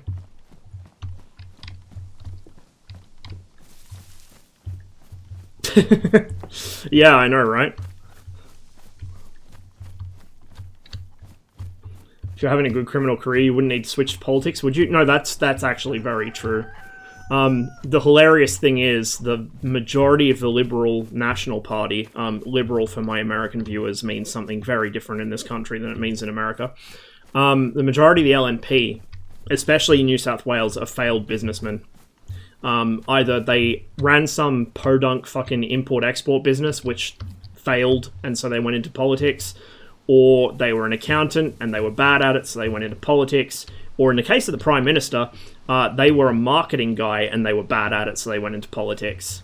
Like, the entire LNP is just a party of fucking failures, and this is the party that have somehow brainwashed the entire country, or at least half the country, I guess, into thinking they're good economic managers and they're strong and stable leadership that know best for Australia's future. It's fucking incredible, hey? Like, the degree of brain rot in this country is fucking astonishing, to be honest.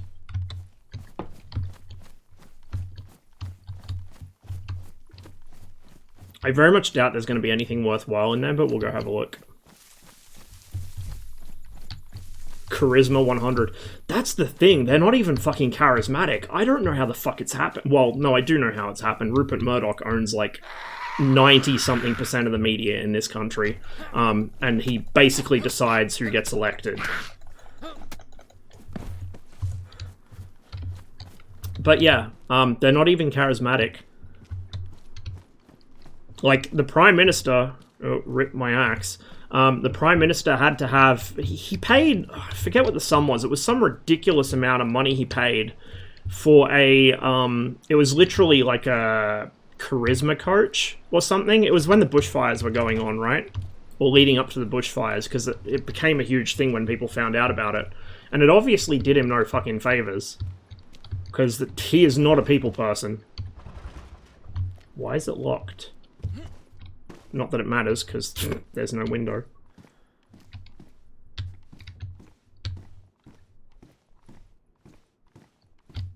Battery charger, that's not really any use to me. It would be if I had a car, but I prefer to stay light and move on foot in DayZ.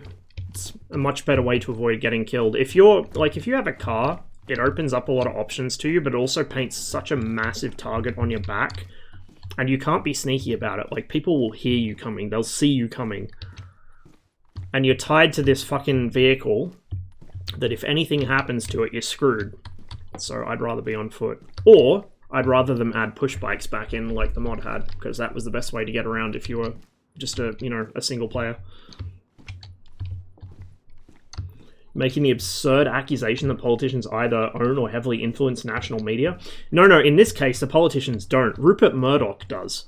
Rupert Murdoch is the one that decides which politicians get into government and which don't. So it's not even that. Like, it's, I mean, it's a mutually beneficial fucking relationship for them, but... Hey, Tez! Thanks for the raid, man. Hope you had a good stream. We're, blundering about in DayZ at the moment because DCS has been a bit of a bitch today. Read in a newspaper and saw on TV. That's a ridiculous idea. Yeah, it's pretty fucking bad. It is pretty fucking bad. Slim Doctor, thanks for the follow. The other thing is too, like, a lot of the persecution against the media has been specifically against journalists who are independent or who are in non-traditional media. Magpie74, thanks for the follow as well.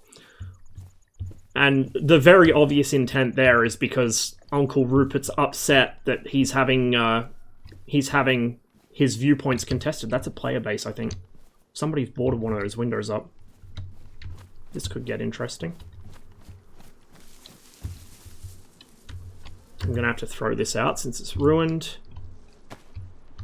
Which means... for a melee weapon, I am shit out of luck. I could use the sharp stick, I guess, but it's fucked up. We'll swap over to the knife. Like bowing in the US government, yeah, pretty much.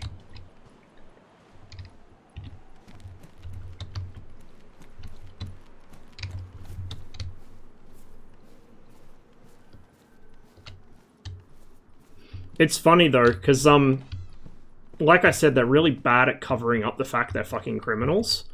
So watching fucking John Barilaro, who is unfortunately my local member now that I've moved down here, and is probably either the most corrupt or second most corrupt person in my state government, which is, you know, a pretty high bar to clear. Watching him get asked to confirm, or like just to clarify that he wasn't involved in sicking the aforementioned secret police on a journalist's employee, not even the journalists themselves, but their employee, he got all offended and started tearing into the journalist for Sky News. Now, Sky is a fucking friendly, you know, like friendly to the LNP, generally speaking. They will pretty much parrot the party line. And he had to go to Sky fucking reporter. He's that insecure. It's just... it's ridiculous. Glad to see DayZ working for you. My chat tuned in to see DayZ, but after an hour I can't get mine working. Yeah, I had the same experience with DCS today. My DayZ's been behaving itself, but my DCS hasn't. I tried for like an hour and a half before stream to connect to Blue Flag. Couldn't do it. So then I decided to do some helicopter stuff, and then I had no issues with that, except my own lack of skill. Then I did a little bit of Korean War, but I felt like doing some more DayZ, because I've been enjoying this again. It's a good change of pace from DCS. Yeah, there was really not much point coming down here. I'm doing alright.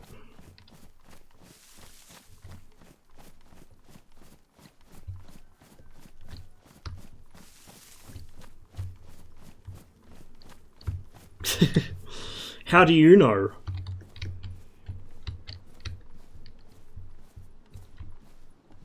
Maybe the birth certificate's falsified. How about that? We'll go back up the hill. I don't want to trigger that guy on me. So, if I keep going up that way, we should hit some towns. I don't know if I go that far, but thank you. Appreciate it.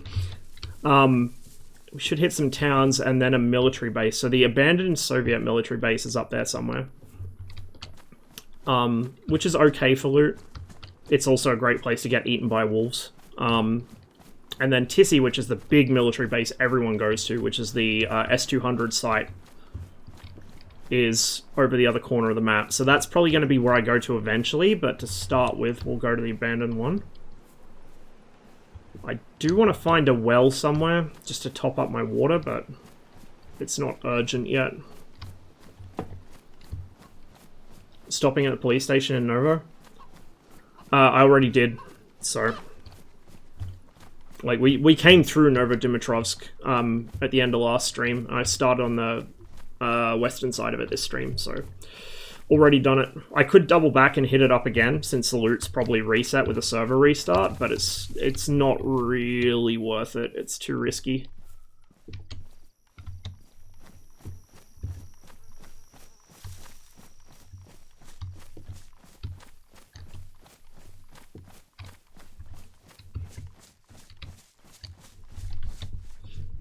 I think my favorite thing about DayZ, other than the fact they got inland water working, which Armor has never been able to do, is the forests. Like, they're just so atmospheric. They actually have undergrowth. As opposed to Armor, where it's just some random trees stuck on the ground and nothing else.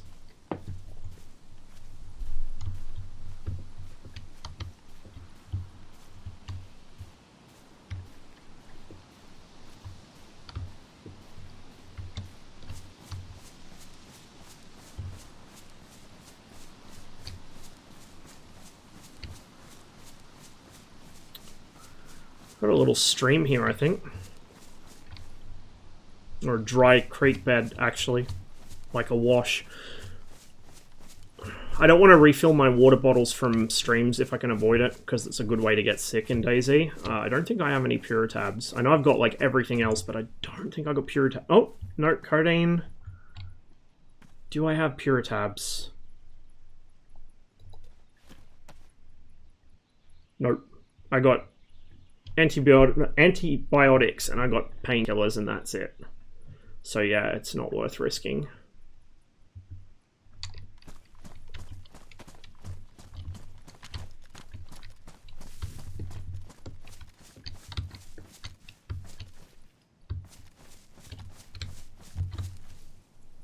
Factory or a lumberyard or something down there.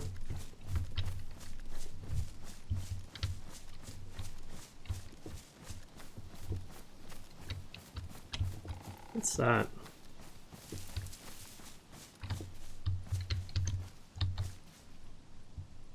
Probably a like a barn or something.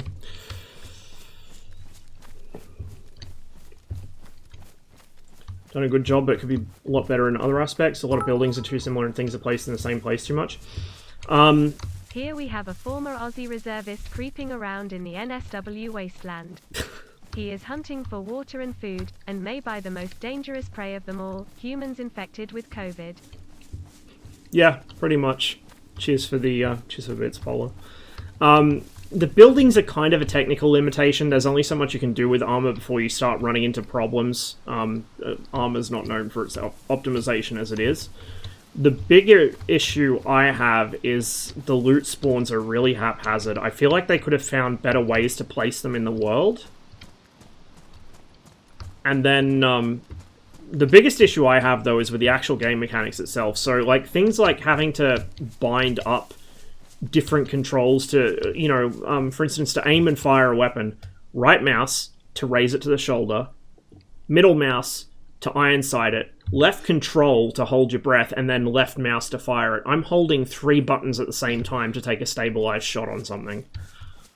Like, it's just unnecessary. It's making stuff awkward to try and be realistic, and that's not realistic.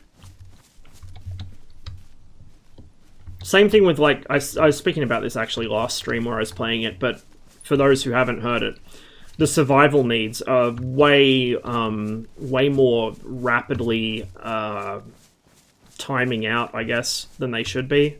Like, you're not going to starve to death in 2 days. It just doesn't happen. Like, because the survival needs are amped all the way up, and most servers also run time acceleration, it just makes the game unnecessarily difficult. The challenge should be, avoiding getting swarmed by zombies, but chiefly avoiding getting murdered by players. Like, I don't think it's really good game design to try and force players into towns more often by making them, you know, get hungry or get thirsty at a much higher rate than they should. It's just kind of lazy. If people want to go into towns, they'll go into towns, you know, don't force the issue. But that's not just a DayZ thing, that's a survival game thing. Most survival games really, really overblow how quickly you die of, you know, hunger or thirst or whatever. And it seems like they do it just to appeal to the hardcore, air quotes, crowd. Like, oh, look how hard our game is, it's super realistic. It's not that realistic, you know. Like the fact that on some servers you have to be dressed like an Eskimo next to a fire indoors. Yeah, exactly. That's been a huge problem for me on a lot of servers. On this one, oh shit, they fucked up my jacket, the pricks. On this one, I was lucky and I was able to get firefighter equipment quite fast, so I haven't had any issues with body temperature. Actually, I was overheating while I was cooking my food here. But yeah, like, I've lost a couple of characters to that, and it's just stupid. Like, maybe if your clothes are wet, and it's nighttime, and it's windy, and it's cold, yeah, but running around in the middle of the day on a reasonably clear day with a hoodie or something on, it should be enough. I'm not a big fan of artificial difficulty in general, so, like, for instance, I haven't played it for a while, I need to get the latest version of Anomaly installed, but I played quite a lot of Stalker, and I know a lot of people really like the Misery mod. I couldn't stand it. I just could not stand it. I tried it and I uninstalled it within half an hour because it was just miserable to, as the name suggests, it was miserable to me because they went all in on the artificial difficulty. They made ammunition super rare and like obscenely expensive. They added a bunch of, you know, bullshit effects that would work to kill you much quicker than really necessary. It was just not pleasant to play. I get that some people enjoy that kind of artificial difficulty. I don't. I think it's lazy game design. And I really avoid games where it's a thing. Now, fortunately for DayZ, it has enough redeeming qualities that I still play it, but I do wish that they dial back some of the survival aspect, make it a bit more in line with reality instead of in line with, you know, what people that don't leave their basement expect to be reality.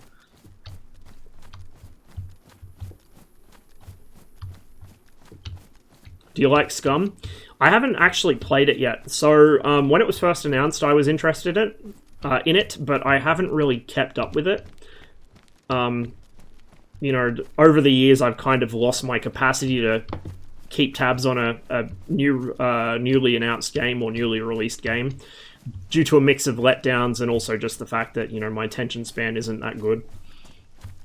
I might have to try it out sometime. But I was definitely interested in it when it was announced. Is this a prison camp? No, this is a quarry.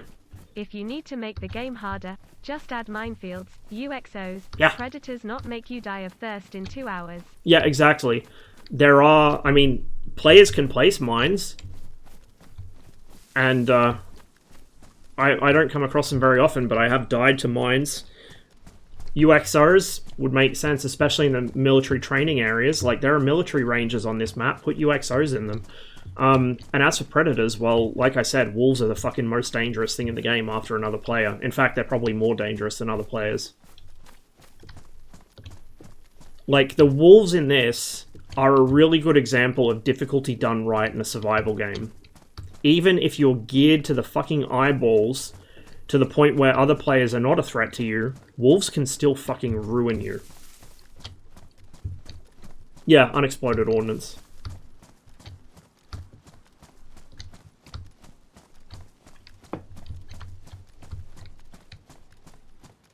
Might go check the main building. There's probably nothing in it, but I haven't been to the quarry for a long time, so we'll do a little exploring, I guess.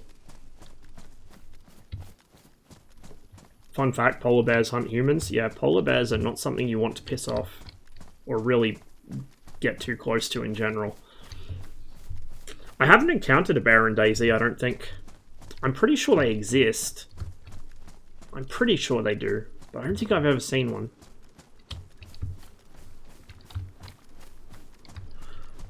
So, somewhere near this quarry, up in the forest, I think like north of here somewhere, either northeast or northwest, might be northeast, is a Young Pioneers camp. I think that's just map scenery. Which does sometimes have decent loot in it.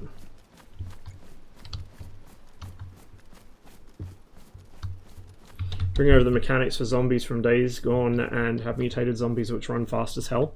Some of the zombies in this move pretty fucking quick. It's always at the worst possible time one comes belting up the road and just dives on you.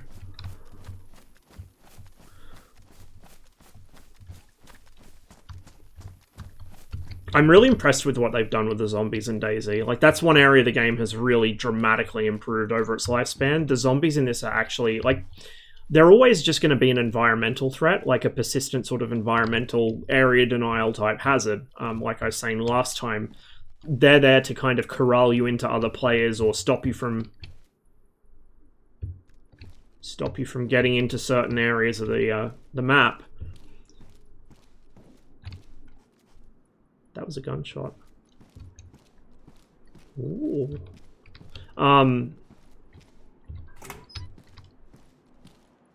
What was I saying? Yeah, the zombies. So, they're drastically improved over what they used to be. They actually kind of semi-coordinate now. And they can, you know, open doors and climb... I think they can climb ladders, they can jump fences. Oh, it's space. That's probably... That shot is probably whoever fucking owns this. Interesting. We're going to give them a bit of space and double back around. It was a single shot.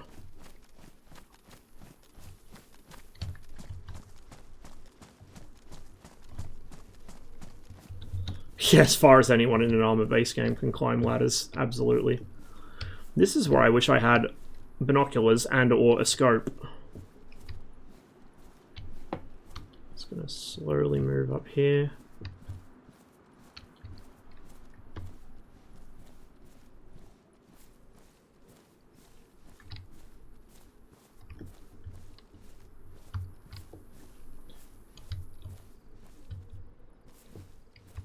This is the part where I wish I had, like, more... I don't know if I'd say endgame, but equipment more in line with what I would consider endgame equipment. Because then I could just stake this place out and fucking pop this guy as they open the door to get back into their hideout and then take whatever's in there. Have you built a car on this yet? Not for a very long time. The last time I built a working car in DayZ was years and years ago. I don't really use cars in this game. Even if I find a working one, it's usually safer to be on foot. So I'll only use it if I'm in a real hurry to get from one place to another. Is that smoke? Oh no, it's a roof or something through the trees. Okay. So that shot came from up that way. We're gonna head this way a little. We've got a decent sized town there. So there will be, like, there'll be a police station and water and shit down there. I forget which town that is. It's, I think, Novaya Petrovka or Severogorsk or whatever. But I just want to figure out where this guy is and how many there are. And how geared they are. If they've got a fucking base, they're probably pretty fucking stacked, right? I've never built a base in DayZ. Like, the limit of my base building was back in the mod. I would throw down tents. But I have never built an actual base in standalone. I've only encountered them. And I've not actually... Actually, no, I have got into a couple. I've got into a couple that somebody else broke the door down to.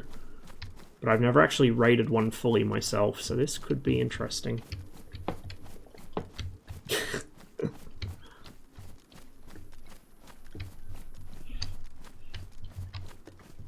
It's actually interesting. I mean, I spawn pretty far north, but usually by the time I get this far north and this far inland, I would be more geared than I am now. I've just had kind of shit luck with loot, and I also bypassed...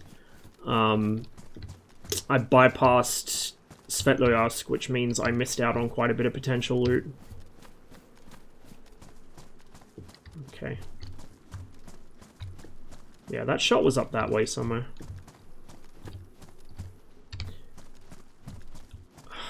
I don't think I'm going to stake out the base there. I'll just make a mental note of it. So we've got a base on the edge of this town. There was, I think, a base, or two bases actually, in Berezino, I think. And I'm pretty sure I came across one somewhere else, but I don't remember where. Oh, fuck! If only I still had my fucking axe. Of course I find a sharpening stone now. We're going to eat, because I'm getting hungry again. Seen the guy that does the maps for this game? He uses Google Earth for a few things in the roads, paths, models, and trees he places on his own. Looks so good how he does it. I haven't, actually. I haven't. But I do remember when DayZ Standalone was still fairly new, when they were first fleshing out the north of the map, they'd put in the extra terrain and they'd put in the roads, but there was nothing else here, and I think I was probably one of the first people to actually realize they were going to extend the map, because I came up and saw all these roads and followed them out and figured, right, this will be a city, this will probably be a farm. So when they actually added the towns in, I had a pretty good idea of where everything was already. I spend a lot of time exploring in this, so little things like that usually get my attention pretty quick.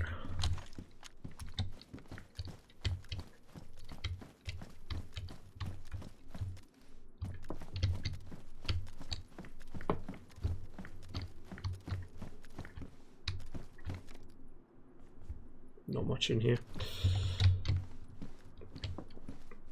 Speaking of the 2nd Pacific Squadron, when they finally found a Japanese vessel they identified as a friendly after shooting and missing everything they came across. Yeah, that was just like a failure cascade of biblical proportions. Like, you'd expect some degree of fuck-ups in war, but just, I don't know how they achieved that. It was really something else.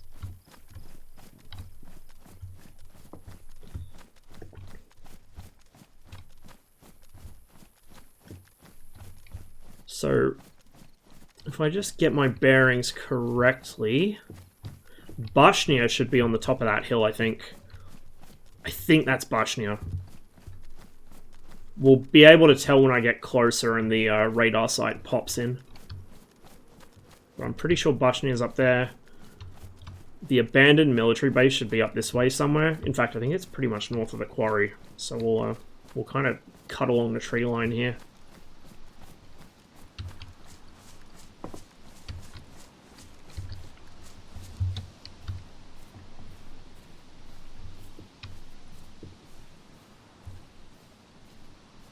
When you fuck up so hard that when you send a coded message signaling mutiny, request to throw coal overboard, no one takes you seriously and thinks you actually want to throw coal.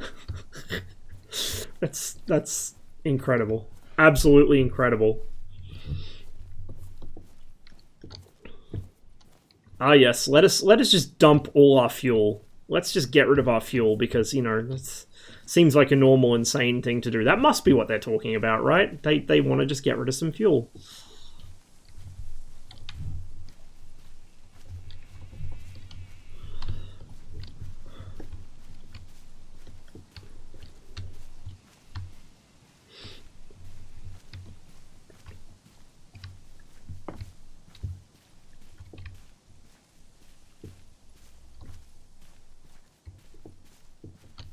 Green trail. I don't actually remember which trails go where. I don't follow the trails, I kind of just make my own, because, you know, I know my way around. But we might follow this one for a bit, see where it goes. Oh, or maybe we won't, because it cuts across an open field. Although I'm going to have to cut across anyway. Let's go check that out. There's some destroyed buildings over there.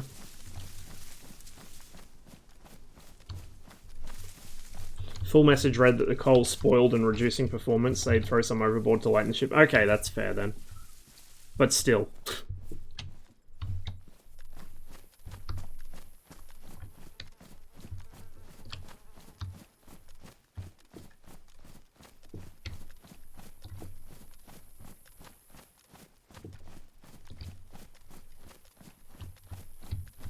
Crossing the open like an absolute genius here.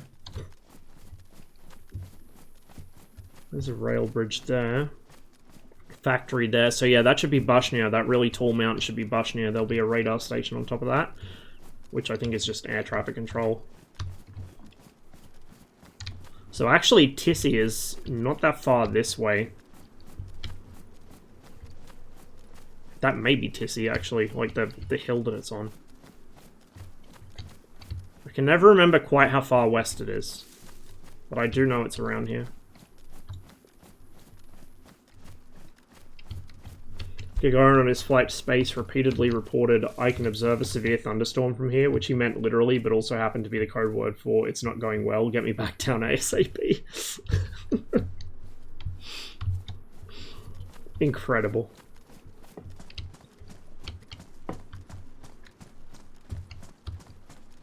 Did get a snake addicted to vodka, so all in all, I call it fuck up a success until first contact. Oh, man. I did not know about the vodka snake. That was something I was not aware of until just now. Thank you, Polar.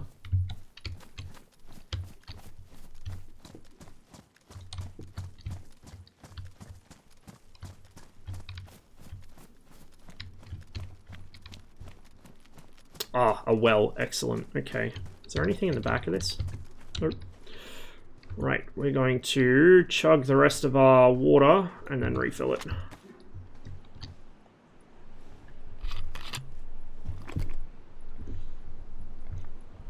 Yeah, it pretty much is. Pretty much is.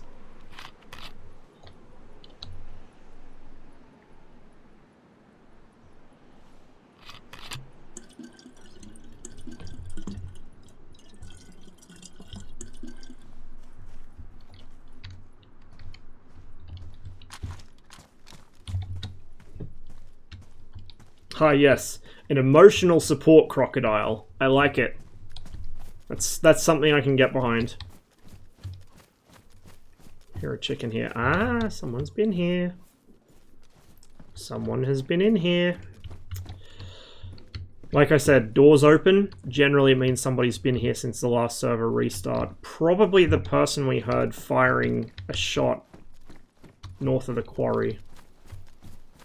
And it would make sense if the quarry is their base, this is the, like, this would be their home ground. Like their stomping ground. So it makes sense that they would be hanging around here. That's right, you can shave with a knife, can't you? Oh shit, hello. She's gonna go for me, I think.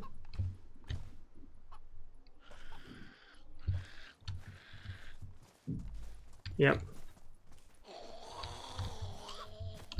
Go away.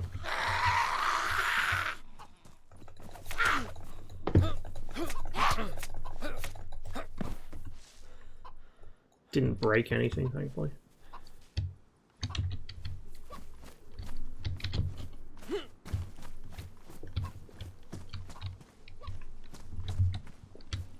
Okay, we want to continue uphill.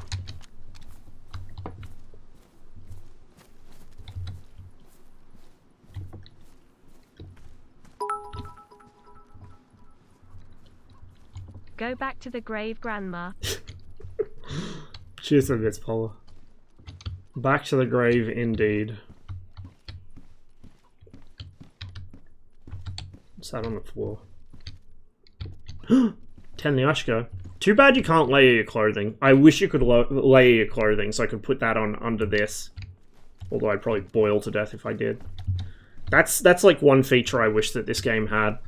Even if it takes away the storage space of the underlayer, just have it so I can layer stuff on top of other pieces of clothing. You know?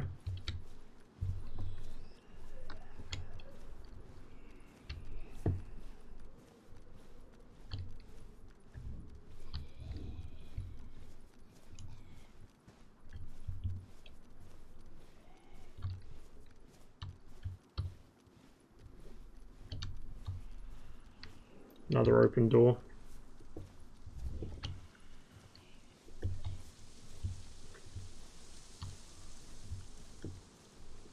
That rock face, I think there's a village on like this side where I'm looking, and then Bashnia is the next peak along. Or not Bashnia, fucking Tissi. Bashnia is to my south. Metal wire, is that worth taking? Maybe. Probably build something with it.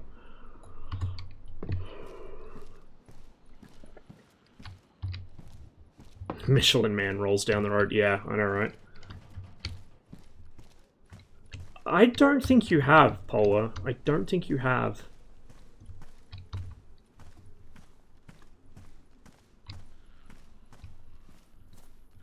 My dude's getting hungry again.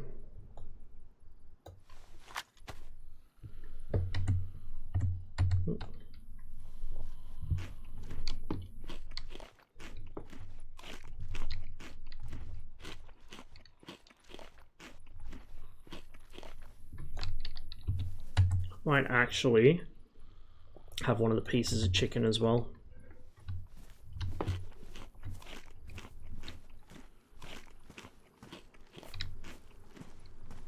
Just to make sure I'm nice and well fed.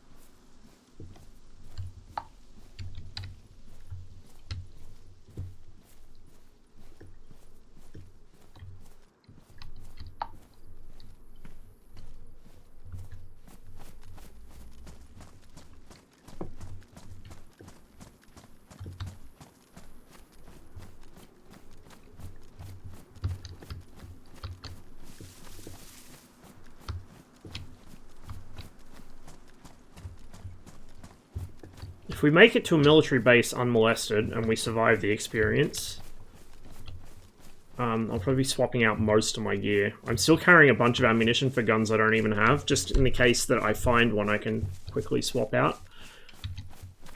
So my ideal late game loadout is a 22 with a suppressor on it to hunt stuff, or even without a suppressor, it's that quiet. No pistol, because usually they're pretty useless in my experience. Like, if you need a pistol, you're already fucked. The difference is, like, I might take a Ruger, like the suppressed 22 pistol, for hunting rabbits and shit. But generally speaking, no pistol. I'll have a select fire rifle of some sort, 22 of some variety or other, and full Gorka. And then if I can find it, a Smirch kit.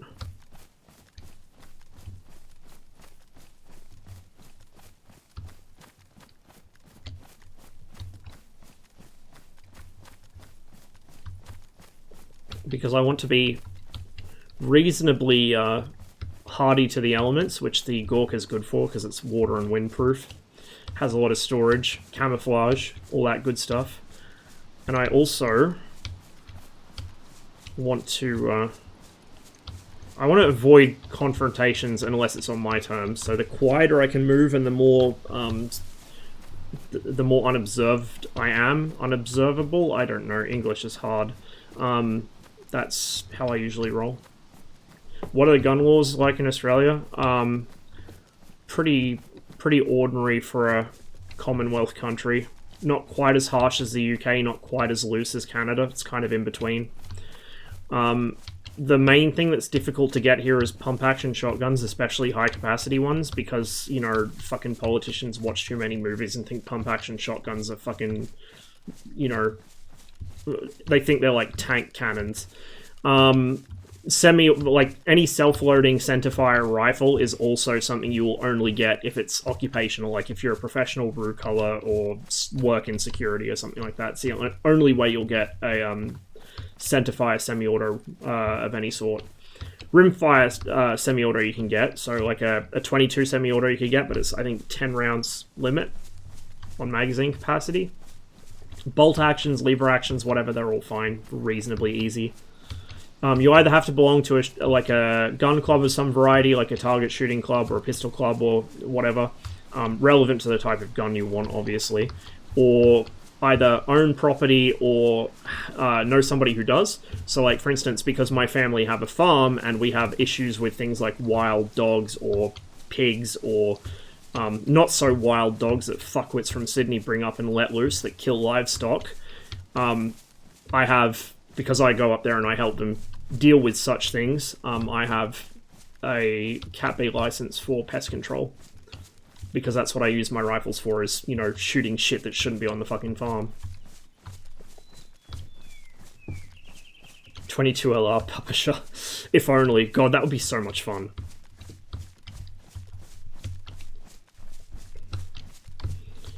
Went on a couple dates last month with this one girl. It was all fine for the first 2 dates till her mother saw us eating in a restaurant together. She barges into the restaurant and starts screaming at her on how she's a disgrace, a whore, and a traitor for dating a man.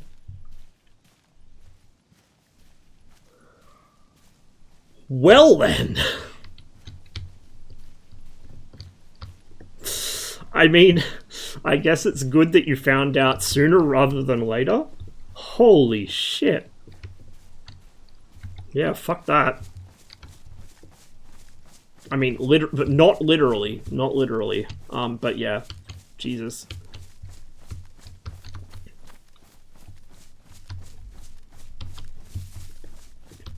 Thankfully, my psycho detector is pretty fucking good. It's had a few lapses in the past couple of years, not people I've been dating, but like just people in general that I missed warning signs from. But it's usually pretty solid, so... Thankfully, I haven't had like any truly oh shit terrifying I need to get out of here or I'm gonna get murdered moments. Not like that, anyway. I've had other ones, but for reasons other than, you know, me walking into a relationship and not realizing.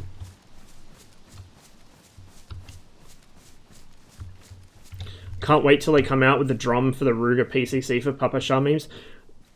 A Ruger gun is having a drum mag, is it now? Really? Mr. No Honest Man? Well, I guess he's probably dead by now, but, you know... I'm sure he would totally approve of that, Mr. No Honest Man.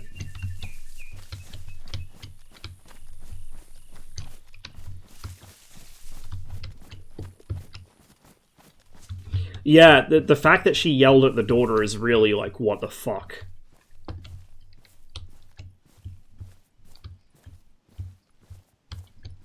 After a while, she notices we're both having steaks, and I kid you not, she starts shaming her for eating a calorie-heavy meal and storms out and running into some other... What a fucking psychopath. What the fuck? Oh, dude, I feel bad for the girl. Like, she did not grow up in a healthy fucking environment. Holy fuck.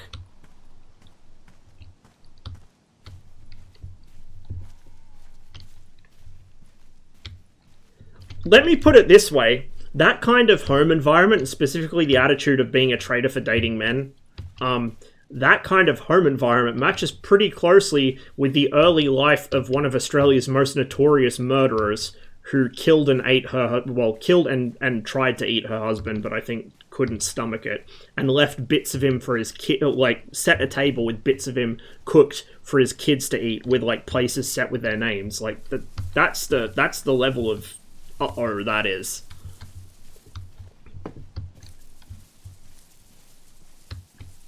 Hey Trip, I heard your PC blew up. I'm sorry to hear it, man, and hopefully you can get a new one up and running soon. I was wondering where you've been for the last couple days, and then I think it was Saber said that your PC, you know, turned its toes up. So that explains it.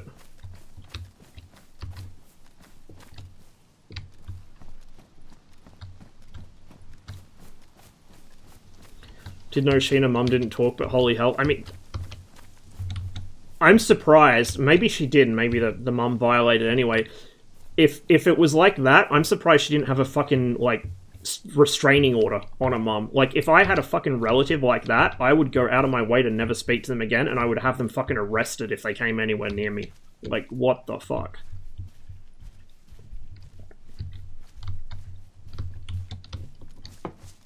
Dying of boredom? Yeah, I know the feeling. It's been a while, I'm gonna regret saying this, knowing my luck, but it's been a while since I've had a PC full-on blow up on me, but a couple times in the past couple of years I've had to spend a week or so backing stuff up or trying to unfuck bricked hard drives or whatever, and it's like I've just been bored out of my skull. On the other hand, I actually managed to do some constructive stuff, so maybe it's a good thing for me when my PC conks out. I got some model kits I need, well, a lot of model kits I need to build, so it's probably not going to happen as long as my PC's working. I'd be shocked what kind of shit kids well into adulthood put up with from parents, especially narcissist parents. Oh, like, I've seen some pretty fucked up, like, parent-child dynamics, even into adulthood, but, like, that's all kinds of alarm bells.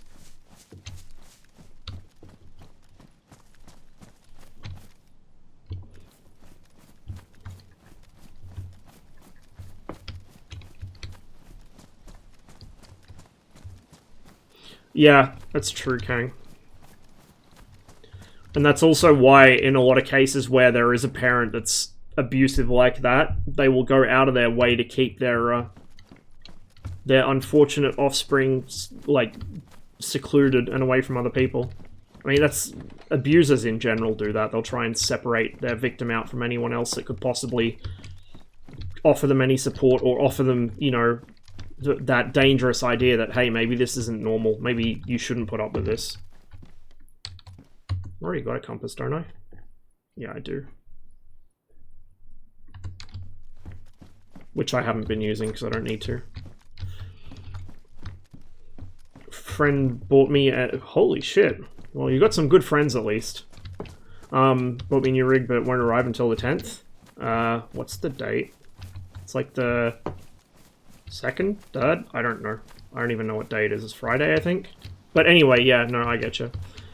The last time I had my PC down for like a week, I just found a series that I hadn't watched yet, but wanted to, and threw that on and just binge-watched the whole thing.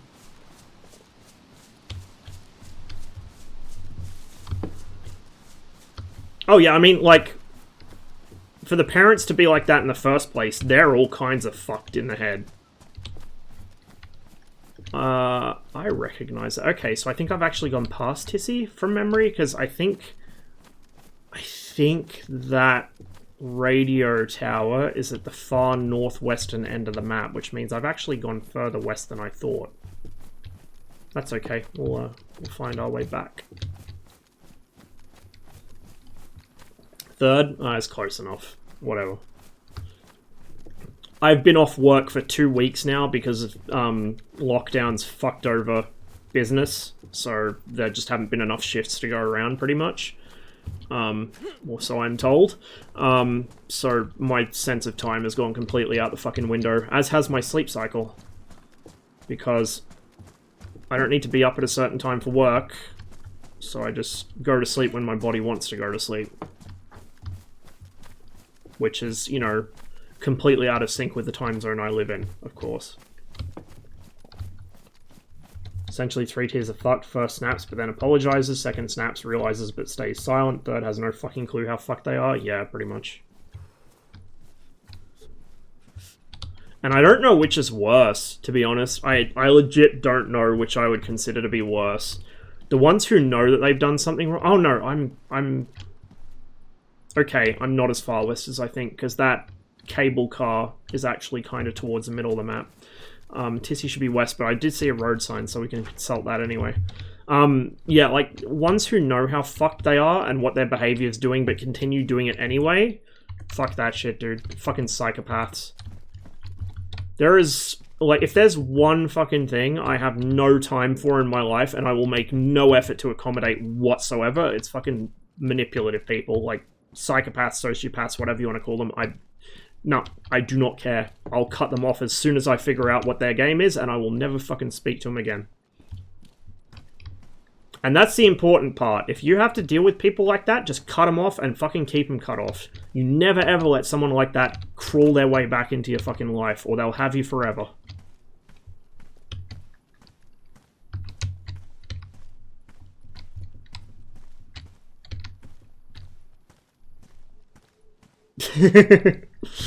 I'm sorry, Kang. It was never meant to be. I think we both know that.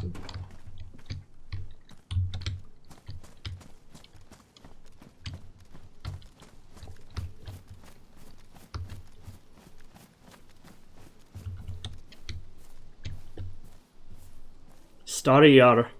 Severograd. Okay, so that was Severograd that I went through, that quarry's near. Stary Yar is one of the northernmost towns that overlooks Severograd. We have an actual fucking map here. Not that we really need it. Now I know Tizzy is that way, but we can use it here. So there should be the abandoned military base. So we're in Kamensk. The abandoned military base is to our northeast. There you go. Red Dawn Mine is where that player base was. And the Pioneer Camp, Arsenyevo Pioneer Camp, is where they let that shot off. So they were probably heading to that military base as well. Stary Yar is actually northwest, which I forgot. I was thinking of Nagorno. So Stary Yar is our back route into Tissy, so that's probably how we will get into Tissy. We're going to bypass Novaya Petrovka at the moment. There's no point and Severograd as well. There's no point risking going into a fucking city if I can just bypass them and go straight to a fucking mill base. I think we'll go for the abandoned Soviet base though. There's another small quarry just on the edge of Kamensk between us and that base. But I think we'll go for that base. We will risk running into the player that we heard earlier, but I think it's worth the risk, to be honest.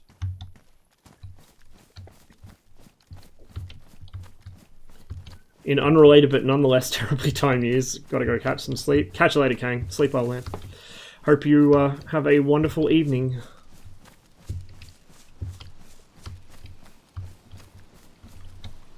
Do you know that since worldwide humanity seems to have skipped a flu season, vaccine production to keep up with the flu has been hampered? I did not know that, in fact, but it would make sense.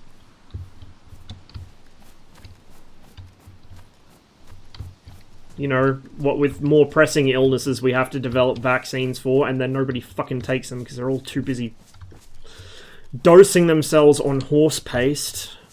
What a time to be alive. What the fuck, dude? We are going to an abandoned Soviet military base. I don't even know if it has a name, actually. But it is north of Severograd. It's Rockfall. Aha, there's this pond. I remember coming down here before. We'll head up here, actually.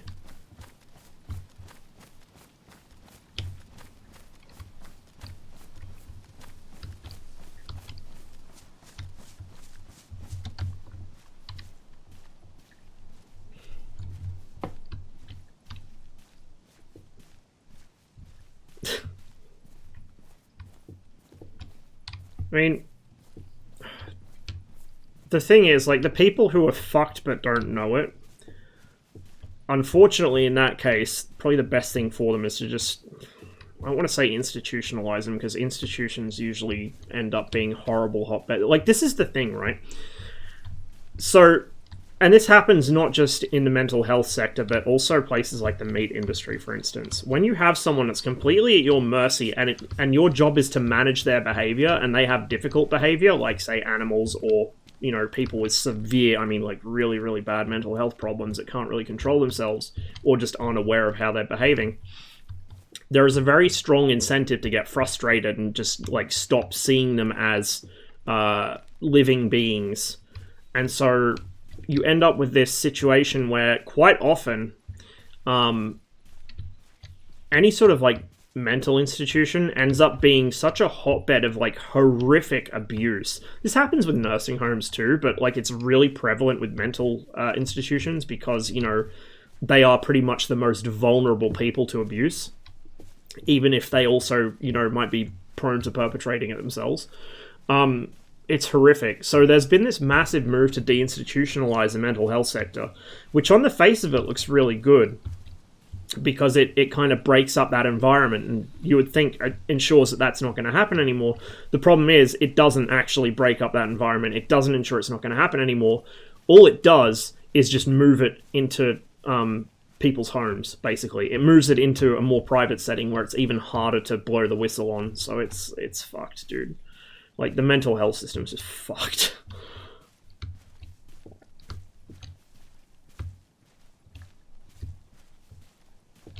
No, it's 9 by 18. Oh, yeah, okay, I just caught up, yeah. 9 by 18. 45 Makarov. Yeah, and 9 by 18 necked up to 45 ACP. That would be interesting. Velocity, no.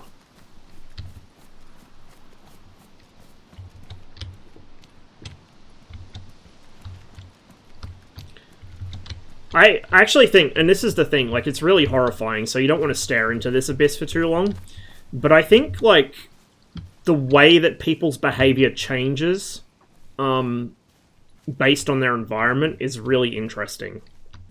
So, this is the thing, right? Like, take something a bit more lighthearted, 345th, for instance. Most of us don't go out of our way to war crime in armor missions, but it inevitably ends up happening. And I find it really interesting that even those of us who went out of our way to avoid it initially, the more frustrating missions got and the more unmanageable other members of the 345th's behavior got, the more prone we were to doing shit like that. To the point where people I have seen going on rants about how war crimes aren't funny and we should aim for a higher standard, and this is the impression we're giving the community and, like, all this.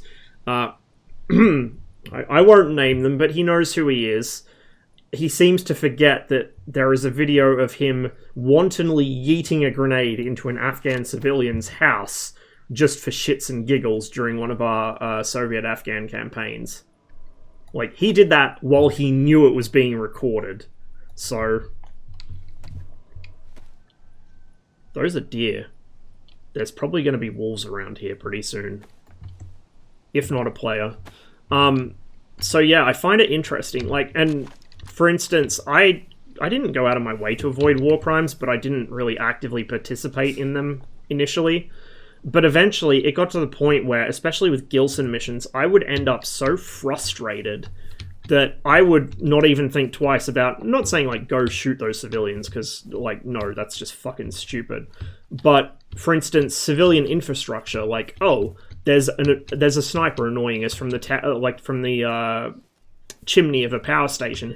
That power station is critical local infrastructure. It's really bad to destroy that power station. You know what I did? I just told our BMP crew, level that entire complex with HE frag. I do not care. It is what it is. And in that same mission, Brandt may have issued the order to the BMP to run over a prisoner of war. For reasons best left to Brandt, I don't know. I think it was somebody that Gilson had been Zeus controlling, and he'd, like, fucked a whole bunch of people up by doing it. But yeah, like, even in something as innocent and fun as armor missions, people's behavior changes really fast when they start getting frustrated or annoyed. So, like, in real life, when you have issues where people are just... It's a shit job, it's low paying, it's dangerous... It's frustrating, it's the same shit day in, day out. It's just an unhealthy environment to begin with. Like, when you put somebody in that kind of environment, especially if they've got stress outside of the work environment, it does not take long for them to turn into a real fucking monster. And it's scary because, you know, people like to otherize that kind of behavior. People like to pretend that, you know, there's no way they could become the next fucking Hitler or Pol Pot or Stalin or fucking Jeffrey Dahmer or whatever. And in certain cases, I guess there is, like, an element of, you know... I'm not going to go into the whole nature versus nurture thing too deeply, but, you know, there's a certain amount of fuck-upage you start with, and there's a certain amount you pick up environmentally. And it's pretty easy for seemingly well-adjusted people to pick up enough environmentally to do some really fucked up shit. And otherizing historically really bad people is like a coping mechanism for the general public to kind of push that aside and say, no, that's something else. You have to be born a monster to do that. Like, monsters are born, they're not made, according to, you know, this sort of cope theory. And it's really telling because when those same people that have spent their whole lives saying, oh no, I could never do that, I'm not a monster, you have to be a real piece of shit to do something like that, when they eventually do it, they don't recognize they've done it, or they justify it. And it's not even like... It happens every time. Like, people that were tried for war crimes, that's exactly what happened. They're like, oh no, I'm a good person. I was just doing what was right for my family, or what was right for my country, or whatever, or what I thought was right. There's always a justification in their minds, right? Trying to figure out if I see a fence line there. The ends always justify the means, right? And I think it's interesting trying to see where each person's threshold is for that. And I, like, without trying to sound edgy or whatever, I'm pretty sure I've come close to mine a few times. Not like I was going to do anything, but I've found myself making comments out of hand that even in a bad mood, I'm not sure I agree with anymore.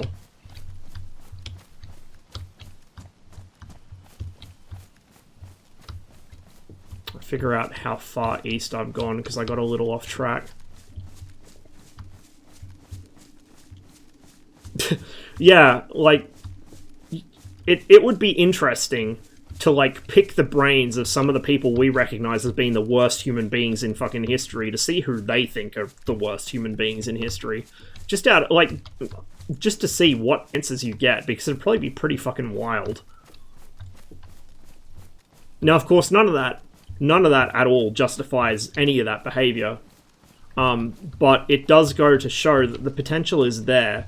Every human being is born with that potential. Some are just better at resisting it than others. But, like, the way that... And you can kind of see as well, when people get caught doing something nasty, the tendency is to immediately go into whataboutism. Especially countries. Countries will do whataboutism really hard to justify their own behavior. And that's universal. It's not specific to any country. The US does it, China does it, the Soviets did it, Russia does it, Australia does it. Everyone just immediately defaults to whataboutism when they get called out on something. So it doesn't justify any of that. It's not justifiable, but it goes to show that even though that might be the first offense, oh, well, you know, what about this person? They're even worse than me, or, you know, I was just doing what I think was right. It doesn't hold. Like, it's a universal human behavior, and that doesn't justify anything. I think that, yeah, some you would find are like that, but I don't think it would even necessarily be a majority. I think it might be a lot, but I don't think it would even really be a majority necessarily. Because, like, I know some people who are not, you know, you wouldn't really consider them to be sociopathic. They don't really fill out any of the traits. But some of the shit that they will openly advocate in the right company is... I mean, and this is coming from me. I drop spicy opinions like it's going out of fucking style, right? If I say it's bad, it's probably really bad.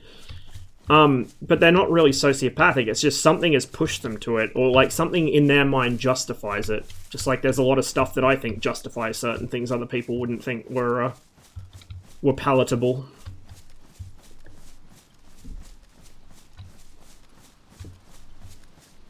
I'm just rambling at this point. I don't even fucking know what I'm saying anymore. Look, okay, to summarize, I don't want people to get the wrong impression. I'm not saying spicy thing good.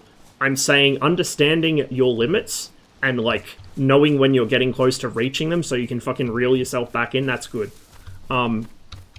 Using human weakness or, oh, well, everyone does it to justify shitty behavior, no, not good. Don't do it. And if you do it, don't expect anyone to fucking believe it. Gilson just posted a video of it. Gilson wasn't there, so I'd be surprised if he did. Kill Me posted a video of it earlier, I think.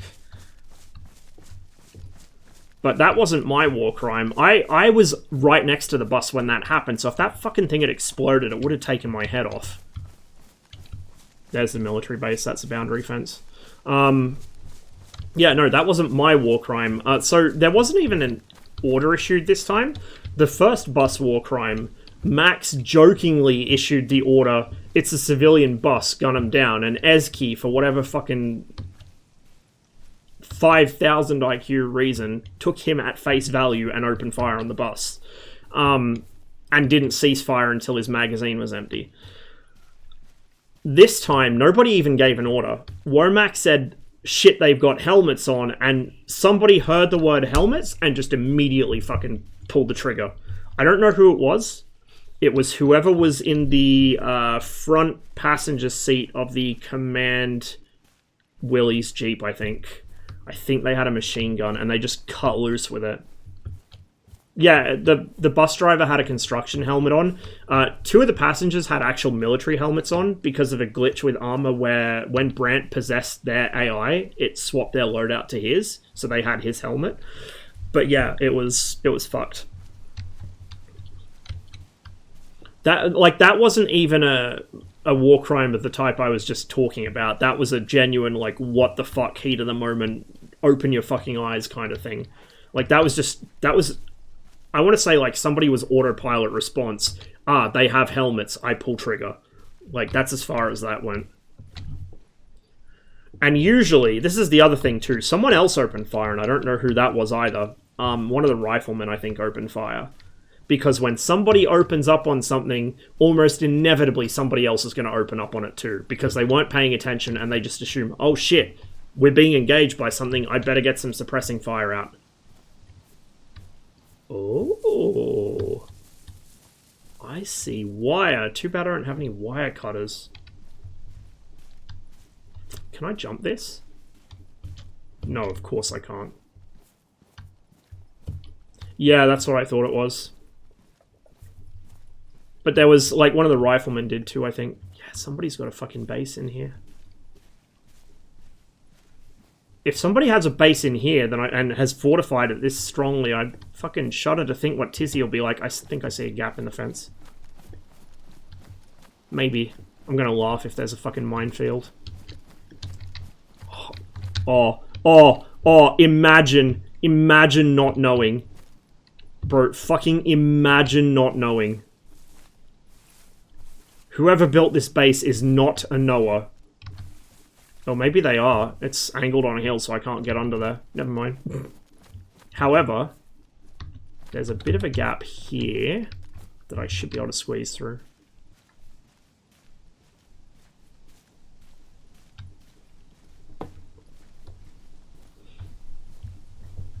Suicide bombing and massacre. US troops did at Kabul in the final days of the pullout. Yeah, like, I see. It's hard to confirm without actual proper after-action reports. Not that. I mean, that's pretty well fucking documented, but there were a lot of instances in Iraq where supposedly US troops took a shot and just immediately fucking 360'd everything with lead. And I don't know how common that was or how much of that was, you know, enthusiastic reporting and how much it was actually factual, but I could believe it. I could believe troops that were already kind of on edge would just fucking shoot in all directions when they start taking fire.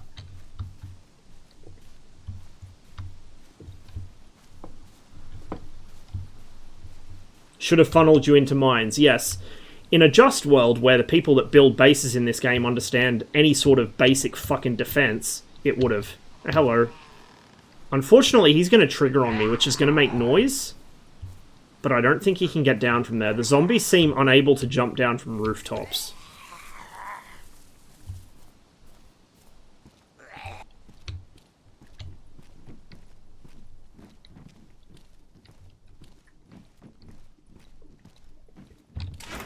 Well, the other issue... Oh, hello. I don't like the aesthetic of this, but it's more functionally useful than what I've got, so I'm taking it. Fuck, what was I saying? I just completely distracted myself. Oh, yeah, I don't think the fucking Pineapple Express shit helped either. Like, having that kind of operation going on at the same time was just fucking stupid. And it was a complete breach of any sort of OPSEC whatsoever. Like, holy fuck, that was stupid.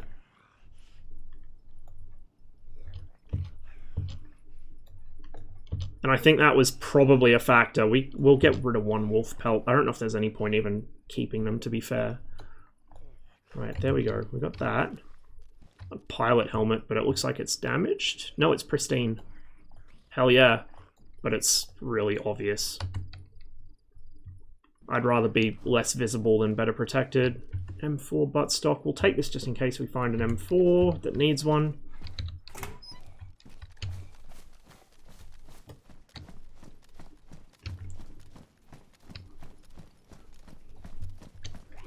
Merc shit show. Yep.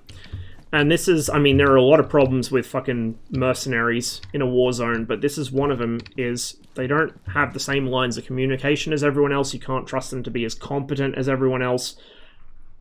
You know, they aren't as accountable as anyone else. Like, it's just a shit show. Absolute fucking shit show. The increasing privatization of warfare by...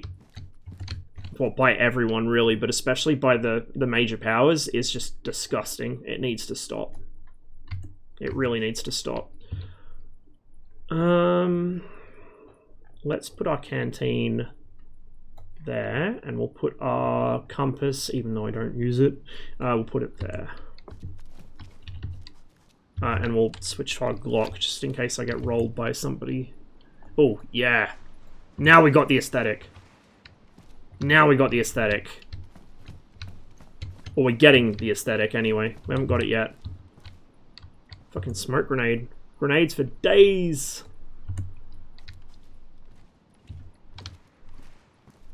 Happened a lot in Northern Ireland. A young British soldier that's been mortared for the last few nights gets jumpy at a checkpoint. All of a sudden the entire checkpoint opens up. Yep. Yeah, that is the classic problem with having the military as either a peacekeeping force or an occupying force. Or a bit of both, as the case may be. I mean, there's also situations where they just do it wantonly, but usually it's because somebody's stressed out, they haven't fucking slept. It's just a bad recipe. And of course, every time that happens, it just recruits more people to the insurgent cause, whatever that cause may be. We've got 15 minutes to loot this place for a restart. 45 ACP, don't care, don't have it, or don't have a weapon that takes it. Military zombies are allegedly more difficult to fight now, so I will try not to aggro them if I can. Is this a wood pile? Can I... like, is this actually a thing, or is this just a map scenery? It's map scenery, I think. Maybe.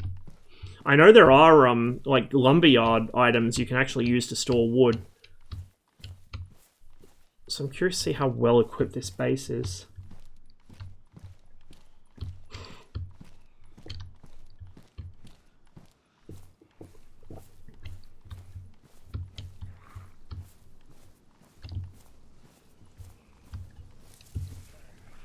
Brother was in Fallujah and driving through Anbar, you take fire, just keep moving, don't return fire, don't look back, just get the fuck out. Yeah, and that's, like, this is the thing, oh shit. That's standard actions on ambush, is to just keep driving, get the fuck past it. You do not ever, ever, ever, ever, ever, ever, ever, ever stop in an ambush. And this is something I had to drill into 345th because they kept fucking doing it. Like, you stop in an ambush, you're dead. You're pretty much fucked. The only way you're getting out of that is through somebody getting themselves a fucking Medal of Honor or a Victoria Cross, extremely heavy fire support from aircraft or artillery, or, like, just some sort of dumb luck, basically. You never ever want to stop in an ambush, ever, for any reason. Oh, fuck. Please go down faster. Please go down faster. And of course this guy fucking gets me bleeding. And my steak knife is nicely damaged now.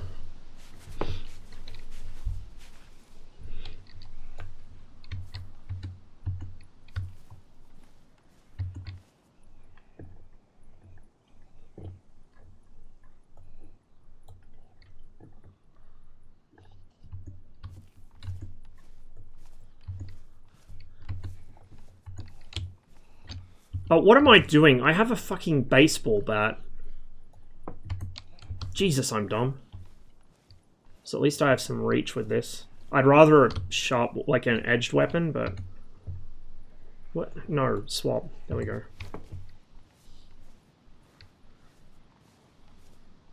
Yeah, exactly. That's why you need to hit the first vehicle, hit the last vehicle, set up in an L shape, all that good stuff. Oh, I want that vest. I want that vest, but I don't want to aggro another zombie. Clonk. Please go down. Please go down. Please go down. Please go down. Please go down. Oh, you piece of shit. Did I damage the vest? Yes, I did, but whatever. Well, I think we can repair it. I'll go in here first.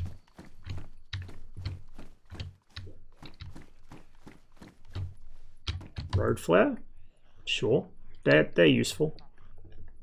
Although I don't have space for it.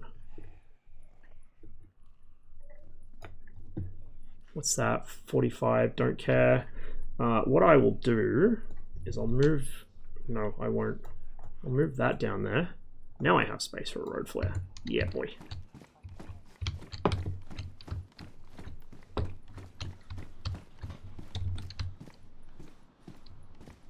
Another officer car.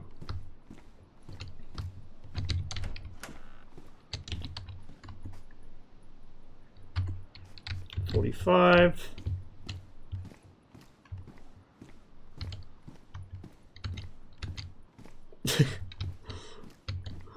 I know, right?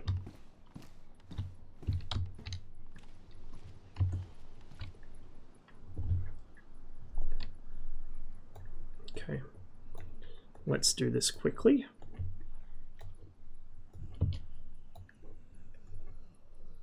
I'm holding on to the MP5 mags just on the off chance I find one. If I don't find one, then we can get rid of them. Oh, hello. There we go.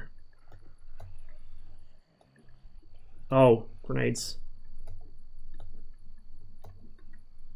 Ballistic vest. Grab that. Now we disappear into here to repair it. It's only going to be a fairly shitty repair. Oh, fuck, I can't. I'm going to need a leather repair kit for that, I think. Whatever. It'll do for now. It doesn't give me any ballistic protection, unlike that vest, but it's decent load-bearing gear. He's probably going to aggro on me here in a sec.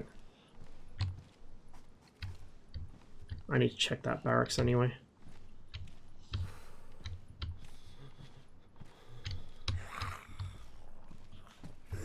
Margaret Thatcher, the woman who single-handedly destroyed the entire northern half of the UK.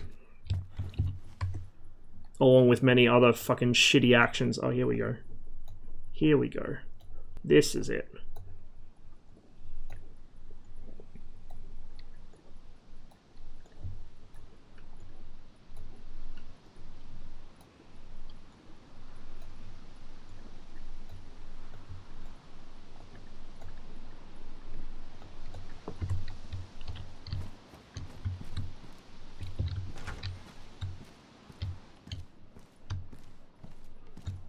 An Alice pack there, but I don't think it's worth it.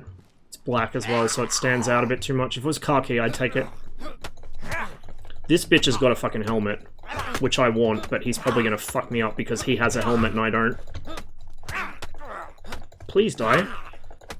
I said, please die. Not me, you. Hopefully I'll wake up in time to finish him off, but I might run into issues here because the server restarts soon.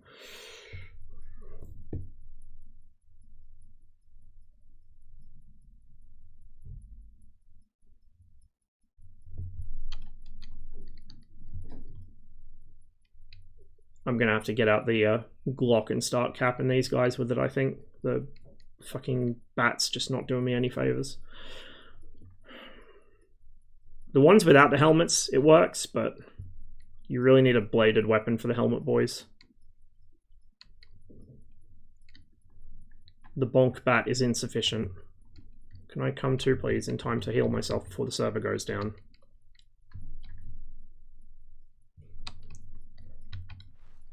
Yes, yes, yes, yes, yes. Let's go. Treat myself. You go unconscious pretty easily, but thankfully you don't actually die that easily, and the zombies lose interest when you're unconscious. They only seem interested in people who are very much awake. Okay, so this is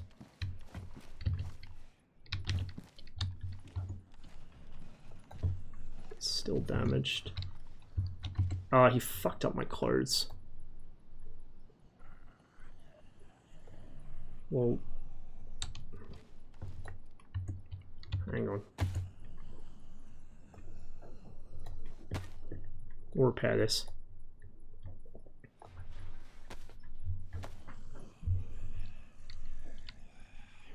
Knocked very the fuck out.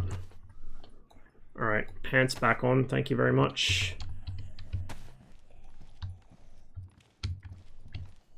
Did anyone happen to catch exactly how long it is until the server restarts? It was like 10 minutes, right? It'll be less than that now. Oh shit, hello. I can go for the bat with him, except I don't have it in my hands anymore because you drop it when you get knocked out. But I don't want to go for the bat with the helmet guy.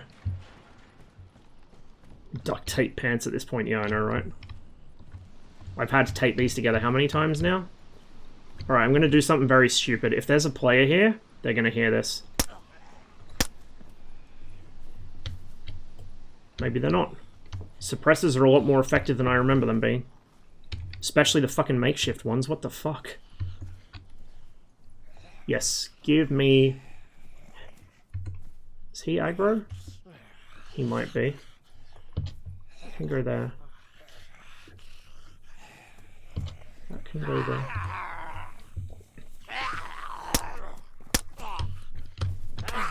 Oh shit. Nope.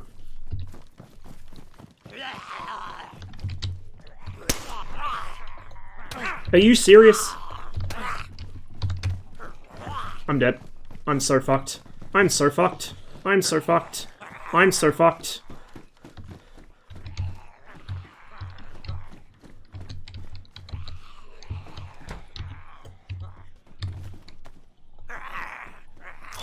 I don't think they know how doors work.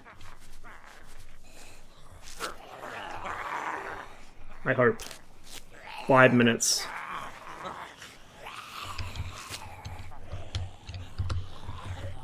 That is a really fast bleed, holy shit. Need to eat.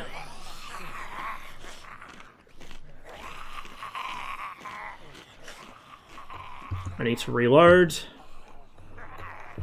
After I finish eating. What we doing? Dying. Apparently. In a military base which has been fortified by players. Although I haven't seen the players yet. We're just dying to zombies because I'm bad at this game apparently.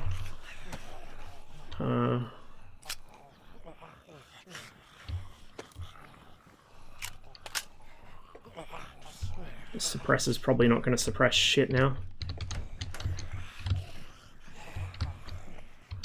Okay, there's none there. Hello.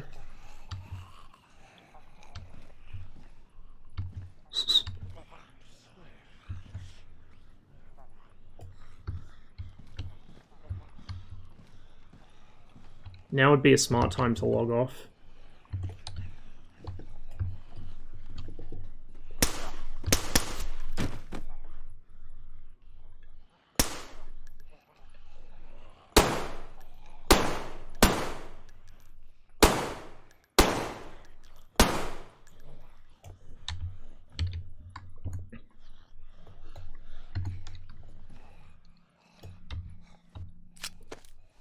My Glock's damaged somehow. Did they make it so fucking guns become damaged easier in this mod? I'm gonna be very upset if they did.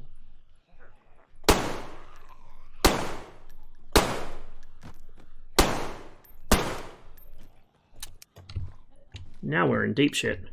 Now the real dinner bell comes out. Every player within fucking miles is gonna hear this.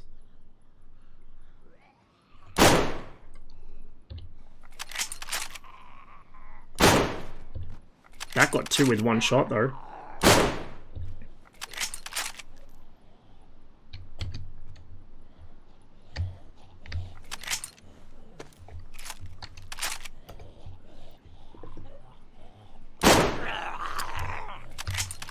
Missed. Missed again.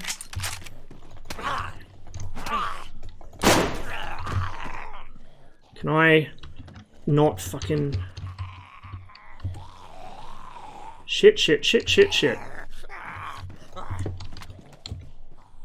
Stay out there, please.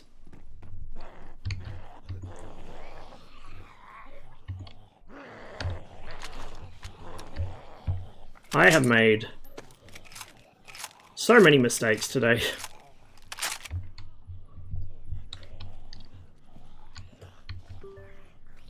Jump over the window. Not ideal. We're just going to log out since the server's restarting, and hopefully they won't ban me, since I had a combat interaction within the last couple minutes. On that note, I'll be right back, because I gotta wait 2 minutes for the server to come back up.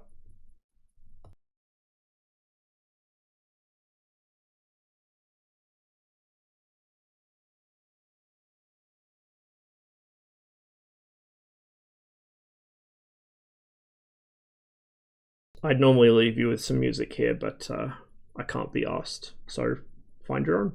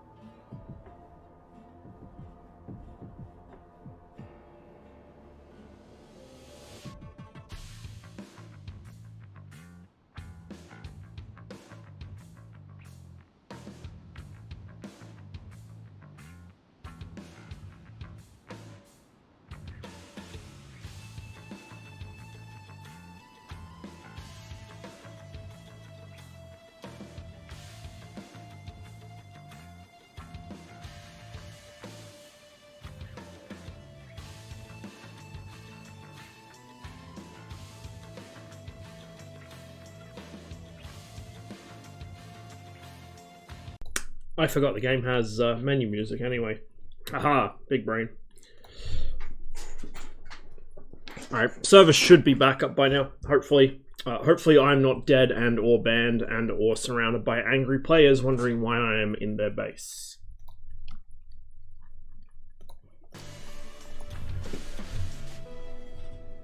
I don't know if you can get through the windows on the barracks. I don't know if that's a good idea either. because I'd probably just get blindsided by another zombie from around the corner. Like, I'm kind of okay where I am. There's a finite number of them in that base. They'll all run to me because I let the Mosin off, but once I'm through there, I should be safe for a while. As long as I don't get jumped by something or someone else. Because I do have a decent amount of ammo for the Mosin. The issue is just not getting swarmed while I'm reloading. And obviously it's not ideal in close quarters because it fucking runs into the wall or the door or the zombie pushes my face in or whatever and I can't use my rifle.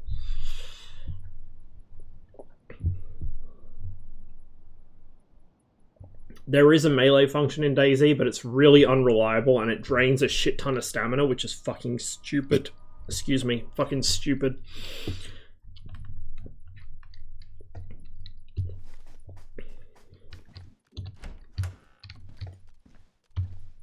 All the bodies will be gone because server restart. Also, the loot will probably be refreshed, so there might actually be some worthwhile stuff here now. Oh, but there'll be more zombies outside. Fuck, I didn't think about that. What's that? 45 ACP, don't care. Yeah. No, I don't think that people are overly concerned when they see dead zombies. It's when they see dead players they worry. Okay, well there's my press vest that I dropped. What kind of a state's my equipment in? It's actually okay. So we didn't get too badly fucked over there, actually. Oh, he's got a assault pack. That might be worth taking. Okay, so that hasn't changed. Fucking old mate with his helmet. His body's probably going to be gone. I don't want that anymore. Move that there. I'm going to put this cap there for now and sort it out later. Because I want that fucking helmet, but I also want to keep the cap because I'm aesthetic. If this guy's body's still here, which it probably isn't. Yep. God damn it.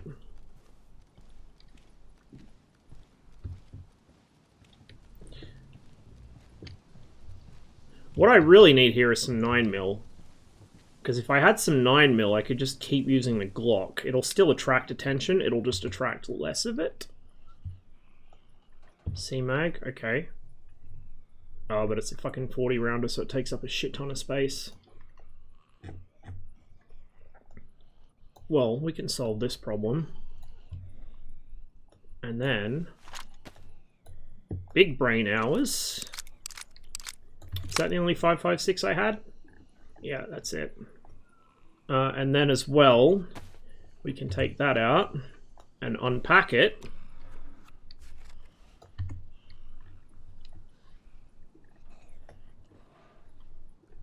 And just stick it in our inventory as is. Okay, that's gone in. I do still have my baseball bat, which is not ideal, but...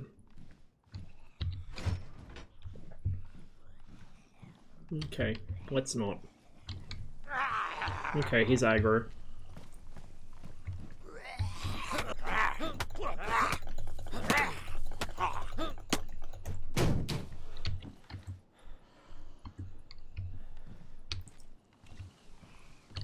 He's gonna be a problem. I might close this side.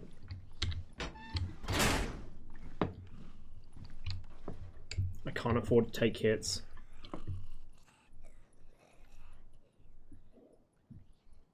Pain relief of severe injuries. I don't know if that's gonna help me. Quick and easy repairing of hard surfaces. No. Not that kind of hard surface, sadly. That's fucking trash. That's trashed.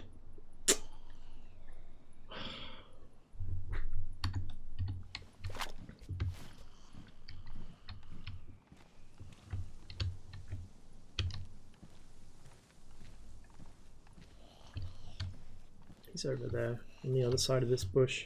He's going to trigger as soon as I walk past him, probably. He's not even looking. I've got to ambush him. Fingers crossed. Or I can miss.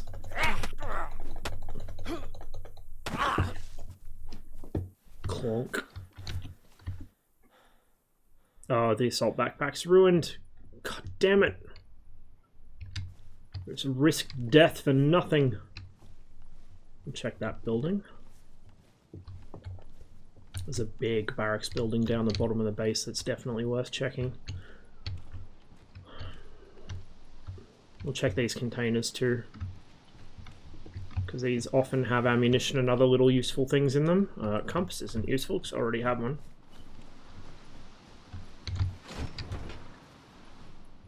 Mini sites, don't really care.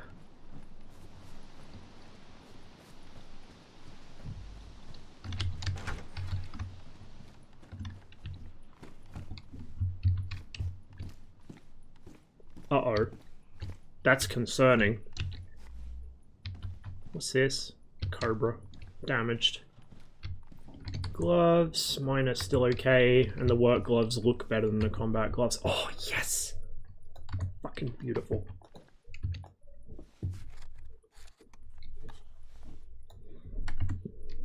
Right.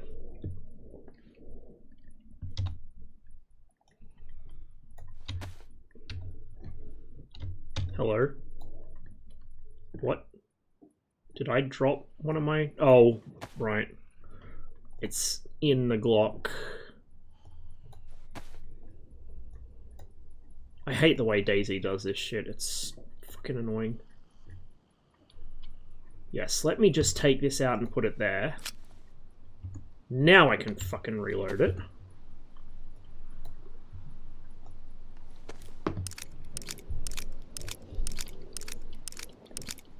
Too bad I do not have a suppressor.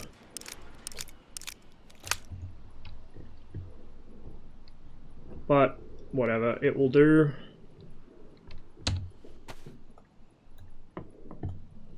So now if I get rushed, I've got a way of defending myself against a reasonable number of zombies, and it's not as loud as the fucking dinner bell.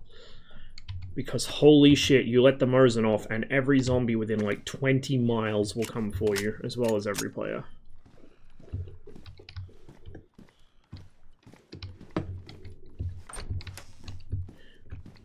So 9x39. Okay, don't mind if I do. Wait, hold up. Oh, that's 9x39 AP. Ho, ho, ho, ho, ho, ho. A VSS or a VAL. I'm not sure if this has both. Oh geez. That would be the dream. Integrally suppressed. Select fire weapon. Why are there so many skulls here? This is really concerning.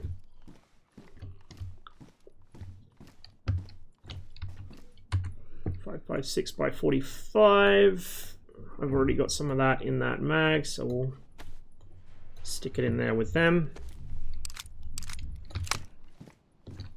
What's that? 308 Winchester tracer rounds, if you insist.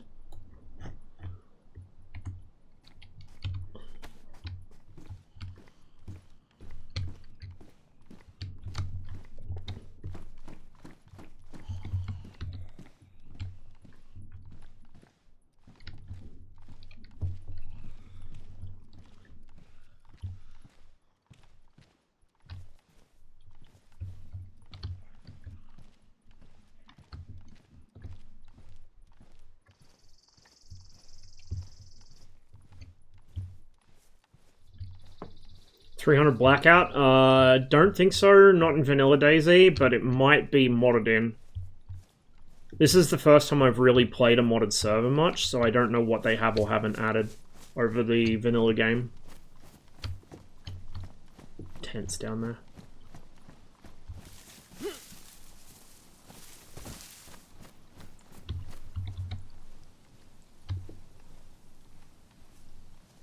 And further fortification.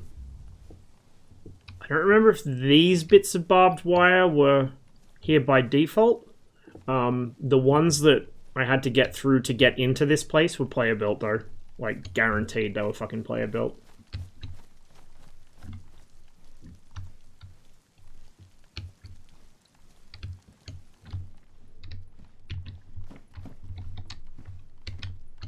SKS bayonet. Bayonets do work in DayZ, but they're kind of janky for the same reasons that the melee system in general is janky.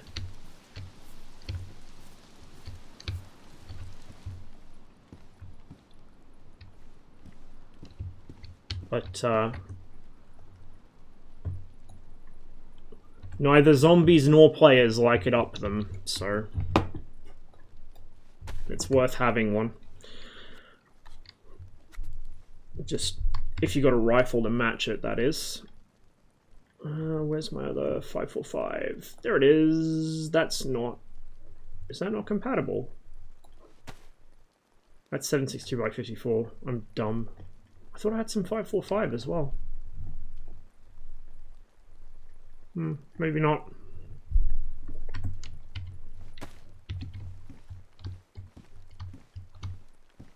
Dynamics homework? Oh god. Don't ask me. I'm terrible. I can't even do basic fucking arithmetic, much less anything like that.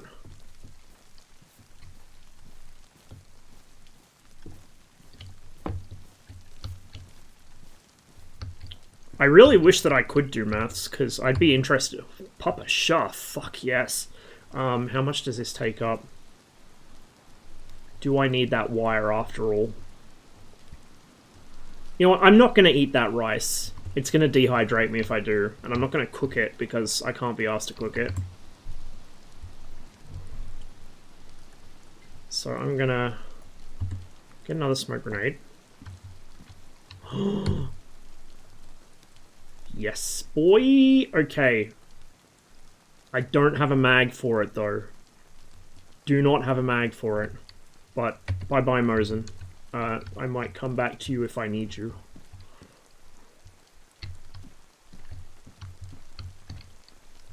It is time to check post. Unfortunately, it doesn't have a stock. It's in pristine condition, though, which is good news. I just need AK mags. I got plenty of ammunition for it. Well, plenty in a relative sense. Another fucking smoke grenade. Place is lousy with fucking smoke grenades. Why does it have 2 suppressor slots? Bizarre. Okay. I think I just aggroed him. Oh my god, this is like a whole ass base. I've never seen so much shit here before. I don't know if this is the mod or if the players did this, but I have never seen so much shit in this part of the fucking map. This is like meant to be an abandoned base with like nothing in it.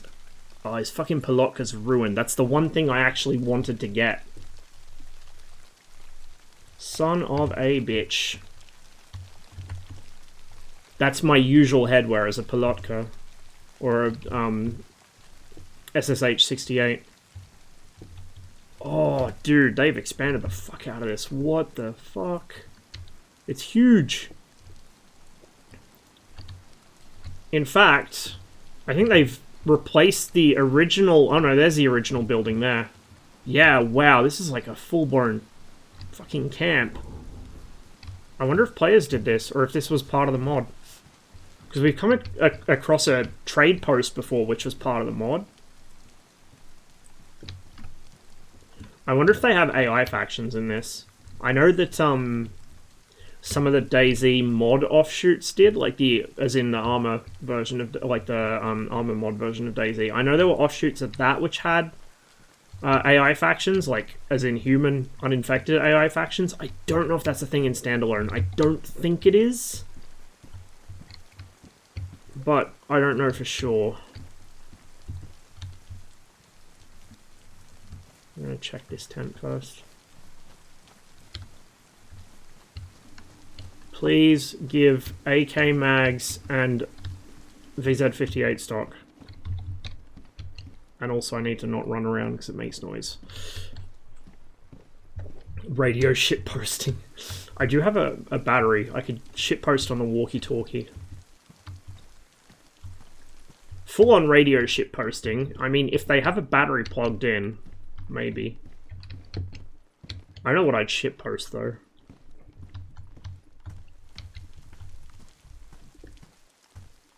Who killed you? I didn't kill him.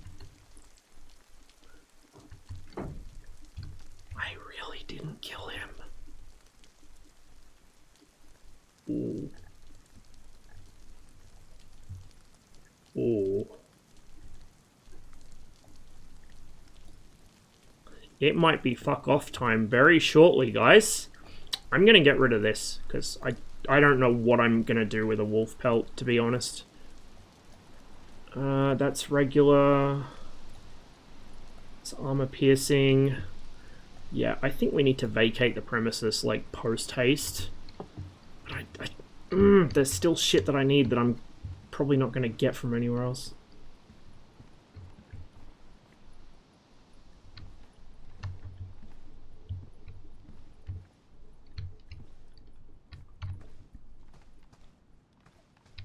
Purchase.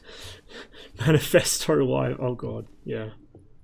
Oh, do not see me. Do not see me. Do not see me. Do not fucking see me.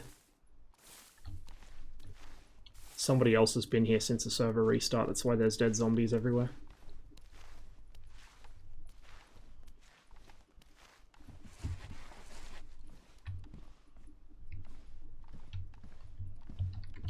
Well, now we got an explodey boy.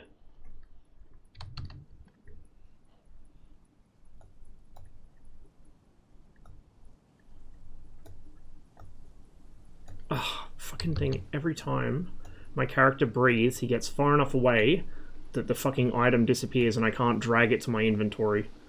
Excellent game design.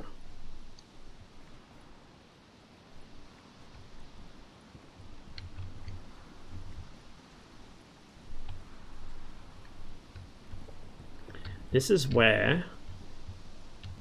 They're probably in there. This is where you really need 2 players. So you have the second player cause a distraction to draw the fucking other guy out. And then you jump him. There's these fucking dead zombies everywhere. Yeah, someone else has been through here for sure. And is probably still here.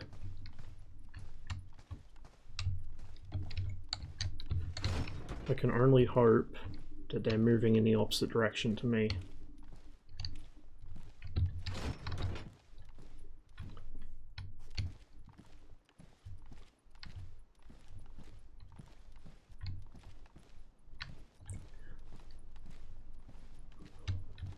And hope that they're of the Tarkov mindset where they fucking blaze around at a full sprint all the time. So they would have already looted this place and gone the fuck out of it.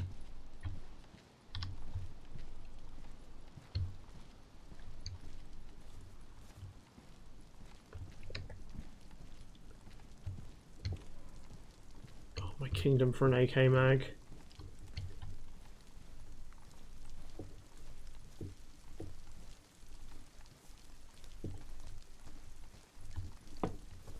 Yeah, I know. I know it's not going to help following the trail of dead bodies, but I was curious if they're still here or if they've gone already. There's still a lot of zombies around here. I don't know if I want to get into the main building. If I do, I'm going to have to bypass all of these fucking zombies without triggering them, which is going to be difficult because there's a lot of them there. If I go around the back of the building, maybe, like around this side and around the back.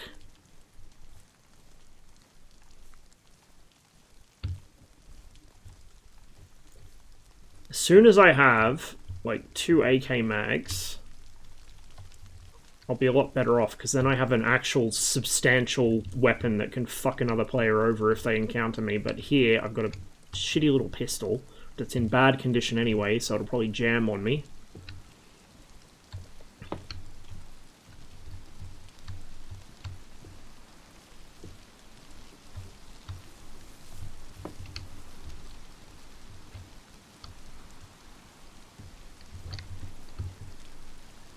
Ah yes, and of course now I'm getting fucking hypothermic, I guess, because reasons. That Papa Shah mag is fucking fully loaded too. If I can find a Papa Shah, we're in business. I prefer a rifle, but the Papa Shah will do until I find a rifle with ammo and a stock.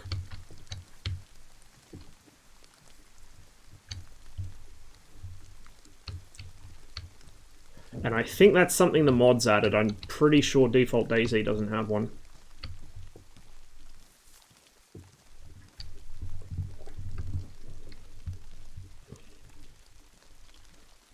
The other unfortunate thing is, if I raise a weapon, like if I shoulder a weapon or raise my pistol, it automatically switches my movement speed when I unshoulder it. It doesn't matter if I'm crouched, but if I'm standing, it'll automatically switch my movement speed to a jog, which is really annoying. I wish there was an actual button that would toggle only jog or only walk, not, you know, not override it. Is that... oh no. I thought there was something else even past the edge of the base. Don't know if I can jump through those windows. I don't know if I want to find out either. So there's zombies roaming around there. There's a military container. I'd be able to get through here. Please? Nope. I'm winded. And I just made noise. Oops. There's a military like a Connex icon words around this corner, and Connexes do sometimes spawn stuff. So we'll check the Connex, hopefully not get fucking zipped, and then we'll go check the building, and then we're out of here. I'm not hanging around here any longer than I absolutely have to. Yoink. 9mm. At least I got 9mm. At least I got plenty of 9mm.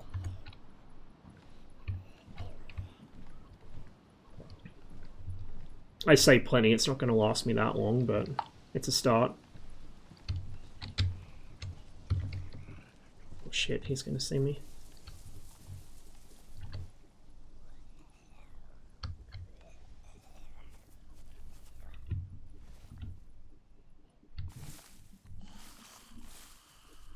I don't know if I can crawl over this without him noticing.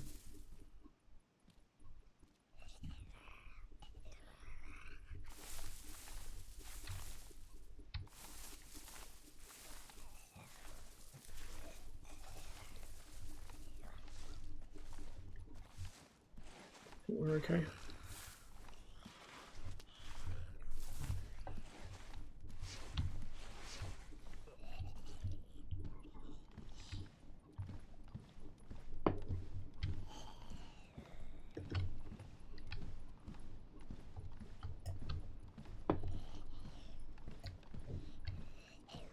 What's this? Assault vest. Yes! Yes, it's a smirch vest. Or smirch, even, not smirch. This is exactly what I wanted. These used to be so hard to get. The only place you could get them was helicopter crash sites. But thankfully they actually spawn now. Although they're still quite difficult to find, especially if you aren't in a military base.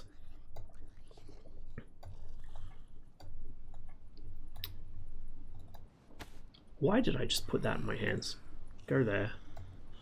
Gonna have to replace that knife because it's fucked. Gonna have to replace my... well, I don't even have the axe anymore, but I'm gonna have to replace that because it got fucked.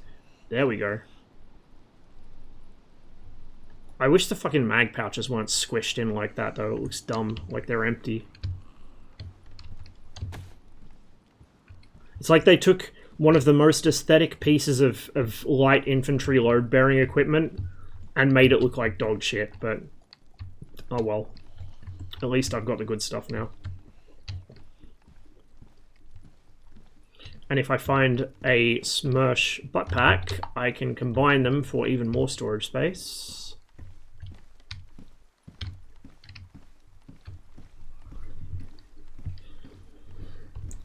We're getting there, chat. Slowly.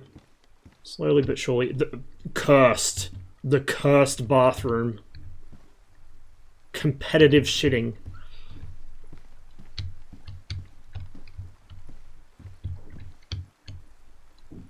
Oh shit.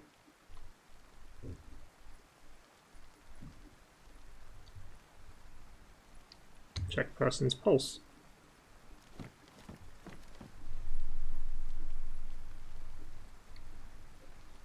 Where did they come from? I'm so gonna get murdered.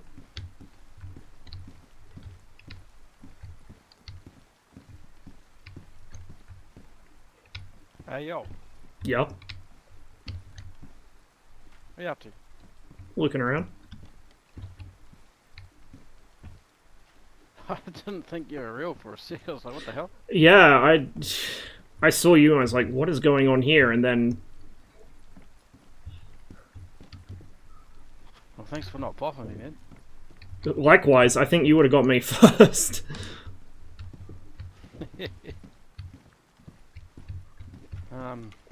Yeah, I'm pretty messed up, bro. I'm ready. Yeah, I'm not doing too good myself. I managed to attract every zombie in about a 5-mile radius. Yeah, they muck you up around here, right? I'd give you blood if I had any. But I think... I got some morphine if that'll be any help. We're having a friendly interaction. I'm pretty good for meds at the moment. Yeah, I just got to keep eating, I suppose. Have you looted this town? This military? Partially. Well, I mean, you want to chill out, bro? We can loot it together. There you go, you can have a mushroom. I did have a bunch of food on me, but unfortunately I just ate the last of it trying to unfuck myself. Bro, I got heaps of food here. Oh, I'll be right, I can hunt for stuff. It's just, if you're low health, you need it more. Yeah, I got about 8 steaks and 4 pieces of fat. Oh, okay, cheers. This is the part where we make sure it's actually cooked properly.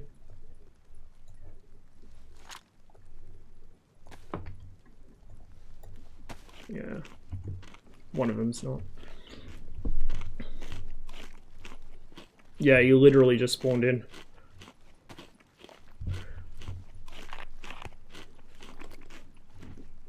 Were you already here, or did you just log on from here? Words are hard.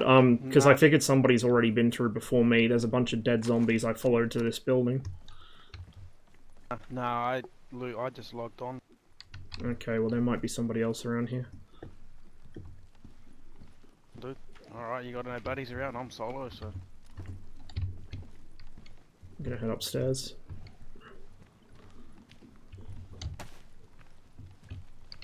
What's your gun situation, bro? I've got a pistol and plenty of ammo for it. I've got a rifle with not much. Just looking for an AK mag and I'll be sweet. Bomber jacket.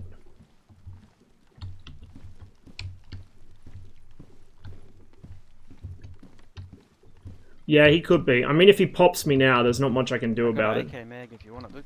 Oh, thanks.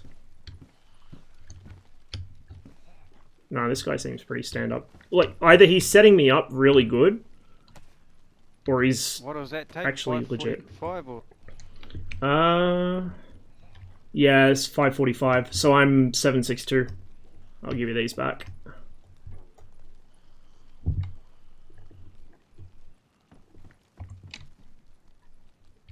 There's 2 boxes of 545 there. No, it's right, mate. My rifle's 762, so I'm good on ammo. I just need the mags for it.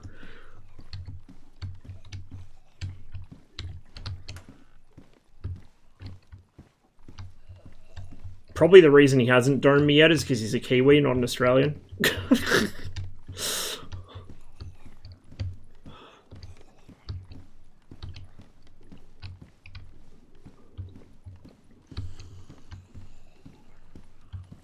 He's also pretty fucked up. It sounds like he took a lot of hits before he logged back in, and his gear's fucked up. So he's probably in a worse situation than I am, like, health-wise. Another 40-rounder. We will stand those up. Then if I find, like, an M4, I'm set. Yeah, he could just be a chill dude. I mean, the other guy I came across was a chill dude as well.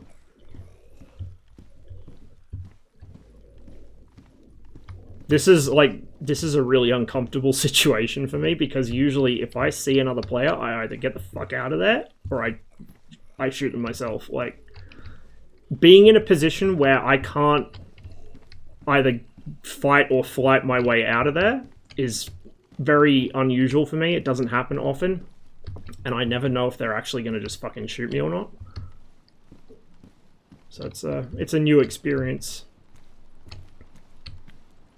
What I'll probably do is I'll try and time it so he's like not gonna see it, and I will try and yeet my way out of here Just because, like, I don't want to... I'm not going to kill him because he hasn't killed me, but I also don't want to have another person around me because it's a liability. This is the most weird one I've encountered. I don't even remember, dude. Like, it's so rare for me to encounter a player and not kill them outright. I don't remember any of my weird encounters. I mean, fuck, the most weird encounters I usually have are the people I play with.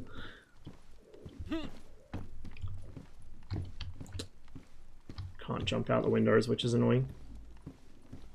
I don't know where old mate's gone. He's probably gone outside. That's okay. I don't know how to make friends, yeah. Yeah, that's it. Oh, I want that fucking helmet. But I'd have to shoot him to get it. Son of a bitch. Did I check this room already? I think I did.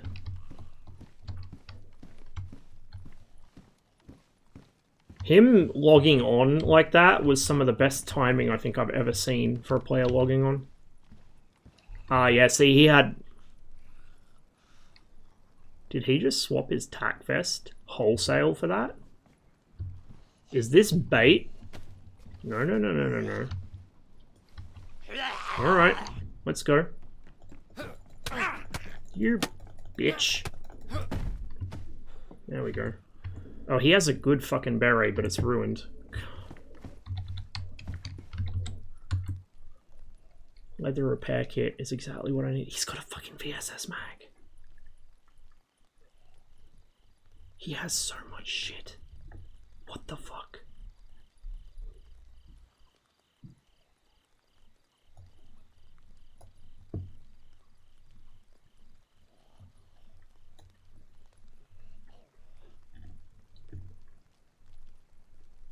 I don't need the Jolly Roger flag. As good a meme as it is, I don't need it. 380 can fuck off. I'm not using it. That can go there. That. These can go there. Fuck that. I can get another one. That there. That there. 545. I may as well take, just in case I find a rifle that actually uses it. Surely he didn't just leave all his shit here.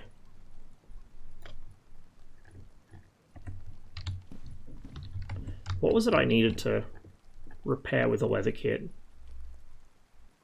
Was it the belt? I don't know if it's even worth repairing that. I'm probably going to swap it out for something pretty soon. VSS on his shoulder. Trap? Yeah, I know, it does feel like it, doesn't it?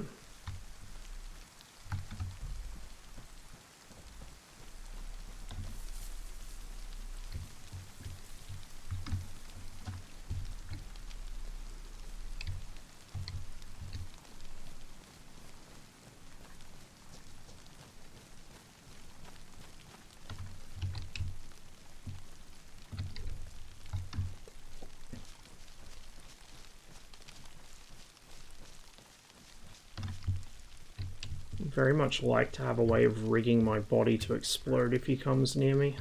Or like if he tries to loot my shit, so at least if he takes me out, I take him with me. We're gonna get out to the north. And then we're gonna double back to the west once we're sufficiently clear of this place. Yeah, I agree, he's probably not gonna kill me.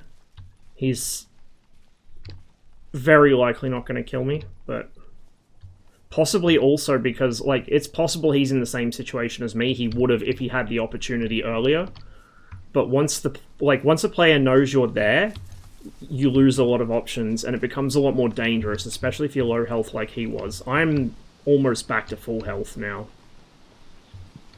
I mean, I'll bleed out faster because I'm still a bit low on blood, but I'm nearly full health. So if I wanted to get into a fight, it would go a lot better for me than it would for him.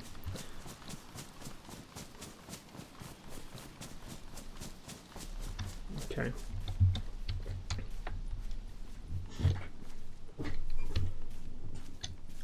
What would actually be good for me is if he got like in a stoush with a zombie and let his rifle off. Well, mind you, if it's a VSS, I wouldn't hear it probably. But like, if I had some way of figuring out roughly how far away he is and in which direction, then I know which direction to head to get away from him. I think he's probably still in there looting.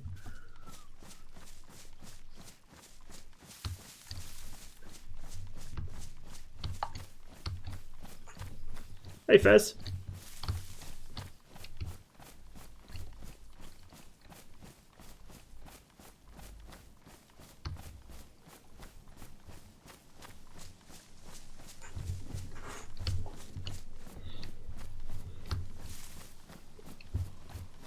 Ask him about Guam.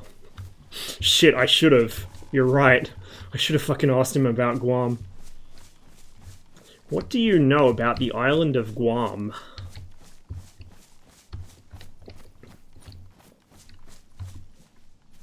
I need to repair or ditch this. I'm gonna ditch this eventually, but it needs repairs. A lot of my shit needs repairs.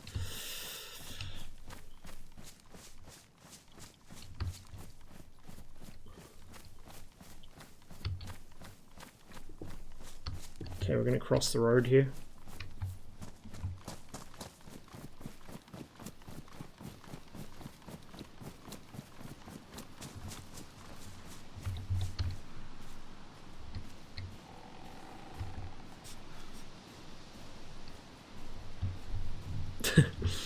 Maybe he does.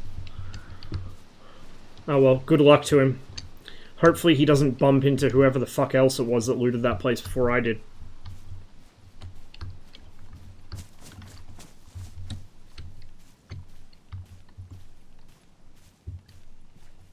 Yeah. Yeah, most likely.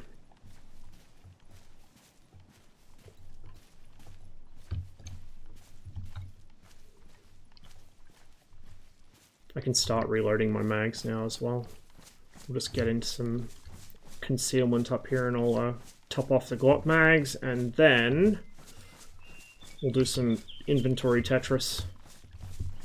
I mean, 9x39's less rare than it used to be, but yeah, if he's rocking a VSS, I wouldn't want to waste that on a player.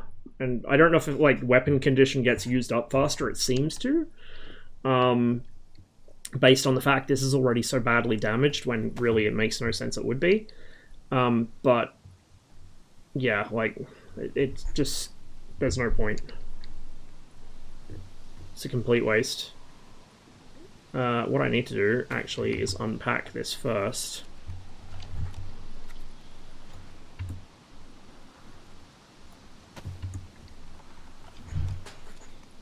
I think so, Cotty. I could be wrong. It might not. It might not. I don't know. I don't think I've ever used one in DayZ before. There we go. There's our 10-round Glock mag. We will fill this bad boy back up.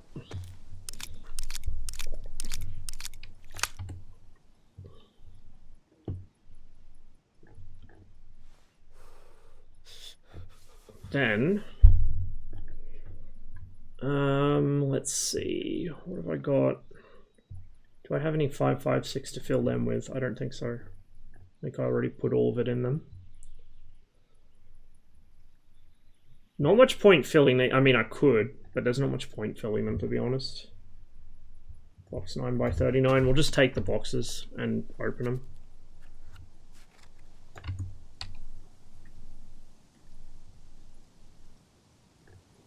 I mean, I would assume in real life you can modify them to be compatible. Even if they aren't by default. What am I doing? Combine? Yes, combine. There we go. Yeah, that's not cooked. Oh, that's dried. If it's dried, presumably I can eat it without risk. I mean, in real life, that would make sense. I don't know about DayZ.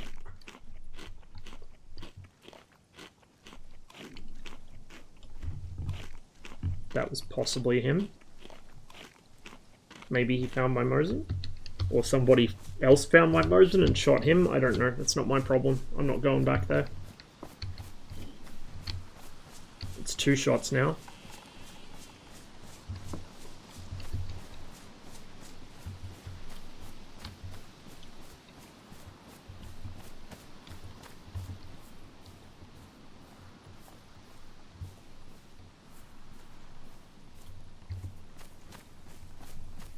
Yeah, it's venison.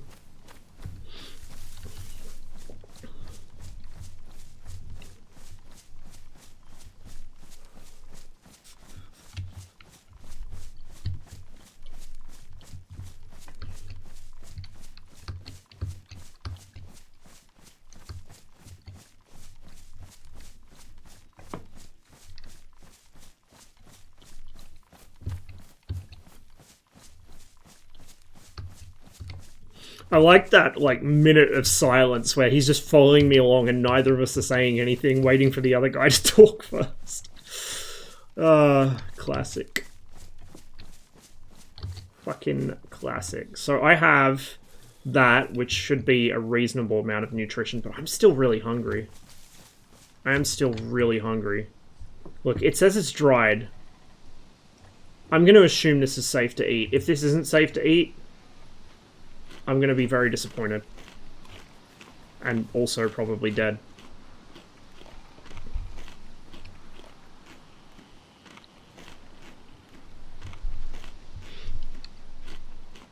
Yeah, I really should have.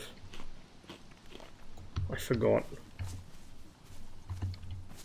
I forgot about Guam. How will Pom ever forgive me?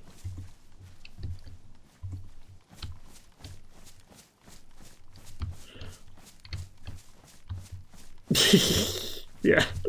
The old text string bug. I have a funny taste in your mouth.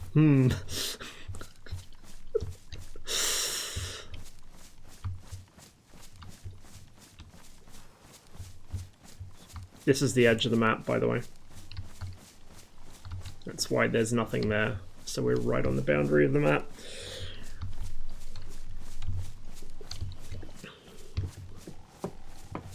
Back in the mod, I don't know about now, probably not as much now because you actually have to invest significant resources and time in building a base, but back in the mod, people would build massive cities with hundreds of tents out on the edges of the map, or like a kilometer past the edge of the map.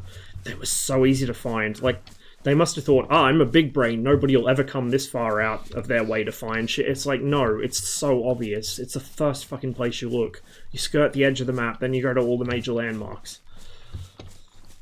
Walk into the void. No, I have a mission, and my mission is to get to Tissy so I can finish equipping myself, because I got okay gear there. I've got a fucking Smirch vest now, which is good. This, yeah, I mean, I want to replace that, but I had some okay gear, but I could do better. And the way to do better is to get to Tissy.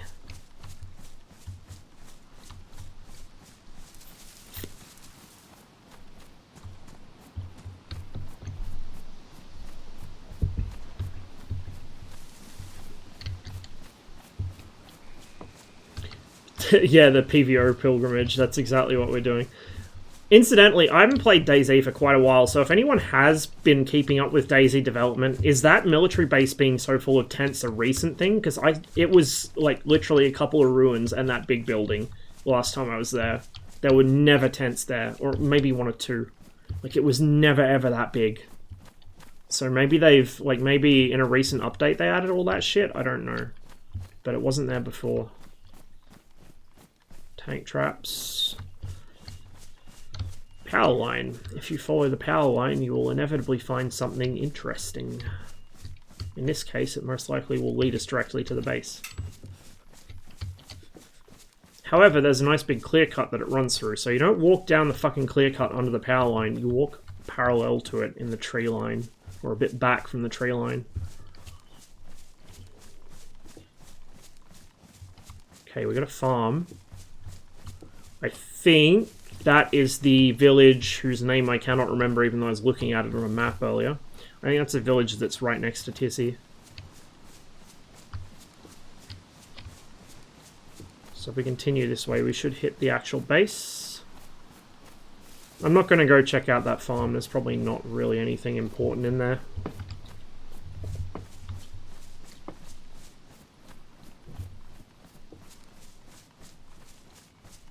On the other hand, I do kind of need some food. My canteen's full, so we're good there. I just kind of need some food. Yeah, fuck it. We'll go into the farm. Just gonna double check that guy's not following me. It's quite common if you do encounter a player, even if you don't part ways on hostile terms, they will follow you. It's like some real the road shit.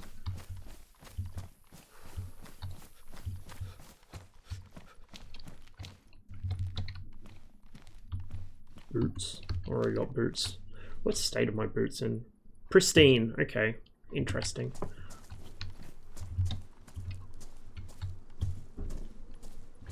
I hear a chicken. It is time for the bonk.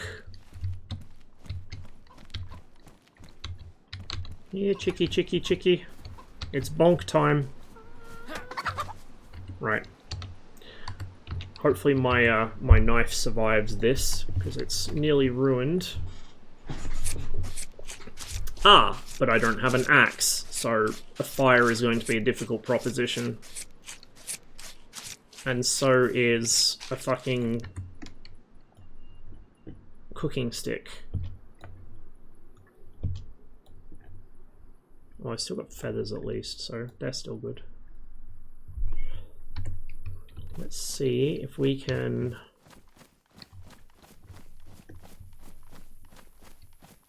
Radio tower. Let's see if we can get a...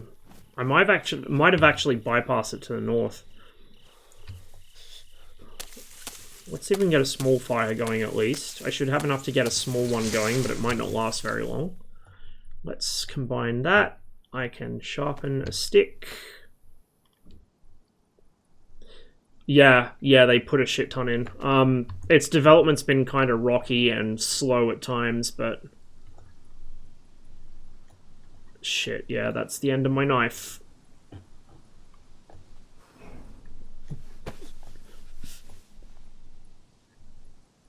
Ah, yes, I can sharpen the stick with a hacksaw, because that makes sense.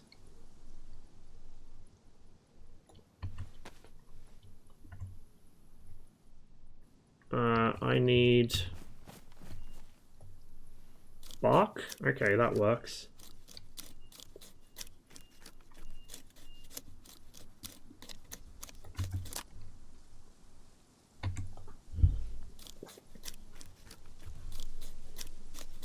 Think I need to move? What's happened this time? Yeah, I know, Marius, I know. Yeah, definitely not.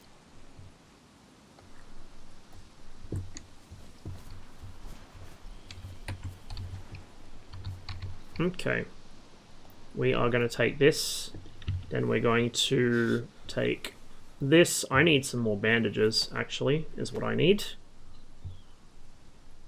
So next time I get swarmed by zombies, I actually don't bleed to death. Oh, that's not what I wanted to do at all. Fuck.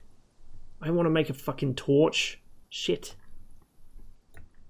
What I wanted to do was... Hello? What I wanted to do was... craft a fireplace. I know. I know. It's something. Right, kindling. Sharpened stick, I will need... Okay, short sticks can be used as fuel. That's good news. That's very good news. Because it means I can go cut down another bush, or in this case, sapling. Get a long stick, combine... Oh my god, it's already ruined the fucking saw. Are you serious?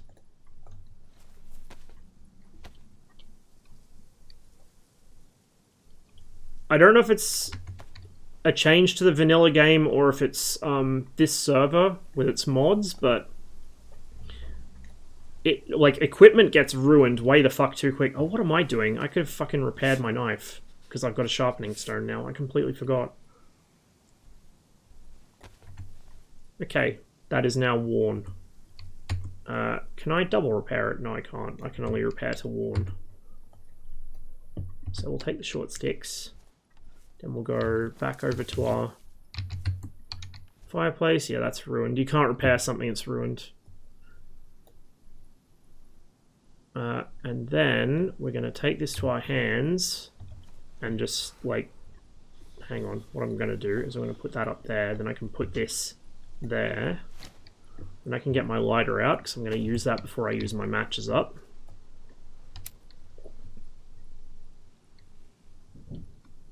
The good thing is, because I don't have much fuel on this fire, it shouldn't burn for too long. And because of that, it shouldn't give my position away for too long.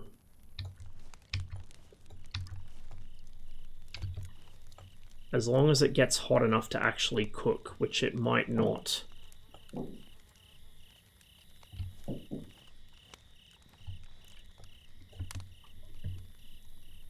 About 70°C. Hello. About 90°C. Okay, can I start cooking? Yes, I can start cooking.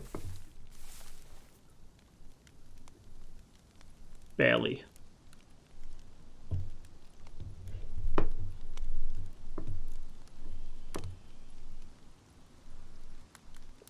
There we go. Some uni student didn't make sure the door to the apartment block closed behind him, and some drug addict set off the fire alarm and somehow caused the first 4 sprinklers to go off. So we had a full fire brigade sent out. My clothes are wet and the police had to drag the drug addict out from the parking. Beautiful. The new res at Newcastle University was literally brand new. It was built like the year I started working there, pretty much, or the year before.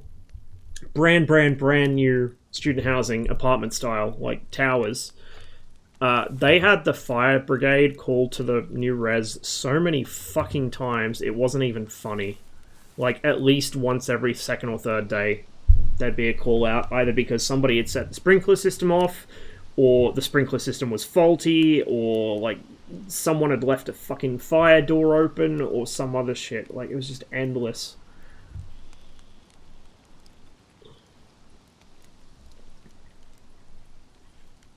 We have a year or two left of this until the medics get moved to upper class area. Oh, they're sending them to the rich people area? Oh, that should go well. I mean, I'm glad to hear they're pushing... They're like doing reverse fucking... reverse... Oh, my brain isn't working. What's the word? You know, the thing. Reverse gentrification. That's the one. I can get behind this reverse gentrification business.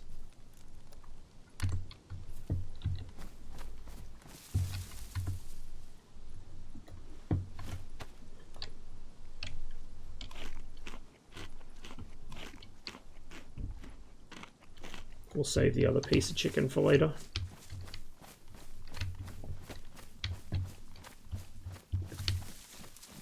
Oh, okay. I know where I am. This is the convoy at the top edge of the map. So there should be... Yep. Okay, so there's that little thing there, and then there's like a... You remember that cable... cable car thing? Whatchamacallit? Like the lift we saw? The chairlift we saw? From downhill? That tower is at the top of it. So we've gone in a bit of a circle. See? I know where I am. I always know where I am in DayZ. It's magical. Maps are for scrubs. Just like dead reckon, forehead.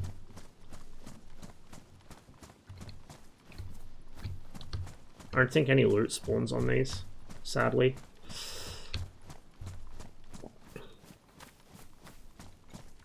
But yeah, that's the edge of the map. Reason for it is they want to make the city look more attractive from investment and tourism, so they move it away from the tourists. Ah, yeah, okay. Well, it's interesting, though, that they're going to move it into a wealthy neighborhood. Usually when they do that shit, they move it into the suburbs. Like, at least for Newcastle, when they started developing the city centre and trying to appeal to fucking tourists and ruining the town, I should add, in no uncertain terms. When they started gentrifying Newcastle, they pushed all of the homeless west to, like, Islington, which was already a dump. So all the homeless from Newcastle itself, or from Newcastle west, went to Izzo. All the sex workers from Izzo went to fucking Waratah. Like, it was just a giant game of shuffle, pretty much. Hunter pants. I'll stick with the firefighter pants for now. Oh, actually, no. No, the hunter pants are more camouflaged, and they're less insulated, but I think we'll go with them. Fuck it. You know what? 10 round C-Mag can fuck off. 10 rounds is a joke.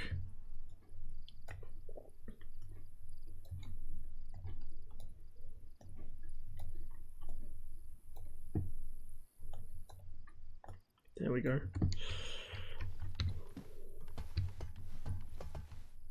No loot spawns here. Yoinks ATGM from BMP. I wish. God, if only. Can't move to a lower class area because the Navy will go tits up over it and that leaves only the upper class area. I gotcha.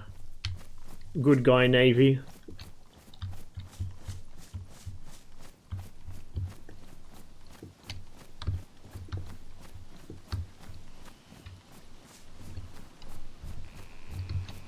So we haven't heard any shots for a while, which means either old mate died or he's gone his separate way. We might bump back into him. He's probably heading for Tissy. He's either going the other way or he's coming this way, and if he's coming this way, we'll probably bump back into him because we're probably moving about the same speed. I might have a slight head start if he's still looting the base down there. Otherwise, the Navy doesn't want incidents to happen. Yeah, understandably. These log piles, like, they're scenery items, I'm pretty sure, but I feel like they should be item stacks. Like, you should actually be able to just yoink logs from them. Even if they're damaged or, you know, wet or whatever, you should be able to just yoink logs from those piles and use them. So then, hear me out, then it'd be like a strategic resource. You don't have to cut down trees yourself, you can just set up next to a village and yoink the resources the villagers had piled up. Possibly to hit to quality. Nothing in there.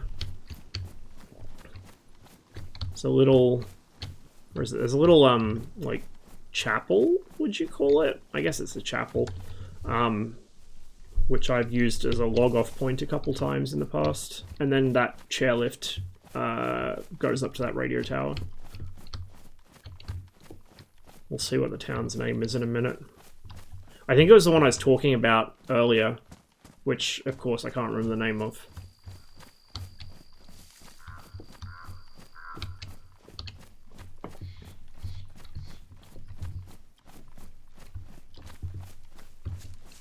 Jeez, I've been streaming for fucking 6.5 hours already? What the fuck? I have no sense of time. Oh, Krasnoy. Okay. No, it's not the town I was thinking of, but yeah, Krasnoy is the one with, the fucking chairlift thing.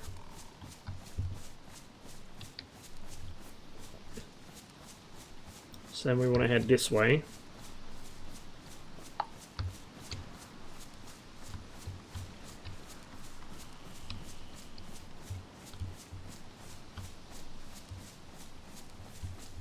Getting the heebie-jeebies. I've had bad experiences in this forest.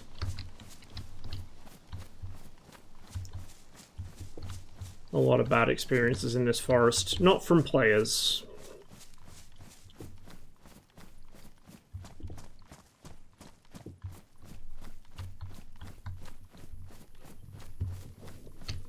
Actually, there's a point. I should start trying to memorize the location of the deer blinds. So if I need to find an elevated position in a hurry, I can yeet myself up the nearest deer blind before I get eaten. Because I've got a really bad... You know, I'm not even going to finish that sentence. I'm not even going to finish that sentence. That's how fucking superstitious I am.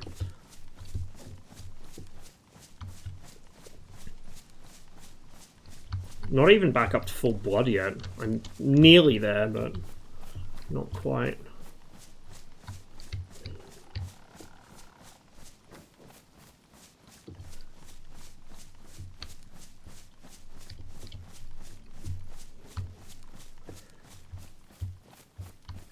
There's that one beyond. Deer? Question mark.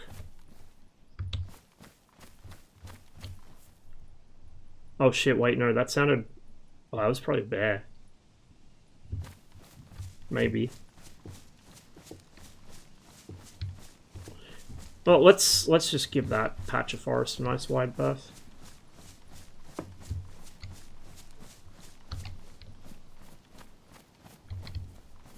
I can't tell if it was a distant bear or like a nearby deer. I'm not good at animal sounds. Might be something worth taking here. An axe would be nice. I'd do dirty things for an axe. Especially now I can actually maintain it with that sharpening stone. Okay, we are like pretty much on the edge of the map. That is literally the northern edge of the map right there. So we shouldn't encounter any players here. Even though the doors are open, which suggests one has been through here. Like, there's not really anything up here that would attract any sane person.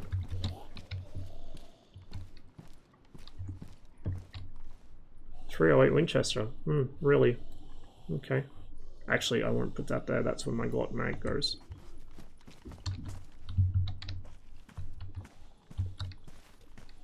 Go ahead and get our baseball bat back out.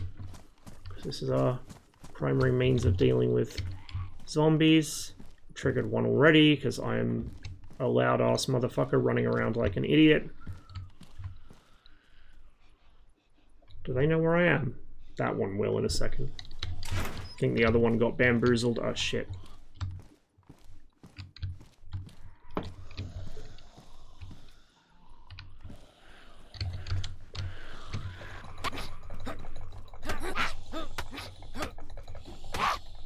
Down you go.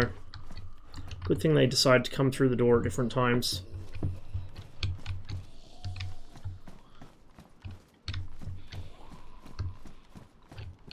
Hello. Bonk. Bonk. Oh shit, where'd you come from? Oh! That was a good freeze frame. She's got food.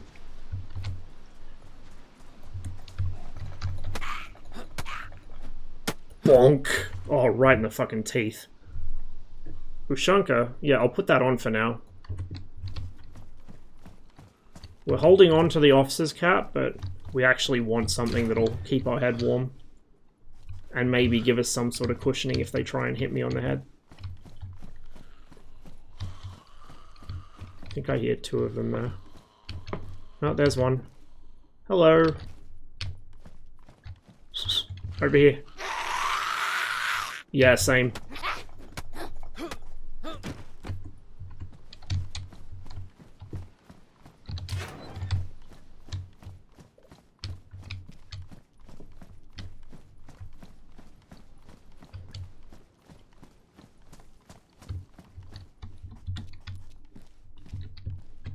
What am I doing? I wish workshops like this, I wish you could actually repair your fucking tools at these. Like, I guess there's no electricity, but come on, man. Like, you should be able to hook a Jenny up to this building and use that. Oh, fuck, my jacket's ruined. Or not ruined, but damaged.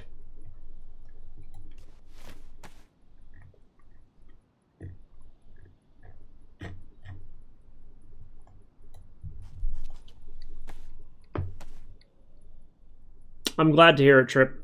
Hopefully you're back in action quick smart after the PC actually gets there, man. Hopefully all the process of installing everything goes smoothly. Okay. Yeah, we're pretty Gucci at the moment. So what these two to deal with. I could probably string them away from each other. That one's going inside, so we'll bonk this guy while the other one's distracted. Yeah, hello. You bitch. You absolute bitch. Fuck off.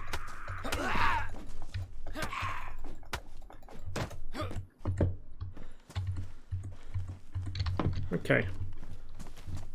Now I need to get more bandages. Not looking forward to rebinding everything. Yeah.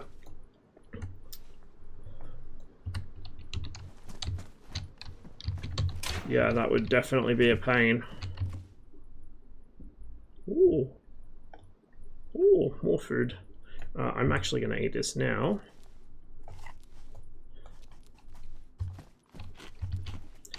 I was gonna say, I hope you have some backups of them, but I just realized if you lost everything, then yeah, you wouldn't. I guess there'd be some merit trying to back up your DCS binds to, like, Google Drive or something. Just in case. That actually reminds me, I should probably back my shit up again as well. It's been a while since I've done it.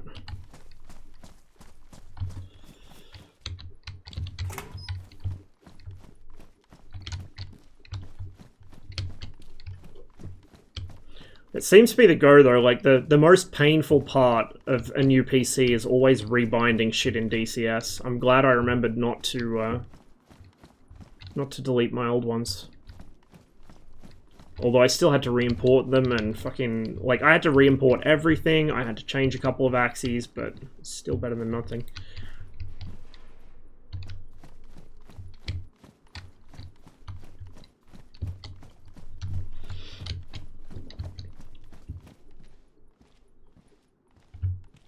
That came from my south. I wonder if it's old mate. There's a pretty powerful gun. It sounded like a Mosin, maybe a shotgun. It's definitely south. I don't know if it was downhill kind of south. If it's downhill kind of south, then I'm pretty safe. They're quite a long ways away, but I don't know. Like, I don't know how intense the sound attenuation is, to be honest, in DayZ. From memory, the last time I heard a gunshot about that volume, it was from about a kilometer away, so that's actually kind of close. Kind of worrying. Oh, Winter Parker. Best insulation, 4 kilos. How much does this weigh? This has more storage, though. 10 kilos. Lightweight time. Why am I still carrying this? I guess in case I find a 22 pistol. Oh, what am I doing?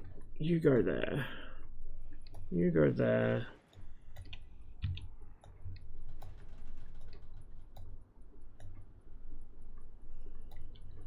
That's 22 rounds.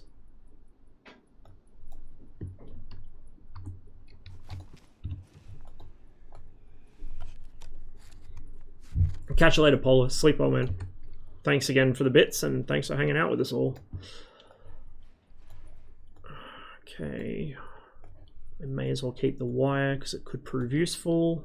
Oh, what am I doing? My fucking belt probably has a slot for a canteen. Does it? No, it doesn't. Okay, that's shit. What a useful fucking belt, huh?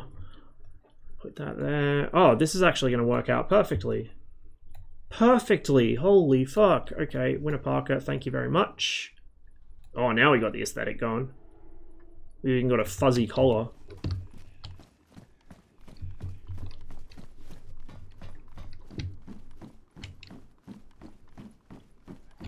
Cargo pants, nothing in them. Anything there? No. Anything in here? No.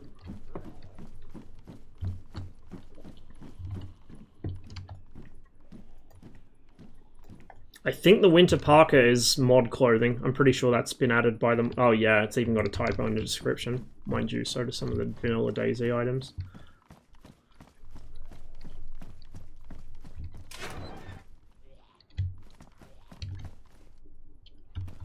I should be able to write notes on that, actually. I think I still have a pen. Maybe we will. I don't think I've ever written a note in this, but... actually, no. I think I did once.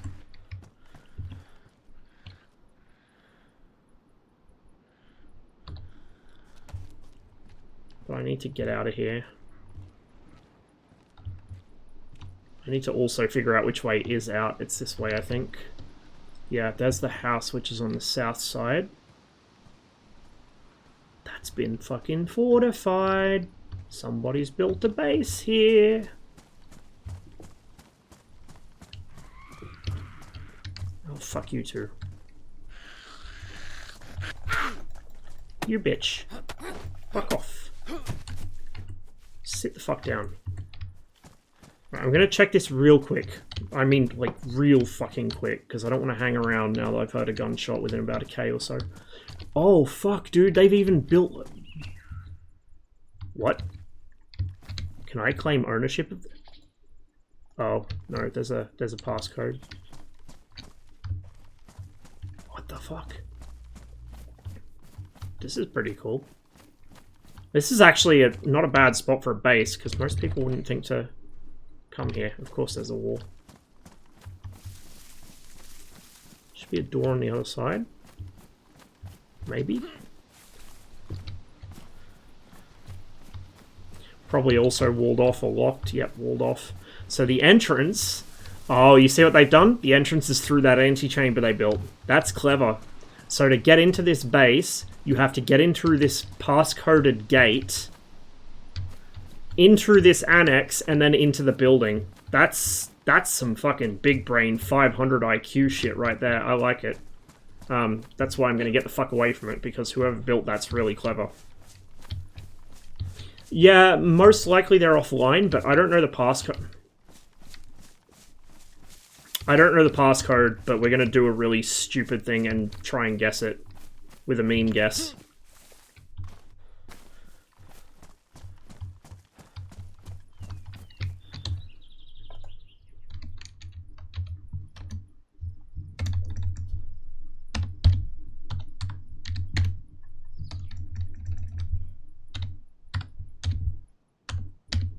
I don't think you can break the windows. Not in this building, so those are unbreakable because that part of the interior is not modeled. As for those ones, I don't know, and even if I could, I can't get in through that window. It's too high off the ground and too small. But we're going to vacate the premises. Their passcode isn't any variation of 69 or 420, just for those following along at home.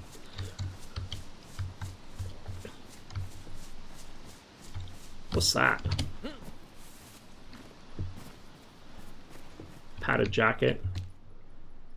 Best insulation, 2 kilos. Storage space is 6 less though. What state's my Ushanka in? Pristine. Yeah, we'll stick with what we got.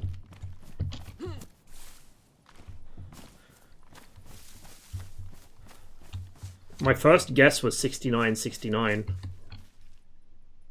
Yeah, we're not eating that.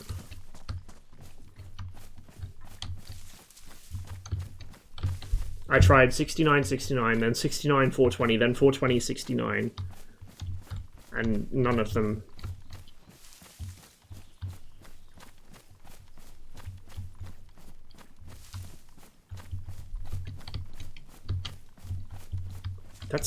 I like that though. That's not just a clever location for a base. It is on the edge of the map, but it's a place people won't come to very often. And it's near military bases, but also it's cleverly built. Like, it's really cleverly built, the way that they force you through the first, like, through the shed into the annex and then into the main building. Really, really clever system. And you would not know it's a player base until you walk around that side of it and you see that they built something onto it. And the actual, like, the built-on annex kind of looks like it's the default part of the map. Like, it's that well constructed. I'm genuinely impressed. I'm still really hydrated, surprisingly. Let's see. What's the date? Let me have a look here. Combine. Haha, I can write.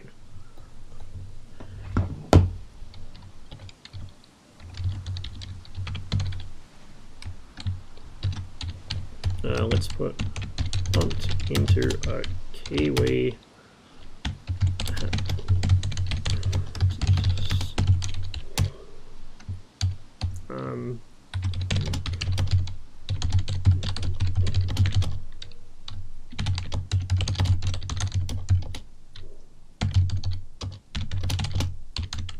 Lumberyard.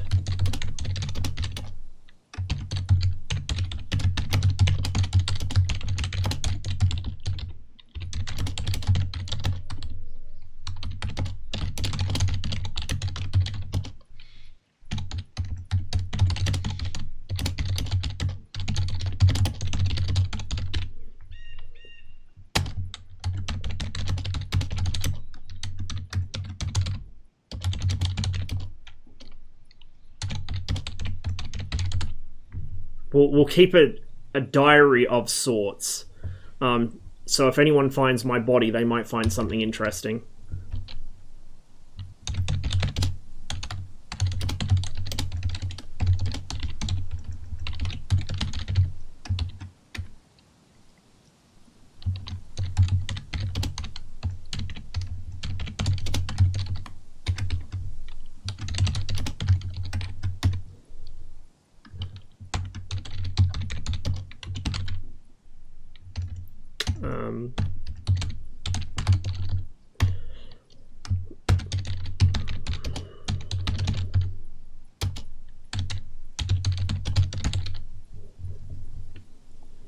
Cool. Now, how do I stop writing? Do I just escape? Yes, and I can read it by holding left mouse. Cool. So now we have a little note that people can read if they find my dead, mutilated body.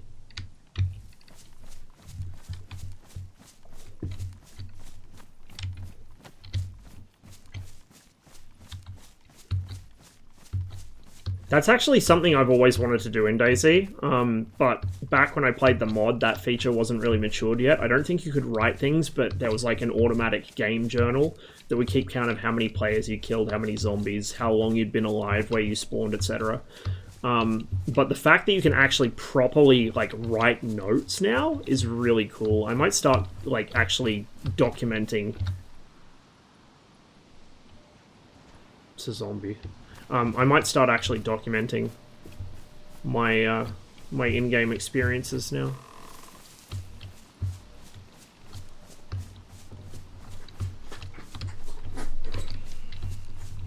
I know where we are now. This is the town that's... this is... I don't think this is the village of Tissy. The village of Tissy is down the hill from the military base. This one's called something else. I forget which. And it's actually next to Tissy. The firing range, like the rifle range at the base, is just on the other side of a tree line uphill from this town. So we'll be entering from that side of the base, which is one of the more exposed directions to enter it from. But we should be okay. Should be, operative words. I've found player bases here before, not in this server, because this is like the first time I played on this server. This character is my first one on here. But I have found player bases in this village a couple times. Usually in the barn.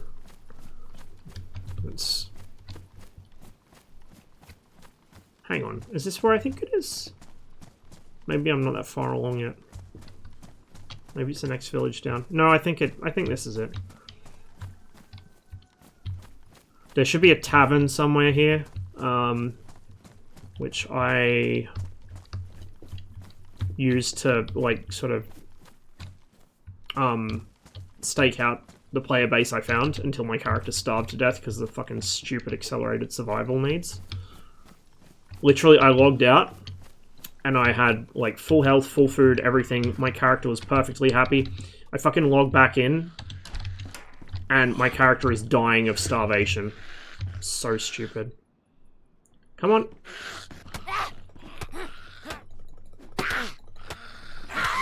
Oh, this is not so great. This could have been better. Getting beat up by fucking babushkas again. Okay, well, we survived the babushkas. Another damaged Mosin, there's no point. It's badly damaged at that. Brass knuckles. What state's my bat in? Still worn. It's okay, it's got some life in it yet. Moving a little quickly, that's why I triggered them.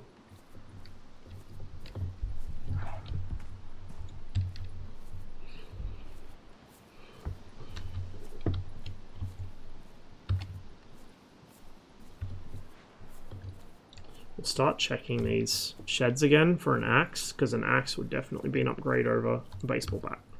For sure. Can I climb on this? Yes, I can. Happy days. There's a well there. So what I'm going to do is... we'll chug this and then we'll fill it. I don't know if we'll chug it all the way, actually. I'm still quite hydrated.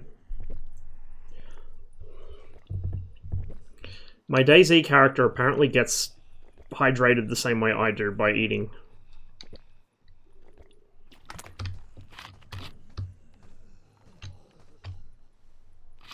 I'll make chocolate freak out about my kidney function again. There you go.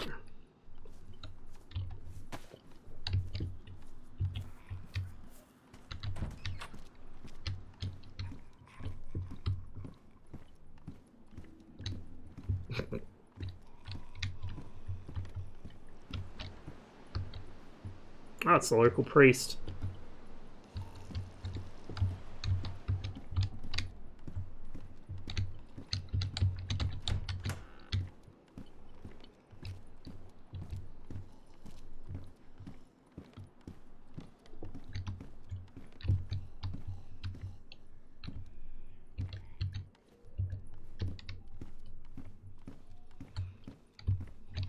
Sport a 22 mag. Kitchen knife, yes. Okay, that replaces the fucking steak knife we lost. I just got to figure out what to replace with it. Oh. I don't know. Oh, what I can do, actually, what I can do is I can eat this, move that down there. Big brain hours. Then we'll bung that mag in, or we'll bung the knife in there, and we'll probably keep the mag as well. Because if I find a Sporter 22, which is just a Ruger 1022, having a mag and then a shitload of 22 LR, I will be fucking set for hunting. And for silent zombie removal. Like, 22s are both hunting and sentry removal, as it were. 545 by 39. I can probably stack that, so we'll do that. That gives me another sheet of paper I can write with, which is cool.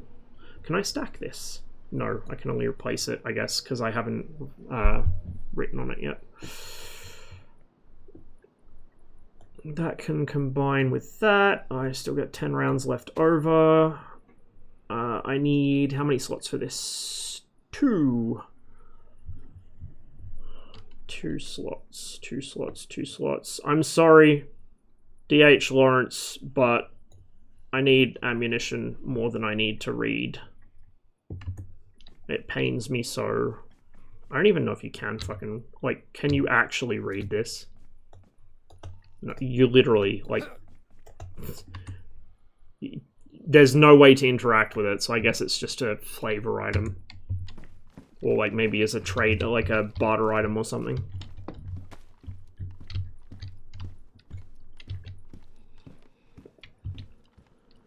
Try and slip past him. Yeet.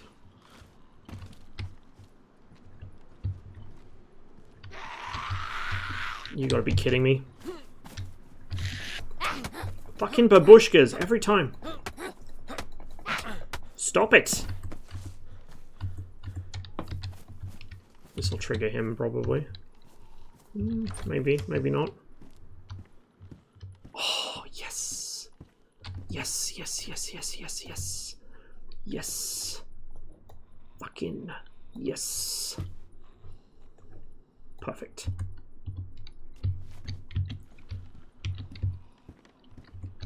I need to put that there, so when I inevitably get smacked and start bleeding, I can quickly patch myself up. Oh, hello. Yeah, yep, I know.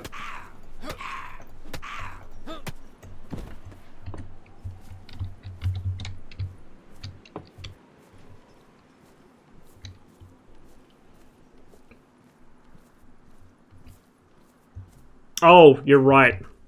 You're right, I'm dumb.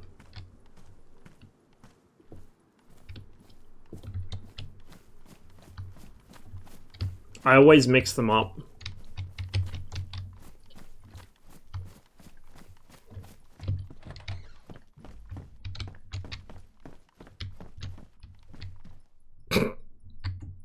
Okay. Okay. Balaclava. Nah, we're good. Quite literally beat someone over the head with a book, yeah. Apparently I need to be beat over the head with a book, because I fucking managed that one. How to tell I'm less well-read than I appear to be. In one easy step. Potato. Rifled slugs. Lockpick. Already got one.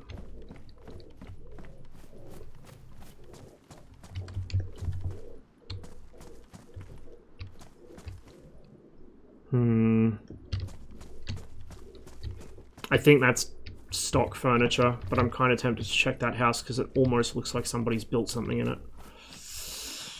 Against my better judgment, I'll risk getting swarmed by zombies to pop around the front of this and have a look. Yeah.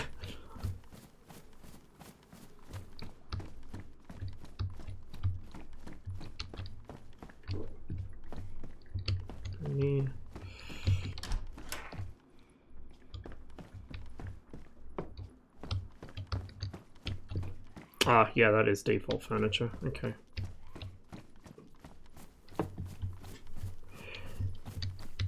Unfortunately, I used to be a great devourer of all sorts of literature when I was a kid, but probably for the past fucking 10 years minimum, I've read almost no fiction, sorry, and nothing but reference books or fucking textbooks, like... I would like to get back into reading, you know, non-fucking Spurg Lord stuff, but just gotta find the time. As it is, I'm falling behind on the Gordonomicon. I still gotta finish Sukhoi Interceptors. I finished the MiG-23 and 27, but I haven't finished Sukhoi Interceptors.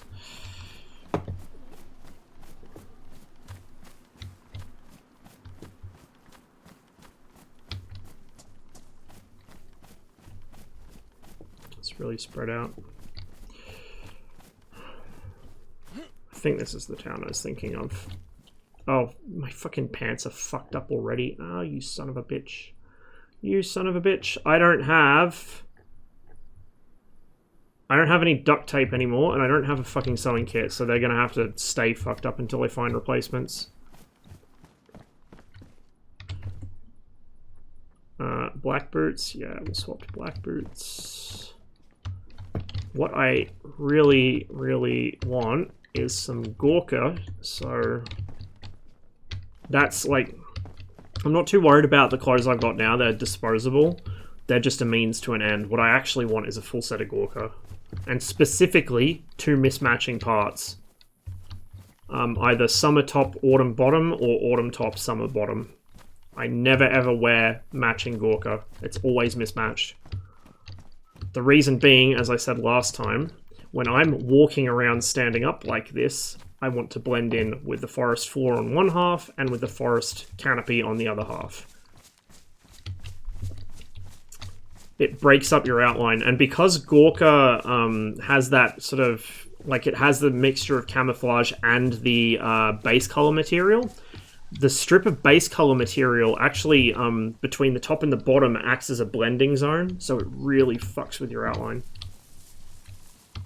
It's like 2:30 in the morning here, get my exam results tomorrow, I'm gonna get some sleep. Catch you later, Boiler, and good luck for tomorrow. For the sake of Doom posting, I think devs should have put a random hangman or 2 in some of the buildings. I mean, I can tell you this much. Some DayZ players make up for that omission of the devs more than enough by themselves. I'm further fucking east than I thought I was. This isn't the village I was thinking of, it's the next one over, I think. In fact, we may actually be above the one I'm thinking of, because I don't think it goes all the way to the edge of the map like this.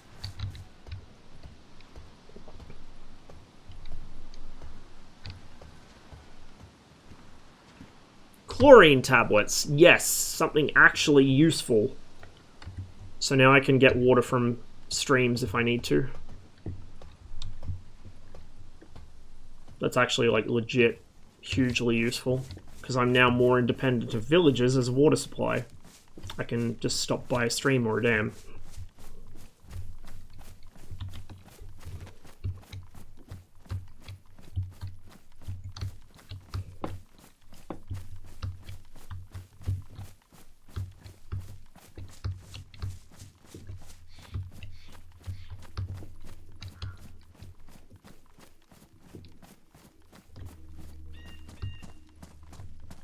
If I see the radio tower on the edge of the map on a hillside, I know I've gone too far.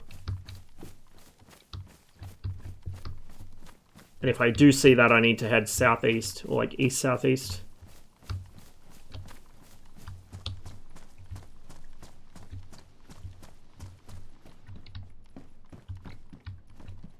Heat pack, useful. Takes up a lot of space though. What can I get rid of? What can I get rid of? I kind of want to say I can ditch. Like, a lot of this stuff could actually prove useful. It's not yet, but it could prove useful. I think the driver's license you need for traders, and I'm probably not going to do any trading, but at the same time, you know what? The 2 rounds of 308.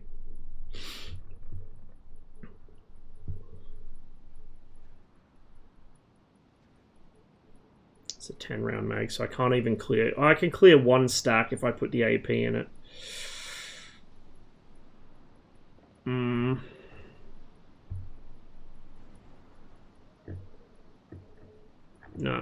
that'll do. That's good enough. I mean, I don't have an M4, and if I do find an M4 and it's in good enough condition to replace the VZ58, it'll probably have a stock either on it or near it anyway. No point lugging it around.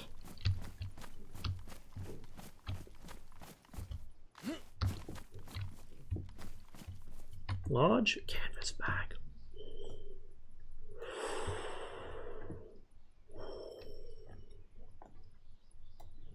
And I can put my fucking canteen on it. Oh, you beauty. You absolute fucking beauty.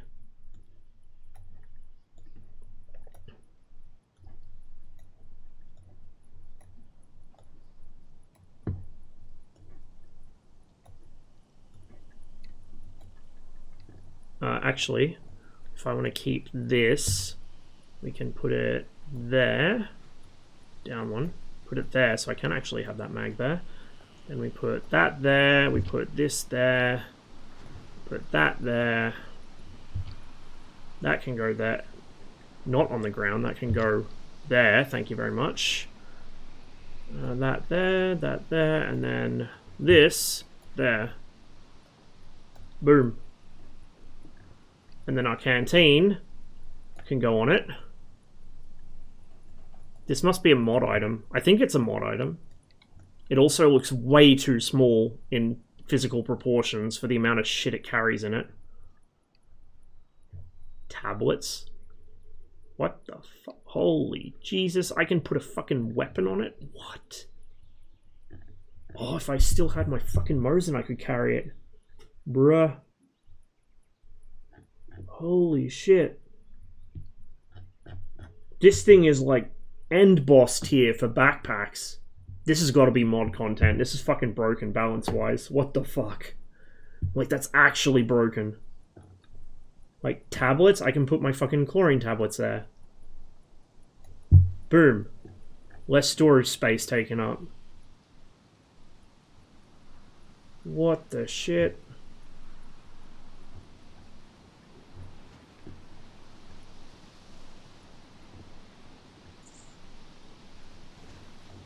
Yeah, that's busted. That is big busted.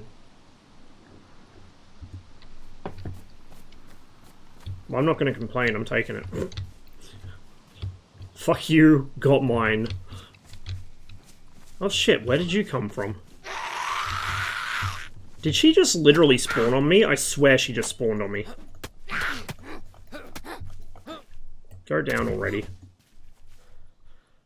Stone knife. How useful.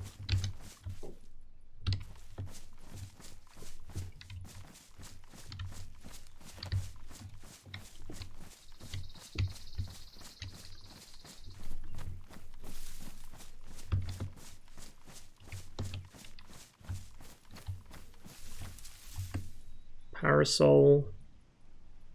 I don't know if... I can't remember if you can eat parasols raw without issues. I know the brown forest ones you can. Oh, I think I know where I am. I think... Actually, no.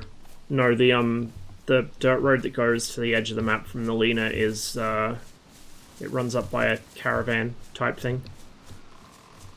So we're not there yet. Tissy's probably just down here. Did she puke on you? I don't think so.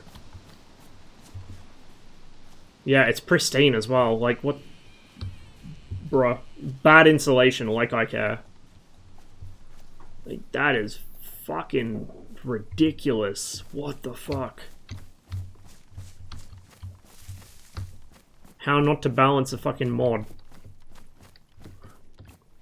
I actually wish I had the skills and patience required to make mods for DayZ. Like, it has Workshop now and everything. Like, it actually has Steam Workshop integration. So, oh, I remember this fucking cliff face.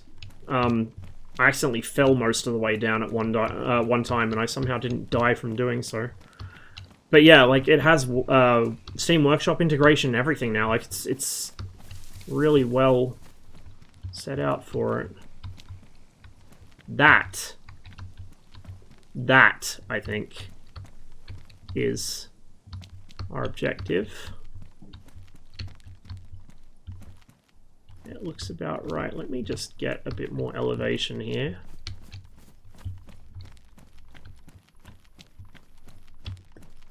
The view from here is fucking immaculate.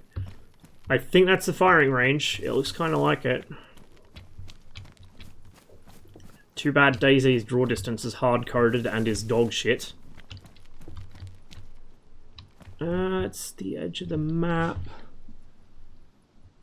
I think that's the village, and then Tissy should be on the other side of it. There's a road there, paved road. But I don't remember. I think it was... I can't see the Lena M. So... I can't have gone past it, I don't think. Otherwise, I would see the Lena M. Now, Tizzy itself is not, like, at the top of the hill it sits on. It's partway down it. Because you can actually miss it by going too far north. I think that's it there. I think it's on that peak there. So we'll head that way. We'll just have to get down from here without killing ourselves. There's a trail that leads down.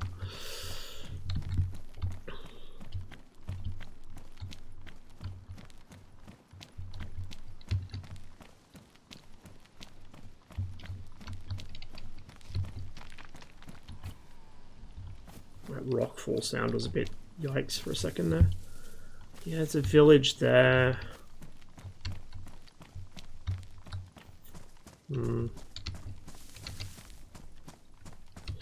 I've either just passed it by like less than a kilometer, or I'm not quite there yet. I know it's one of these two hills. It's either this one or the next one, but I don't think it's this one because the Lena M overlooks the entire fucking map, pretty much. And I haven't gone past it yet. So it should be over there. I think it's that peak. And I can't see the radio tower, which means I haven't gone too far northwest yet.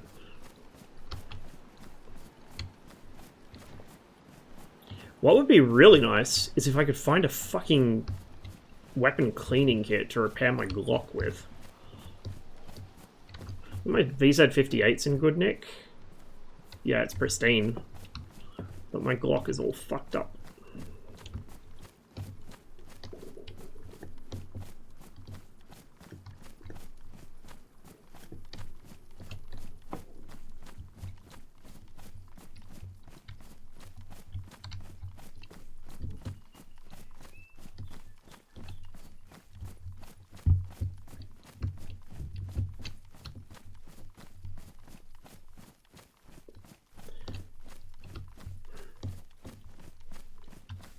Now, the fun thing is, if we hit Tizzy at night, that's going to be an experience blundering about a military base, which is probably full of geared up players, and possibly even has some bases on it. The good thing, though, is if I hit it at night, the zombies won't have as good a field of vision, because zombies can't see well at all in the dark. Neither can I, for that matter. Unless it's a full moon, but it's overcast. And I don't know if it is going to be a full moon. I've still got to probably, like... I think this server's 2 times time acceleration during daylight hours and like 5 or 10 times at night. So I've still got probably at least 2-3 hours before it gets dark, I think. Real time. Yeah, maybe less. At least an hour, I reckon. Like, the sun's fairly high in the sky still.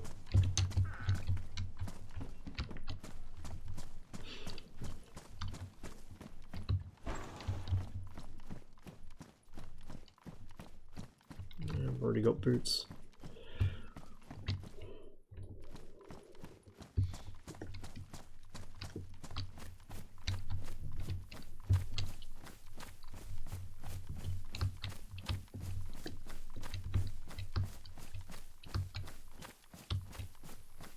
That path, I don't think that's a road, I think that's a concrete path. And if that's a concrete path, then that's probably Tissy there. Like, that's the edge of the base there.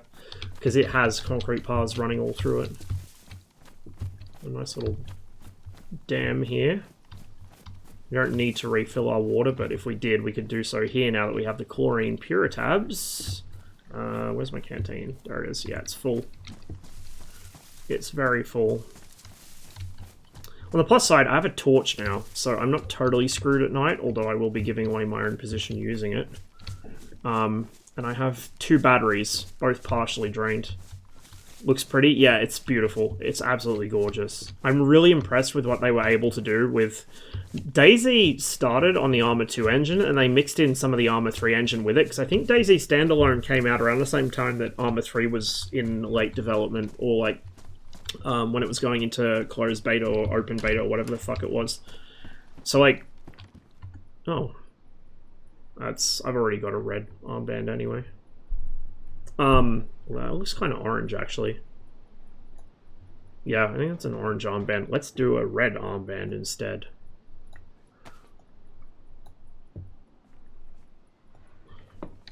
What other recipes can I make from a fucking raincoat? What the fuck? Yeah, like, it came out around the same time as Arma 3 from memory. I could be wrong. No, that was red. Whatever.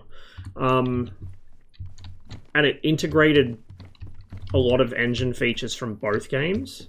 So it took, like, Arma 3's really nice night lighting and a few other things like that, but it also mixed in some of Arma 2's features. So it's turned out really nice. Like, this is a really good looking engine. I don't know how well optimized it is because of the, you know, they've got the enforced draw distance thing, which might work in DayZ. I don't like it, but would not work in Arma. You cannot have that kind of draw distance cap in Arma. It would just be stupid.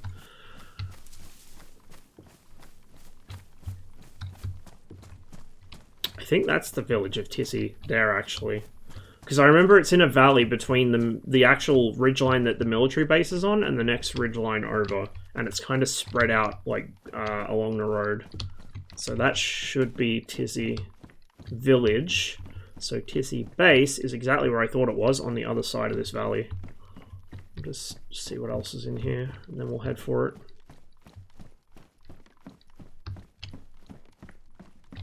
Jumpsuit pants, oh hooray.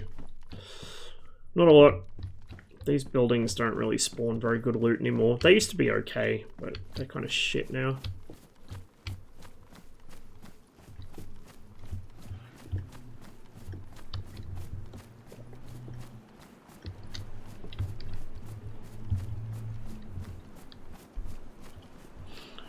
One thing I'll say is it always seems to be either dead still or there's a gale blowing, because look how much those trees are swaying.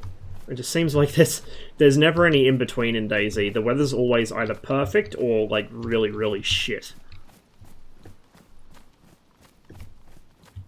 Yeah, this... Here's the fucking intersection with the checkpoint. This leads to Tissy, and I'm probably gonna get mobbed by zombies again here.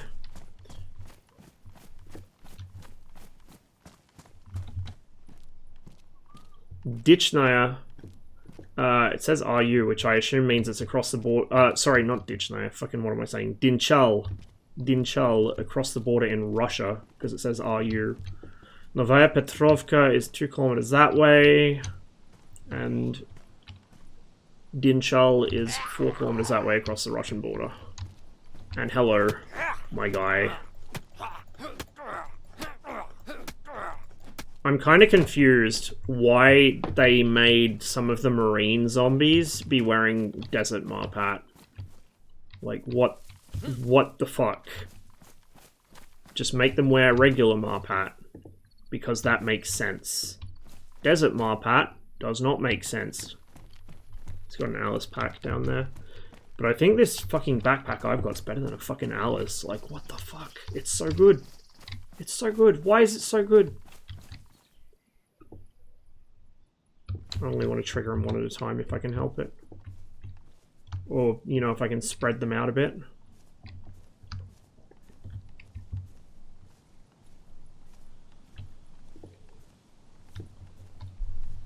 I don't remember if military loot actually spawns at this checkpoint. I think there's like 1 or 2 loot spawns here, because I usually visit this place. On the other hand, it's also possible that the reason I visit it normally is for the fucking zombies, because they often have loot on them.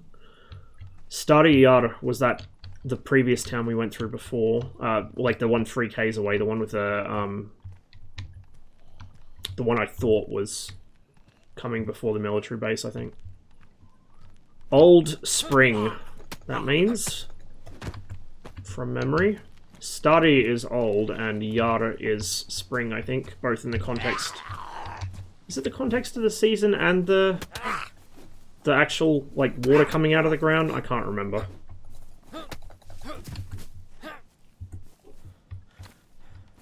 Yeah, they really did. They really, really did. Also, hi. Come on. Oh, now I've done it. I've pissed off 2 at once. Come on. As long as he doesn't have a fucking helmet. Probably gonna get knocked out here. I'm gonna have to do something I don't want to do.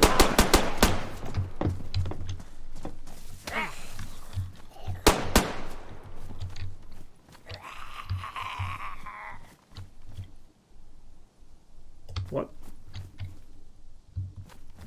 Okay, that was a really terrible idea.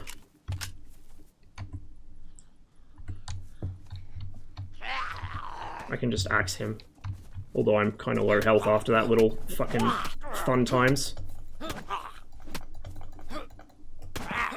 Hopefully, whoever's been fucking shadowing me for the last how many fucking kilometers didn't hear that. Although they probably did. Shit.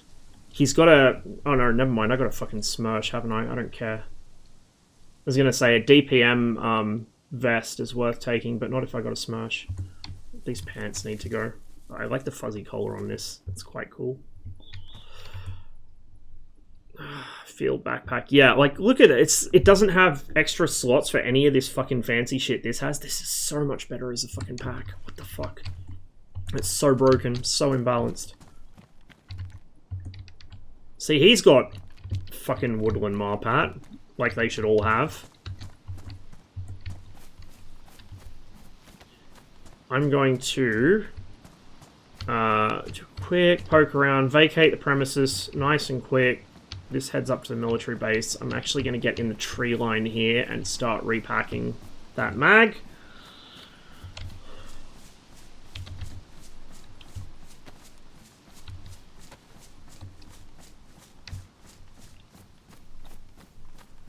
Because I don't want to still be at that crossroads when a curious player turns up.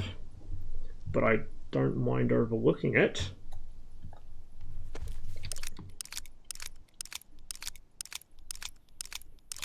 Yeah, the military zombies are much tougher now as well. The helmet guys in particular, but even the ones without helmets can be a nasty shock. Okay, this is loaded already. It's still damaged. I'm gonna have to fucking repair it. Okay, so that farm there should be near the edge of the military base. I may have misjudged the amount of daylight I've got left. It's probably more like half an hour of real time. I think we'll still make our goal of hitting the base before nightfall though.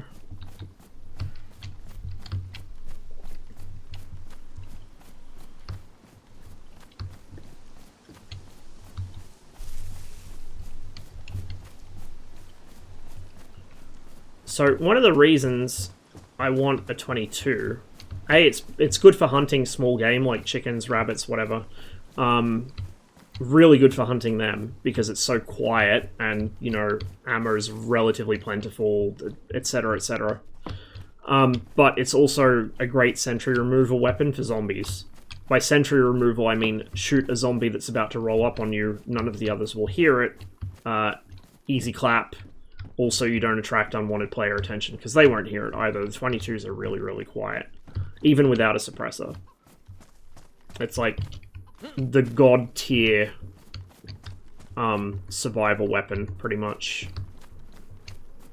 So in a situation like that, instead of fucking popping off an entire fucking mag of my Glock and being heard by everyone within about a kilometer or two, including all the zombies, I could have just pulled out the 22 and shot each of them from a distance, and nobody would have heard anything, and none of the zombies would have aggroed on me because they wouldn't have heard me either.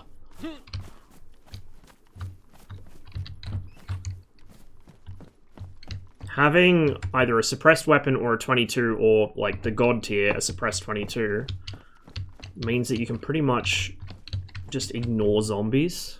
Or not ignore them, but like, you know, you can shoot your way through them quietly and they're no longer an issue. They're not the persistent environmental hazard that they are otherwise.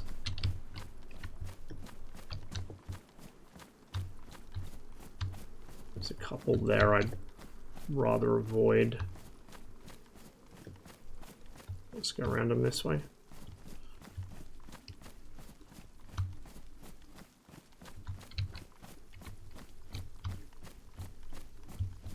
Can I climb this? Yes. How's DCS this morning? Bit of a train wreck. So I wanted to join Blue Flag, but DCS kept black screening every time I got to the role selection screen. I think my PC just doesn't like joining that server when there's more than about 30 people on it for some reason. I did a full repair, everything. I spent about an hour or two before the stream trying to get on the server. I did a full repair, I reinstalled what mods I am using, which usually don't cause me issues. Couldn't get in, even though I was playing on there yesterday with Seal for hours.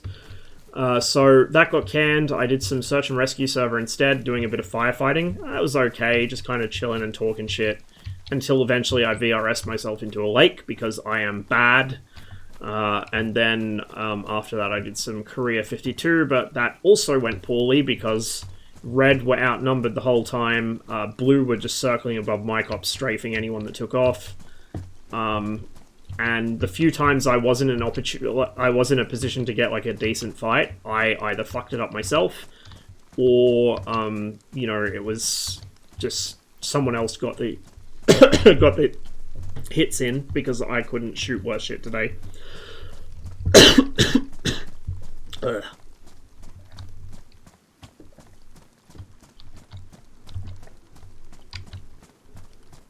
It's odd. I usually don't have issues when there's more than 30 people in a server. It seems to just be Blue Flag specifically at the moment. I've also had trouble getting into Just Dogfight and Mobetama's server when they have like 20 people in them. I can join Cold War when it's got 50 people or 40, whatever it is, the max like player cap. I can join that with no issues at all. This is the tavern I was talking about before, the one I chilled out in because I heard a player nearby. So yeah, Tissy is just a little further ahead. Is there anything in here? Probably not. Sneakers.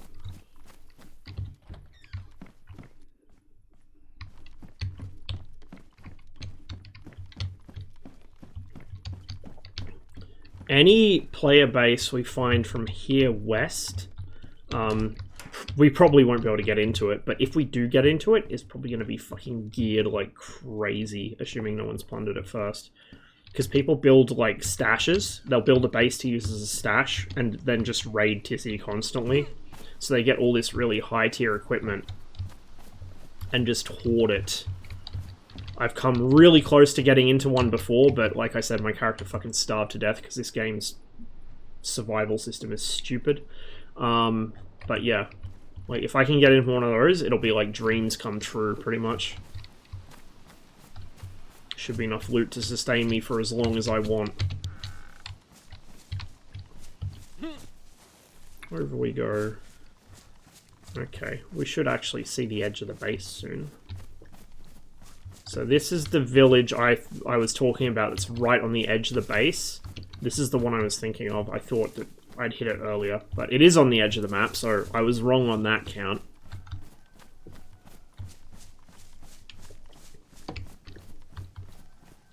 This barn in front of me, I have found players using that as a stash base before. In fact, I think this barn was one of the very first times I ever found a player base, like an obvious player base.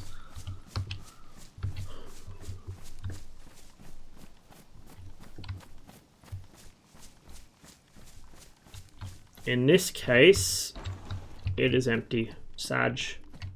Campfire tripod. You know what? It's actually worth... no, I don't have room for it. I was going to say, it's actually worth taking that. But, nah, fuck it. I don't need a tripod. I can just skewer stuff if I need to cook it.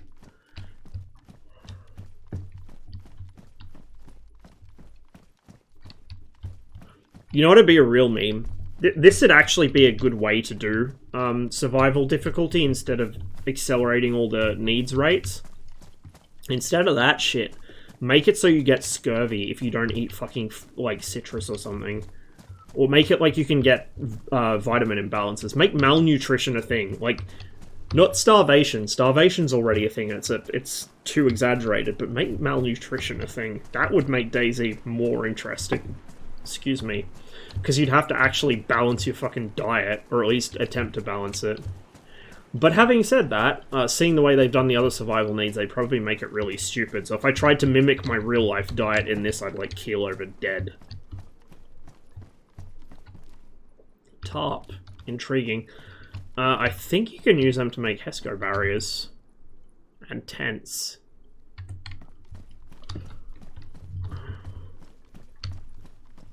I really wish they would add fucking shelter halves to the... Like, I mean proper shelter halves, like a fucking plush palatka or a Zeltbahn or something. Because A, they're aesthetic as fuck, and B, it would be really useful to carry around what is essentially a small tent, but you can wear it. Like, that's the whole point. It's a tent you can fucking wear, right? So it doubles as a poncho when it's raining. That would be so useful in this game. It's not even funny. Which direction? This direction, I think. I do have a compass. That's not how I open it. This is how I open it. Okay, I'm going west. I'm going the right way. This is part of DayZ I enjoy, when you got some gear and supplies and can actually explore and move around the map. Yeah, absolutely. Early game is misery. Late game can be okay as long as you have an idea of what you want to do. For me, it's usually I just start hunting players or like trekking all around the map. But yeah, like early game is just and you're at the mercy of so much. Like, if you get a bad spawn, or the loot tables are fucked, or somebody's been through a town before you, like, all it takes early game to kill you is somebody to have looted the town you spawned in, and you being, say, at Solnichny, or somewhere around there. Kamishovo, Kamishovo is close enough to Electro, you can get away with it, but, like, if you spawn at fucking Solnichny, or God forbid, between Solnichny and Kamishovo, or between Solnichny and Nizhny, you're fucked. Like, you're just fucked. There's nothing there.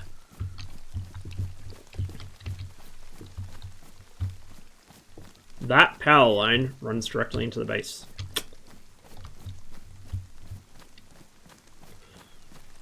This is somewhere that I probably should have kept the Mosin for, because this side of the base is really, really open, and if there's a player there and they start shooting at me, I only have this crappy little Glock to shoot back with, which is damaged, so it's probably super inaccurate. I do have a VZ58, but it has no stock and no magazines, so I can only fucking load one round in at a time, like the world's most scuffed fucking Martini Henry. I think I can see the edge of the base there. I think I see a tent.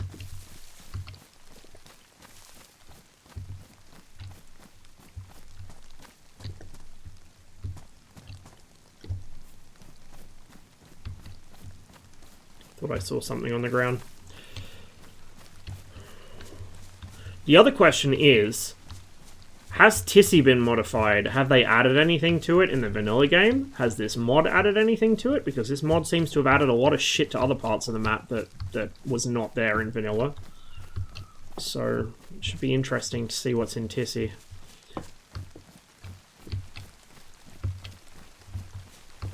I'm kind of on the fence about this server's setup. I don't like that they have traders. I think traders are dumb and shouldn't be a thing. And I'm kind of on the fence about overkilling the military bases with extra buildings and extra loot spawns, which I think they have done. Because it makes shit too easy. It makes it too easy to accrue, like, ridiculous loot wealth. Like, if I was going to try and make part of the game easier to do, it would be, I'd try and make it more survivable early game. I wouldn't be adding, like, boatloads of fucking high-grade loot to areas that already have it. Now, on the other hand, some parts of the mods on here seem okay. Like, they've added more clothing, they've added more equipment. They've added TUI's new, which is a great improvement to the game. But...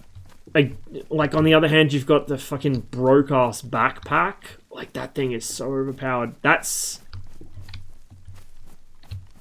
should be the firing range over there. Yeah, that fence. So the firing range is over there. We'll go check it out in a bit. There's one of those large brick military buildings that the other base had.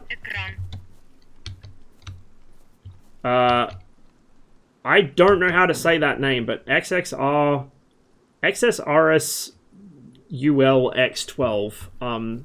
However you say that name, thank you for the follow. Welcome to the stream. We are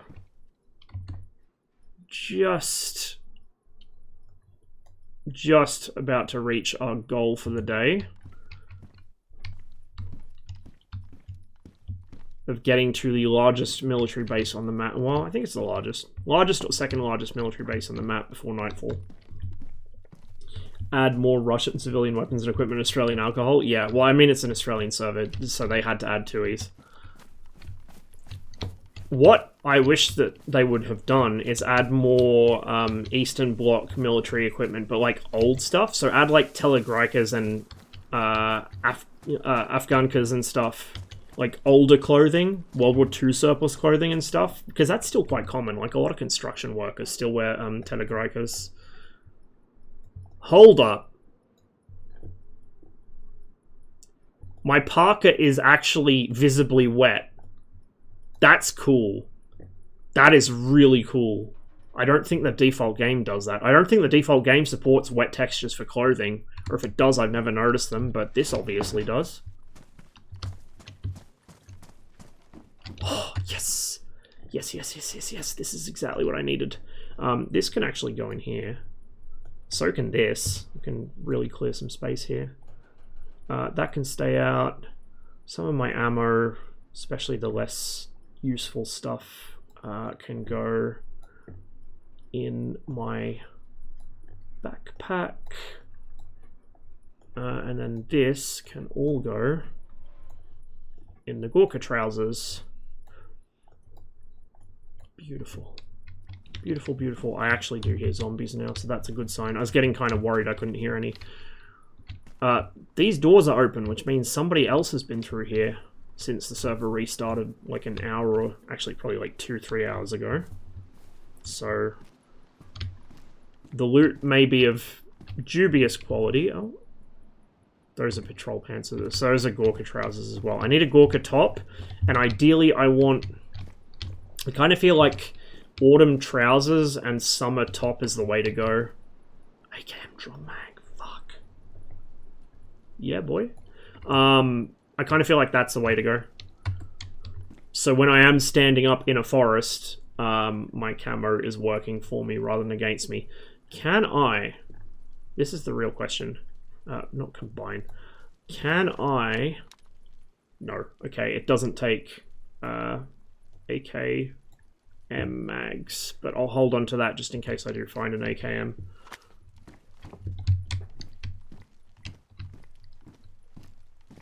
But yeah, more like Eastern Bloc old military surplus and more civilian weapons for sure, like little target rifles or Air guns would be a good meme. They'd be fucking fantastic for hunting rabbits and shit.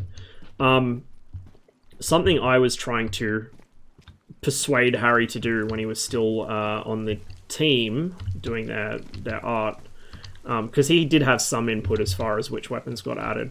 I was trying to persuade him to make them add a BSA Sportsman, just purely out of fucking selfishness, because I have a Sportsman 15. It's a wonderful little 22 rifle.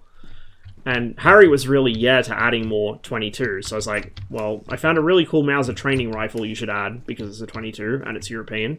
And also a BSA Sportsman because they're, I mean, maybe not in Europe, but they're really common here. Like every farmer I know has one.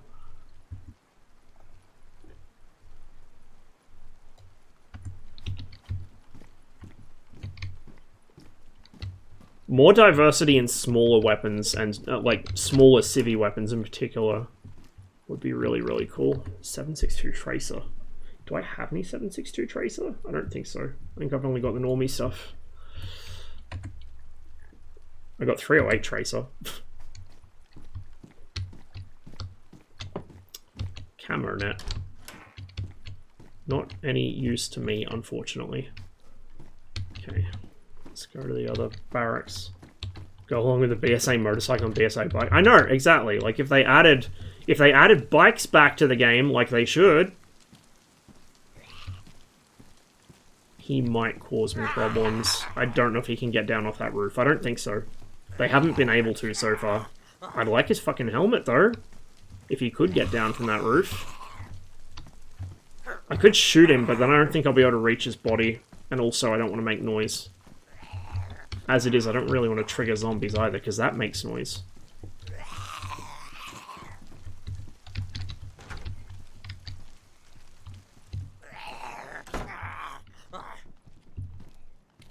Another road flare. They're worth having, but I don't think they're that worth having. Holster. Yes! Yes! One less thing to fucking have taking up space there. So I can actually take that road flare now, because my Glock is in a holster. At least, hello? Road flare? Hello? Take it that way. There we go.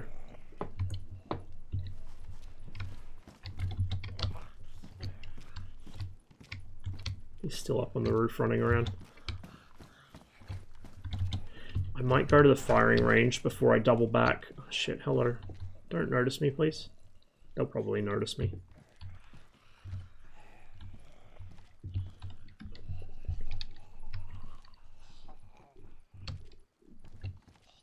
I wish there was a way to distract them. I think you can distract them with chem lights, which I don't have any of. But I'd love a way to actually distract them properly. Ideally silently. If I can draw them in one at a time, I might get away with it.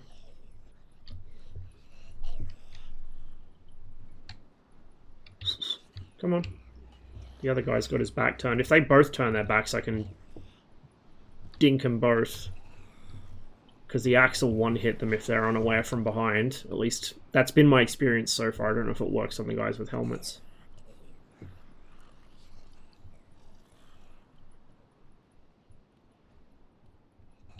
He's going to turn around.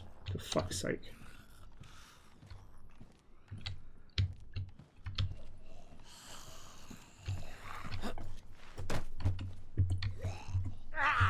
Yeah, that triggered him.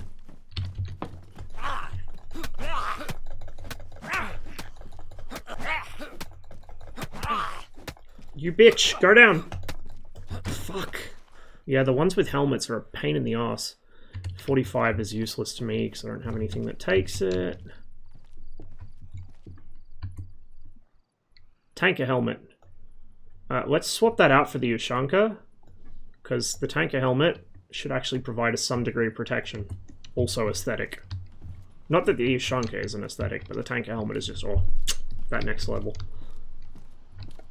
Okay, I think I should be able to jog my way out of here, because I've killed all the ones in the immediate area. except him.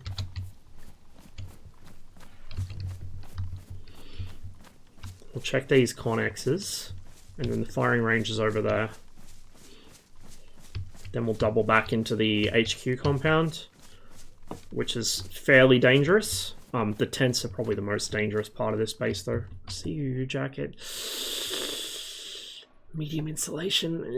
Yeah, I mean, I like this look, but more storage and camouflage. We might go with that, to be honest.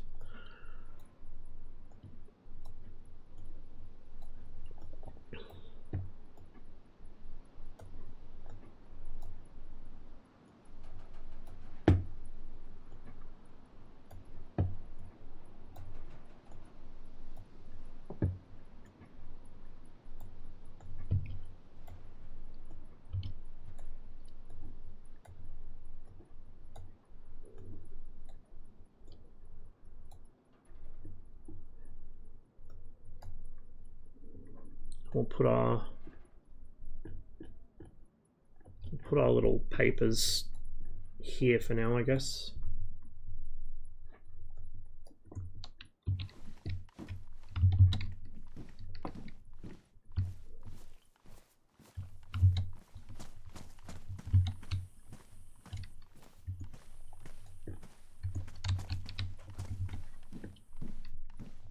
BDU pants, urban pattern, or winter, I guess, whatever.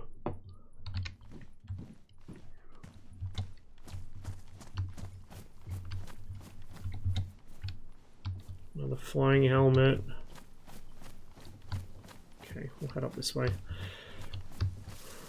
Looks like the sun will be below the horizon reasonably soon, which means I'm probably going to be looting the most dangerous part of the base at night, in darkness. Hell yeah. I do have a flashlight, so I'll be able to see where I'm going, but the flashlight, I think, gets the attention of zombies, I think. I can't remember. And it will absolutely get the attention of players. And it's visible from a surprisingly long distance. On the other hand, it looks really cool, because the lighting engine in this is beautiful. I don't remember that being there. I wonder if they've added stuff here, too.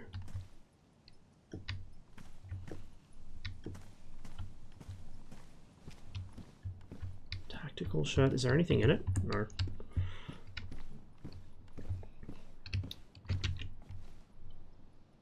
It's 9x39 AP.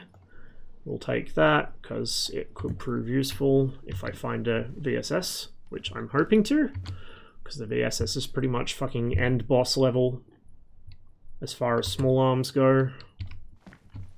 What have we got for zombies here? There's probably not really anything under that net.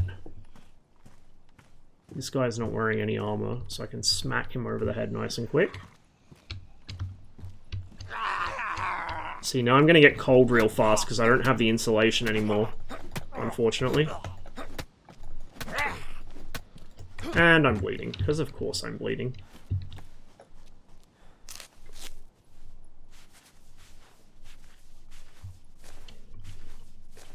Hopefully the military grade clothing will hold up a little better to zombies hitting me. I don't want to have to be constantly repairing shit.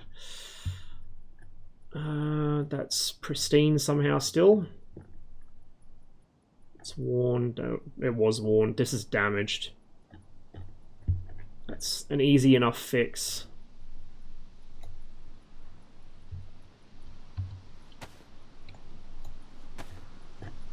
Now that we have old mate's leather repair kit, or leather sewing kit, which I helped myself to before leaving him to deal with whatever was on that other base.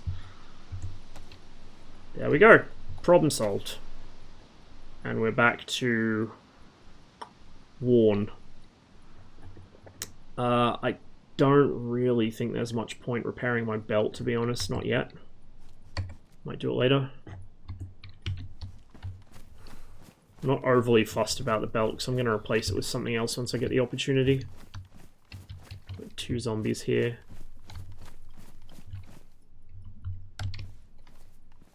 Hello. 3 zombies, okay.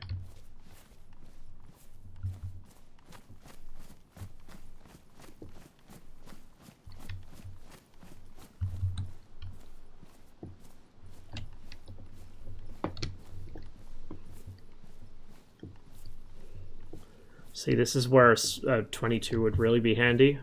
I want to let off a full-blown gunshot next to Tissy, or in Tissy as the case may be, but 22 I could get away with. And drop one or two of them and then just axe the last one.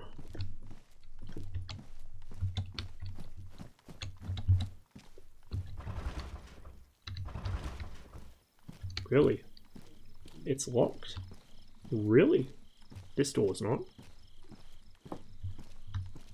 Weird that people are locking random doors. Okay, 2 drum mags, intriguing. I don't know why you would lock that. That's an electrical repair kit. I don't care. What I need is a weapon fucking cleaning kit so I can fix up my pistol.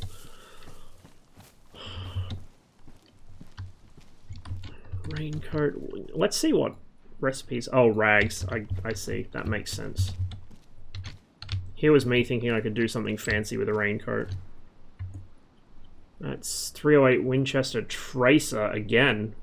Okay, 10 rounds of that. If we find Fidel's rifle, we're going to be set.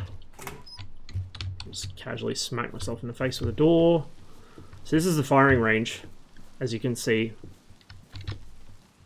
Oh, yes. It's not the pattern I want, but it will do for now. What's that? Flashbang. Meh.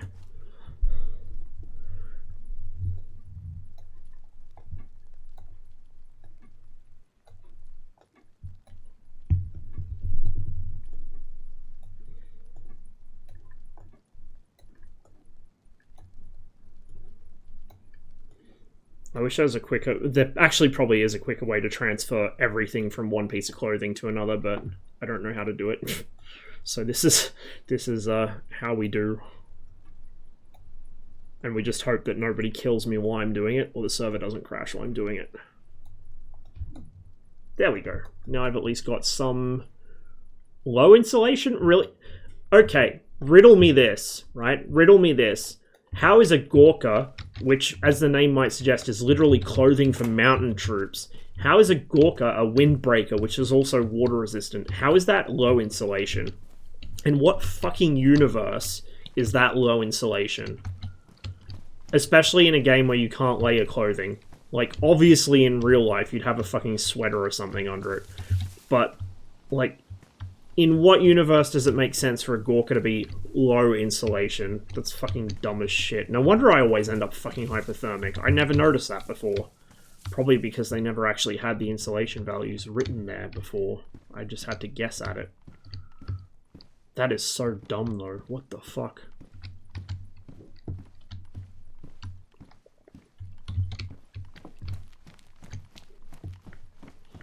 But it still provides this decent protection from the other elements and decent concealment, so we're going to stick with it.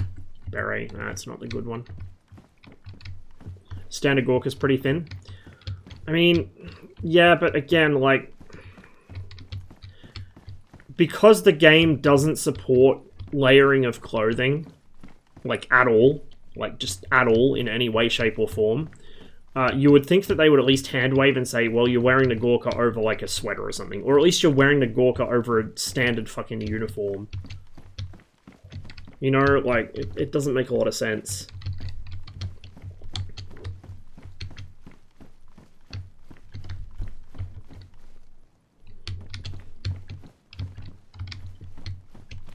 I know I've still got to check the bottom of this. I just want to see if there's anything on the roof.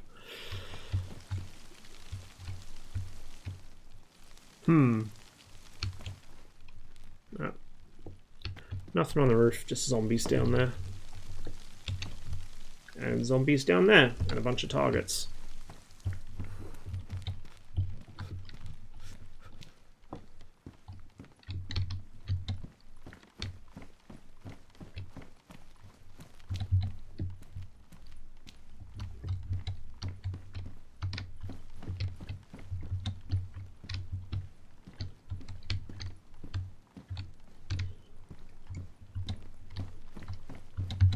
They do actually, they have woodland pattern, I think, or ERDL pattern M65s in this, so that would be, I guess, an alternative. I think the M65 counts as, like, medium or high insulation, but it's not waterproof, I don't think. Not in DayZ. In real life it is. At least it is when it's new. Mine's not, because it's very, very old. Catch you later, Trip. Have a good evening, dude, and sleep well.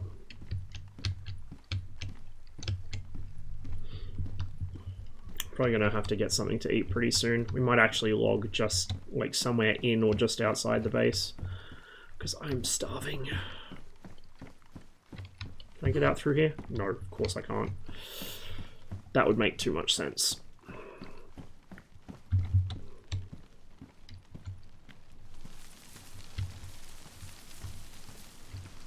Okay. We're not going to walk back through the open ground since we've already checked those buildings. We're going to bypass it. We're going to go up here.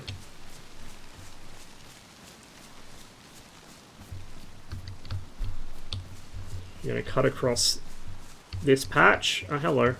Oh, shit. Okay, it's the guys I was trying to avoid before. This is great. This is excellent. Yeah, well done to me.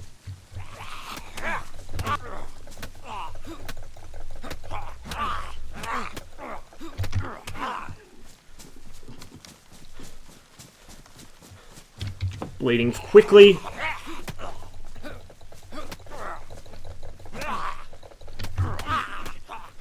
Oh shit. Now I'm in trouble. Fuck. I might die.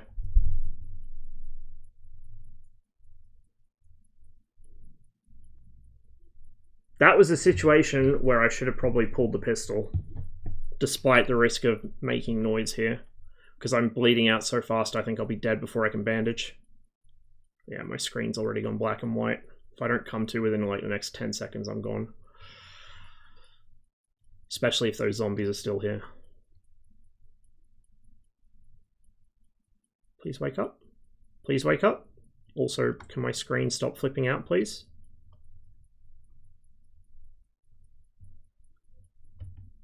Okay, I think I'm coming to. Come on, come on. Come on, wakey wakey. Oh, this is not good. Yep, I got no blood.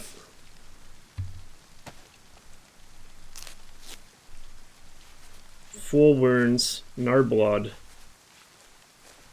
I'm about to pass out again, probably. Yep, you're dead. We tried. We tried. Lesson learned. Making noise is better than dying. Anyway, that's a perfect opportunity for me to go get something to eat, guys. We might do some more DayZ in the next couple weeks at some point. I'll probably do Livonia instead. I've been meaning to do DayZ Livonia for ages, but I haven't had the chance. In fact, that was what this was supposed to be, but it put me back onto a Cherno server. So we can't do the PVO pilgrimage. We didn't quite make it that far into the base, but shit happens. Welcome to DayZ. We've left a bunch of nice gear and a nice little semi-finished journal there for whoever finds our body. I am going to see where I can send you all.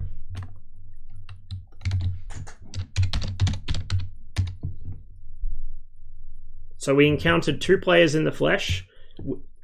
We heard several more. We didn't actually kill anyone, but we also didn't die to other players, which I'm surprised by. We died to fucking zombies of all things. Oh, where to send you? I'm spoilt for choice today. Spoilt for choice today. Might send you guys to CJ, actually. I'm surprised he's still on.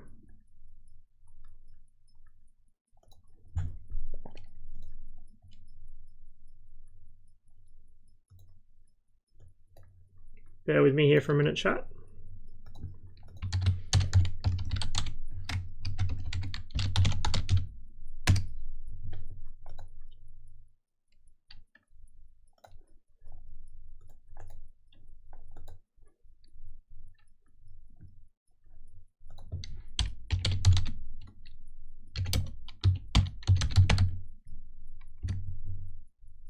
There we go. Thanks for watching, everybody.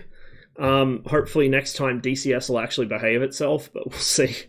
In the meantime, I hope you all have a wonderful rest of your day. Stay safe, and I will catch you guys probably I might see if I can play tomorrow since they're doing a helicopter thing on the Cold War server. But otherwise, I'll probably see you in a couple days. Enjoy CJ. Catch you all next time.